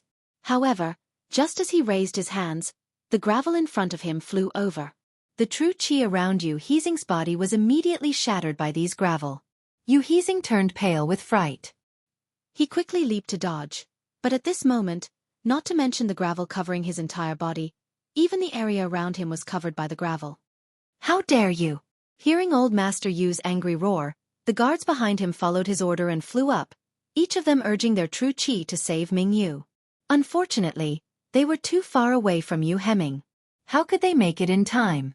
Rather than saying that they wanted to save Yu Hemming, it was better to say that they were blocking in front of Master Yu to block the broken pieces of wood for him.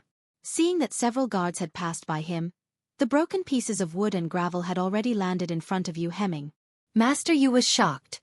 He didn't expect that the intruder's strength would be so strong. Moreover, he was ruthless and didn't show any mercy.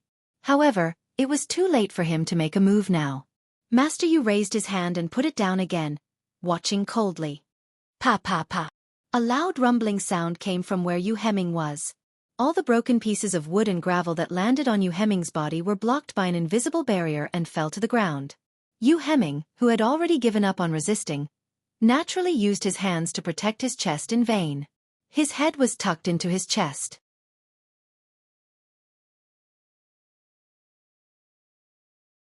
At this time, he was stunned as he watched the broken pieces of wood that were enough to kill him slowly fall to the ground. His eyes flashed with disbelief. Yu Hemming was safe and sound. On the other hand, the guards who rushed out to block in front of Master Yu were barely able to resist under the pressure of the broken pieces of wood. Two of them even had their arms injured. Jie Yu Yun. A thunderous voice came unexpectedly from not far away. I didn't expect that after not seeing you for a few years, your cultivation has become so profound. Following this voice, a man who was even more burly than Yu Yun in armor flew out from behind the pine and cypress trees. In this burly man's hand, he was holding a servant of the Yu residence. Go, you tight-lipped dog slave. The burly man flew closer and shook his hand. He shouted, kowtow to your master. The servant flew towards Yu Yun even more ferociously than the broken pieces of wood from before. A powerful force enveloped Yu Yun before the servant landed. Hiss. Yu Yun sucked in a breath of cold air, and his eyes flashed. He didn't dare to stay in the same spot any longer. Instead, he flew forward slightly and raised his hands. The noble qi surging around him formed an oval shape in front of him. Puh! The servant landed on the noble spirit, and his body slowly floated down. Yu Yun's solemn expression had just relaxed when the noble spirit that Yu Yun had activated suddenly produced an explosive force. With a loud boom, Yu Yun's body was sent flying back a few feet. The servant who had originally landed and the few guards who had blocked the broken pieces of wood were also sent flying by this explosive force. Ha ha ha, old man Yu, it seems like you haven't changed much from before. You've been living like a dog all these years. With a loud laugh, the burly man landed from mid-air and the entire ground shook slightly. Looking at the burly man in armor in front of him, Yu Yun sneered, Sima Minghong, are you here to find someone or to provoke me? Are you representing the Sima family or yourself? Yu Zhongquan is the legitimate son of your Yu family, right? Sima Minghong looked at Yu Yun and asked indifferently. Yes, he is my son. Yu Yun nodded and replied sarcastically. Could it be that brother Sima has a dispute with my son? Humph, not to mention your son, even you. What qualifications do you have to fight with me? Sima Minghong snorted arrogantly. Sima Mingguang has the qualifications to say this, but you don't. Yu Yun's expression didn't change as he retorted sarcastically. Hee hee, don't worry, don't worry.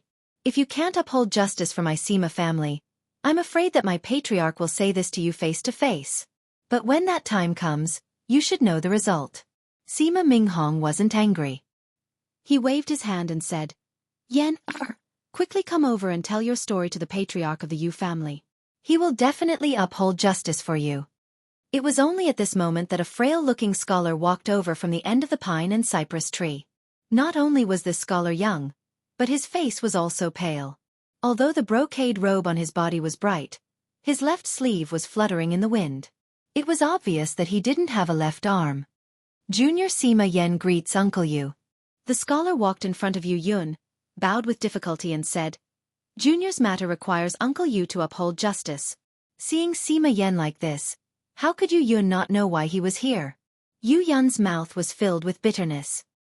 He raised his hand and said, Nephew Sima, please rise. May I know when you met my son and how did you get into a dispute with him? Dispute? Sima Minghong sneered. My Sima family doesn't dare to have a dispute with the Yu family's son. My Yen couldn't cultivate since he was young and could only read books. It can be said that he doesn't even have the strength to truss a chicken.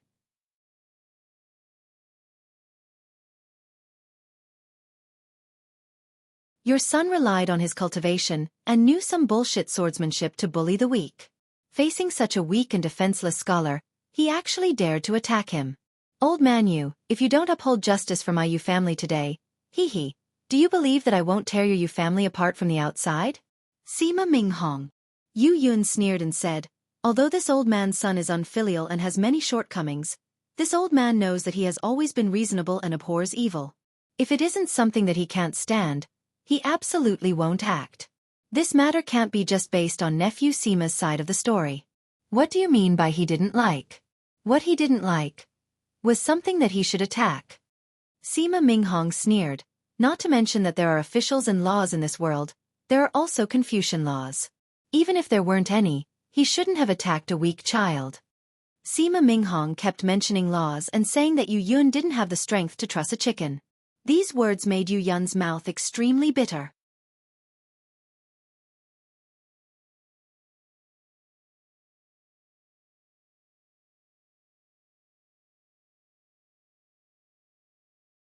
Chapter 38-37. Uncle, please uphold justice for your nephew. At this moment, Sima Yen took the opportunity to speak. He knelt on the ground and said, a few days ago, your nephew brought a group of guards to the outskirts for a walk. We met a few villagers who bumped into your nephew's carriage and dirted your nephew's brocade robe. Your nephew didn't want to escalate the matter, and only wanted to ask for 1 or 2 copper coins to teach them a lesson. But at this moment, your noble son descended from the sky. Not only did he disperse the guards who were protecting your nephew indiscriminately, he even cut off your nephew's left arm. He kept saying that he wanted to get rid of violence and bring peace to the people. Uncle, this little nephew only wanted to teach the villagers some etiquette and some lessons. How did it become cruel? Nephew, please get up. Yu Yun's face was a little green as he raised his hand and said, it does sound like this old man's son is in the wrong. However, this old man has already said that what nephew said is only the opinion of one person. This old man still wants to ask my son. If it is really his fault, this old man will definitely cut off his left arm as an apology for you. Thank you, uncle. Sima Yen stood up, trembling. He looked very weak. Yu Yun looked at Sima Yan's left arm and bit his lip. He understood that if an ordinary disciple's arm was cut off, it might not be able to be reborn. But how could a disciple of a scholarly family be cut off just like that? Since the Sima family didn't want to reattach Sima Yan's arm, they naturally had other plans. Quickly call Yu Zhongquan out. Sima Minghong shouted, I want to see what kind of guts he ate to actually dare to hurt my Sima family disciple. Sigh, my son isn't at home. Yu Yun sighed, I didn't teach my son well and couldn't discipline him. These days, he has been wandering outside. Even I don't know where he went. Hee. Sima Minghong looked straight at Yu Yun and sneered. Old man Yu, don't refuse a toast only to be forced to drink a forfeit. I won't hide it from you. My clan head was furious when he heard about this. If it weren't for my persuasion, he would have come personally. My Sima clan is a scholarly clan. When have we ever suffered such a loss? This old man came here today to try peaceful means before resorting to force. If the Yu clan doesn't give me an explanation, not only will this old man not leave easily, the development of the situation in the future will definitely be out of my control. The threat in Sima Minghong's words was very obvious, not to mention that he was staring at Yu Yun like a sharp sword. Yu Yun narrowed his eyes and replied indifferently. My Yu family has been spreading its influence in a Feng nation for more than a year or two. What kind of scenery have we not seen? Although my Yu clan can't be compared to your Sima clan, if you want to take away my son with just a few words, Sima Minghong, you're thinking too simply. Simple or not, this old man doesn't know. Sima Minghong waved his hand again. A crane rushed into the air and disappeared in an instant. He then smiled and said, this old man only knows that it's fine if you don't hand over Yu Zhongquan today. But you have to give my Sima clan an explanation. My Sima clan disciple's arm can't be chopped off for nothing. What kind of explanation do you want? Yu Yun asked thoughtfully. Sima Minghong took out an envelope from his chest. With a flick of his finger, the envelope fell in front of Yu Yun and said, this is a letter from my clan head. You'll know once you read it. Yu Yun took the envelope and slowly opened it. When his gaze fell on it, his eyes flashed with anger. He raised his head and said coldly, impossible. This old man can't agree to this kind of condition. Boom. Just as Yu Yun opened his mouth, the envelope in his hand spontaneously combusted and instantly turned into ashes.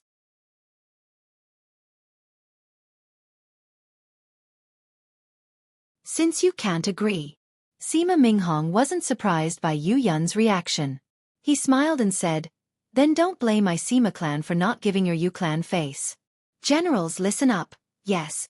It was at this moment that several cultivators who were wearing the same armor as Sima Minghong flew over from out of nowhere.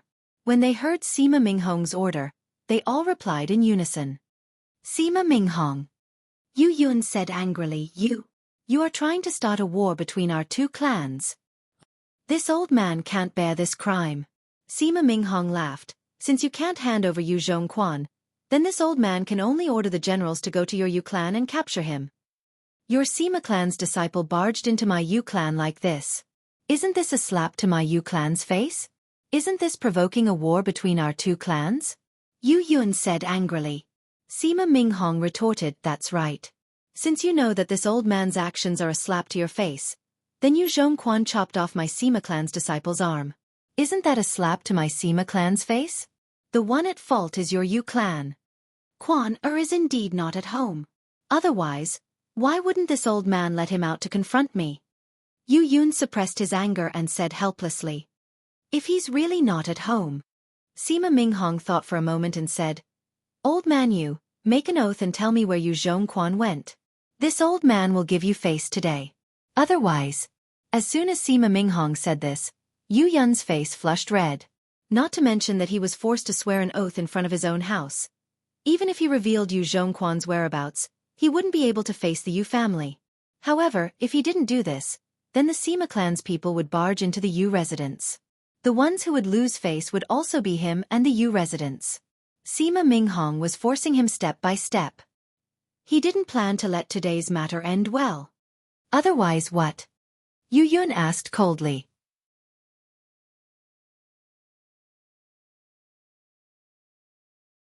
Haha, what else can we do? Sima Minghong finally revealed his sharp teeth. Otherwise, before Qizhonggua's army conquers Yifeng country, my Sima clan will take the head of the Grand Minister of Yifeng country first. How dare you? Yu Yun's body trembled, and a sharp aura emitted from his body. He left the residence from the side door and headed to the palace to discuss with the Emperor of Yifeng country about how to deal with Qizhonggua's army. The Grand Minister of Yifeng country was Yu Yun's eldest son, Yu Zhongli. Now, the Yu residence's soldiers and message delivery were also discussing the battle report from the front line. Old man Yu, this matter is no longer up to you. Sima Minghong said coldly. It was your Yu clan who provoked us first and offended the dignity of my Sima clan. My Yu clan is already very merciful by not sending troops directly. At this moment, there were naturally soldiers flying out from the Yu residence. Their murderous aura wasn't inferior to the cultivators brought by Sima Minghong. However, Yu Yun understood that if it was a normal situation, he could fight with Sima Minghong. But now, he definitely couldn't let the Yu clan get worse. Unfilial son. Thinking of Yu Zhongquan, Yu Yun's eyes were filled with anger. At the same time, a heavy sense of powerlessness surged from the bottom of his heart. Just as Yu Yun was thinking about whether to compromise, he heard a clear voice in the distance. Who is looking for my husband? Ever since Sima Minghong appeared, Xiao Hua and Fu Jiwen hid at the side and watched everything that was happening in front of them with interest. At this moment, when he heard someone speak, he had already released his soul consciousness. However, when he saw the person clearly, he frowned. He saw a woman wearing ordinary clothes flying over on clouds. This woman was short and her body was slightly plump. Her face was like a full moon, revealing a kind of luxurious appearance. She was completely different from the ghost Huang Yi that Xiao Hua saw in the Huang clan of Tianmen Mountain. Husband? Sima Minghong looked at this woman who was only in the scholar realm. Disdain appeared on his face as he waved his hand and said, "You are that shameless woman from the Chong clan who only wants to marry Yu Zhongquan, right? This old man really doesn't understand why Chong Honglai is so indulgent with you. If it was this old man, I'm afraid that I would have already slapped you to death." Junior Chong Yuan greets Senior. The woman landed on the field and respectfully bowed to Sima Minghong. She replied neither arrogantly nor humbly. Fortunately, this junior's surname is Chong and not Sima. My father had a great scholar teach this junior about filial piety. Since young, this junior has known the principle of being filial to one's parents. Since this junior has already been betrothed to Yu Zhongquan, then this junior is Yu Zhongquan's wife. Even if my husband doesn't want this junior still has to keep my chastity for my husband. If this becomes the Sima clan shameless, then this junior doesn't know what the Sima clan's so-called fickle woman is called in the Sima clan. You. Sima Minghong's face was slightly red and he was rather embarrassed. Sima Yan's eyes lit up and he said frivolously, "So this is the Chong clan's young lady. This junior has long heard of you. Now that I see you, you really live up to your reputation. Although Yu Zhongquan is your husband in name, you two are not husband and wife in reality. Moreover, Yu Zhongquan is already a grasshopper after autumn. Not many people can survive."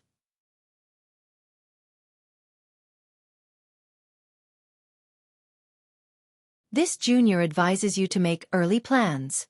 It is my fortune to be able to marry someone with such great ambitions like Yu Lang. Even if I have to die with my husband, it will be worth it. Chong Yuan looked at Sima Yan with disdain and sneered. It's still better than someone who got his arm chopped off by a woman and lived an ignoble life. Chong Yuan's words immediately pointed out the question that Yu Yun couldn't ask and even exposed Sima Yan's scars. Sima Yan's face was filled with shame and anger. "Shut up." Sima Minghong scolded Sima Yan and asked Chong Yuan, "Chong clan's young lady, did you come here on your own or on behalf of Xian country's Chong clan?" "This junior naturally came here on my own. This has nothing to do with my Chong clan or Xian country." Chong Yuan replied faintly, "Moreover, this junior is clear about senior's intentions. Since my husband isn't here, if senior has any problems, please come to this junior." "You!" Sima Minghong was really caught off guard. He really didn't expect Chong Yuan to come. He also didn't expect Chong Yuan to stand up for Yu Zhongquan. Chong Yuan was right. Although Chong Yuan and Yu Zhongquan weren't married and Yu Zhongquan had been running away from the marriage, they were still engaged. Chong Yuan could replace Yu Zhongquan's matters.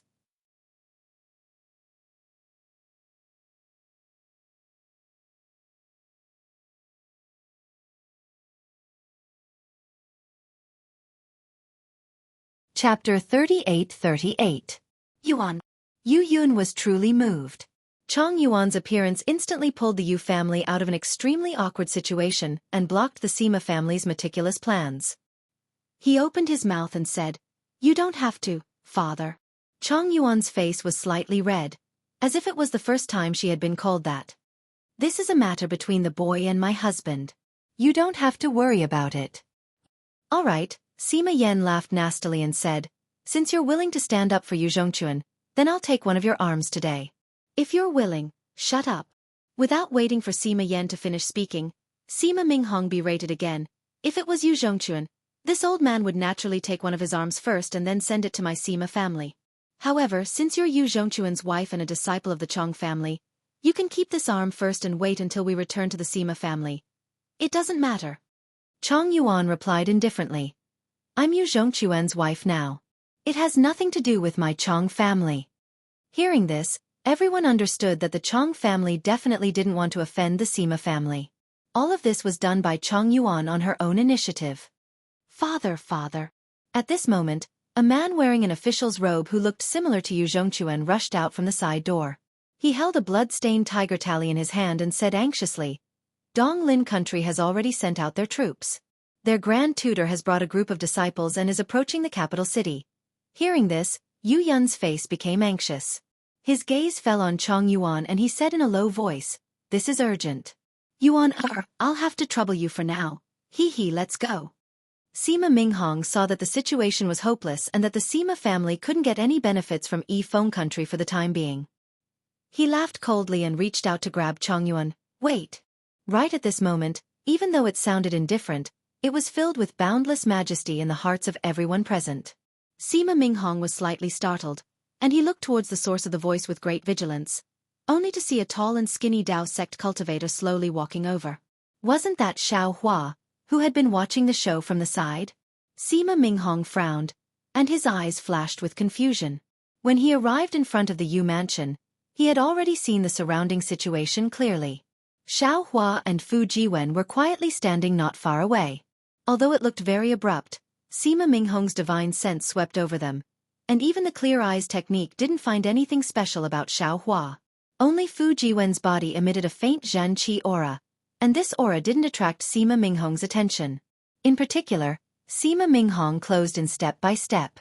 Although the Yu clan's patriarch, Yu Yun, kept defending himself, Yu Yun didn't even look at Fu Jiwen who was beside him.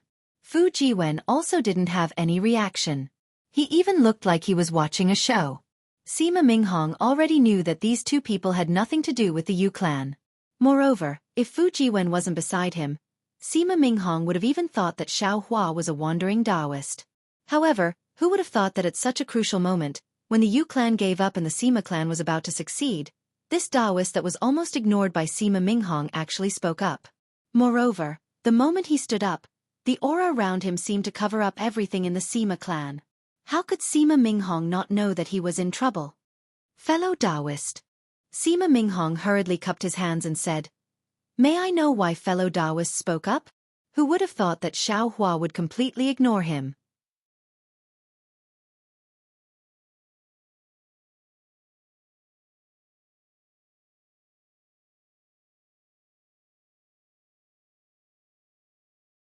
Immediately after, the beautiful and tragic scene of that night on Tianmen Mountain floated before her eyes. Time passed for a very long time, yet it also seemed to pass for a very short time. When the sun suddenly appeared, Chong Yuan once again saw Xiaohua standing in front of her, alive and well. As for the ferocious Sima Minghong, his face still carried the anger from before. Chong Yuan felt that her face was slightly cold. She used her hand to wipe it away. Her face was already filled with tears. Do you remember what happened? Looking at Chong Yuan's tear-streaked face, Xiaohua asked again. Senior's story is very tragic and beautiful. The fate of Huang Yi and Yu Zhongquan also made this junior sigh. Chong Yuan still shook her head. But this junior is Chong Yuan, not Huang Yi. Alas, forget it. Xiaohua sighed. Human strength is sometimes limited. This Xiao can't cover the sky with one hand. Thank you, senior. Chong Yuan bowed slightly. Do you need this old man to take action? Xiaohua looked around and asked softly. Chong Yuan shook her head. There's no need to trouble senior. Huang Yi can turn into a cabbage and live an ignoble life for Yu Zhongquan. Why can't Chong Yuan die with Yu Zhongquan? Senior has nothing to do with this junior. How can this junior let senior take risks? While speaking, Chong Yuan's eyes flickered. She hurriedly bowed to Xiaohua again. Wait. Suddenly, Xiaohua's body shook. He hurriedly said, You. Open your eyes and let this old man take a closer look. This. Chong Yuan was somewhat embarrassed. This old man is old enough to be your grandfather. Xiaohua said with a smile. If this old man's guess is correct, you must be the person this old man is looking for. Chong Yuan bit her lips. She opened her eyes and looked straight at Xiaohua. Hiss. As expected. Xiaohua stared at Chong Yuan's pitch-black pupils and carefully examined the details inside. His impression of Huang Yi's appearance was basically from Huang Mingxiang's, but he had an extremely deep impression of the soul condensed into eyes. Huang Yi's ghost cultivation divine ability was called Seven Eyes Beautiful Fire. Her eyes contained an extremely powerful ghost fire. These eyes were exactly the same as her eyes when she was alive. They were completely different from Huang Mingxiang's eyes on Tianmen Mountain. But the strange thing was that the soul's eyes that Xiaohua had a deep impression of were exactly the same as Chong Yuan's in every detail. Say, Senior. Chong Yuan had never looked straight at a man for such a long time. She said somewhat shyly, Junior, Chong Yuan.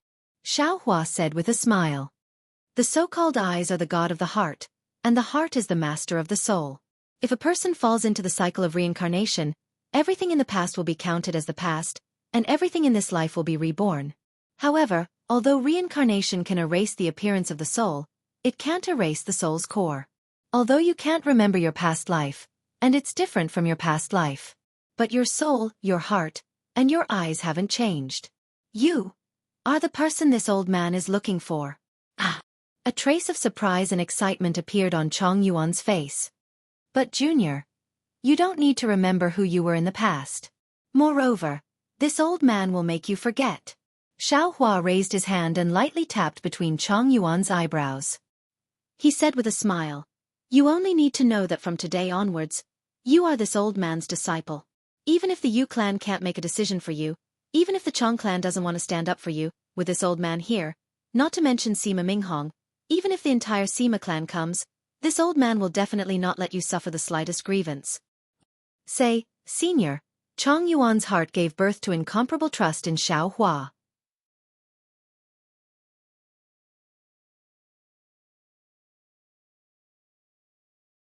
But suddenly asking her to become his disciple really made it difficult for her. Junior is a Confucian cultivator, not a Tao cultivator. Hee. Junior sister.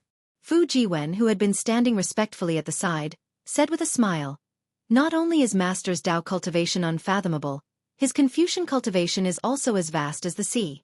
I have only been Master's disciple for a dozen years, and I have already reached the stage of chi refinement and soul return. What are you still hesitating for? While speaking, Fu Jiwen opened his mouth and a mouthful of true qi rushed into the sky, causing countless noble qi to fall down with a loud bang. Fu Jiwen's heavenly book was indeed sealed by Xiaohua, but the true qi in his chest was not fake. Although he did not reach the stage of qi refinement and soul return, he still had the late stage of qi refinement. At the side, Sima Minghong and Yu Yun's expressions changed. Sima Minghong even reached out and grabbed a scroll in his bosom. Master also wants to take Yu Zhongquan as his disciple. The two of you can be under this Zhao's tutelage. Wouldn't that be a wonderful thing for eternity? Xiaohua said with a smile. But, Chong Yuan asked again, Junior still doesn't know Senior's name. This old man is the Tao sect's Xiaohua. Xiaohua replied amiably. Although Xiaohua's voice was soft, in the eyes of others, it was no different from a bolt from the blue. What? You are Black Wind Mountain's Xiaohua, Taoist Master Xiao? Sima Minghong almost could not suppress his cry of surprise. At the same time, he suddenly thought of the attack that was blocked when he was showing his might. What? Do I not look like it? Xiaohua slightly frowned. He raised his eyes to look at Sima Minghong, who he did not know before. He did not understand why everyone was so surprised. You're tuning in to the Xueqi's Martial Arts Saga YouTube channel. Don't forget to subscribe and join us on this journey to catch the most captivating stories.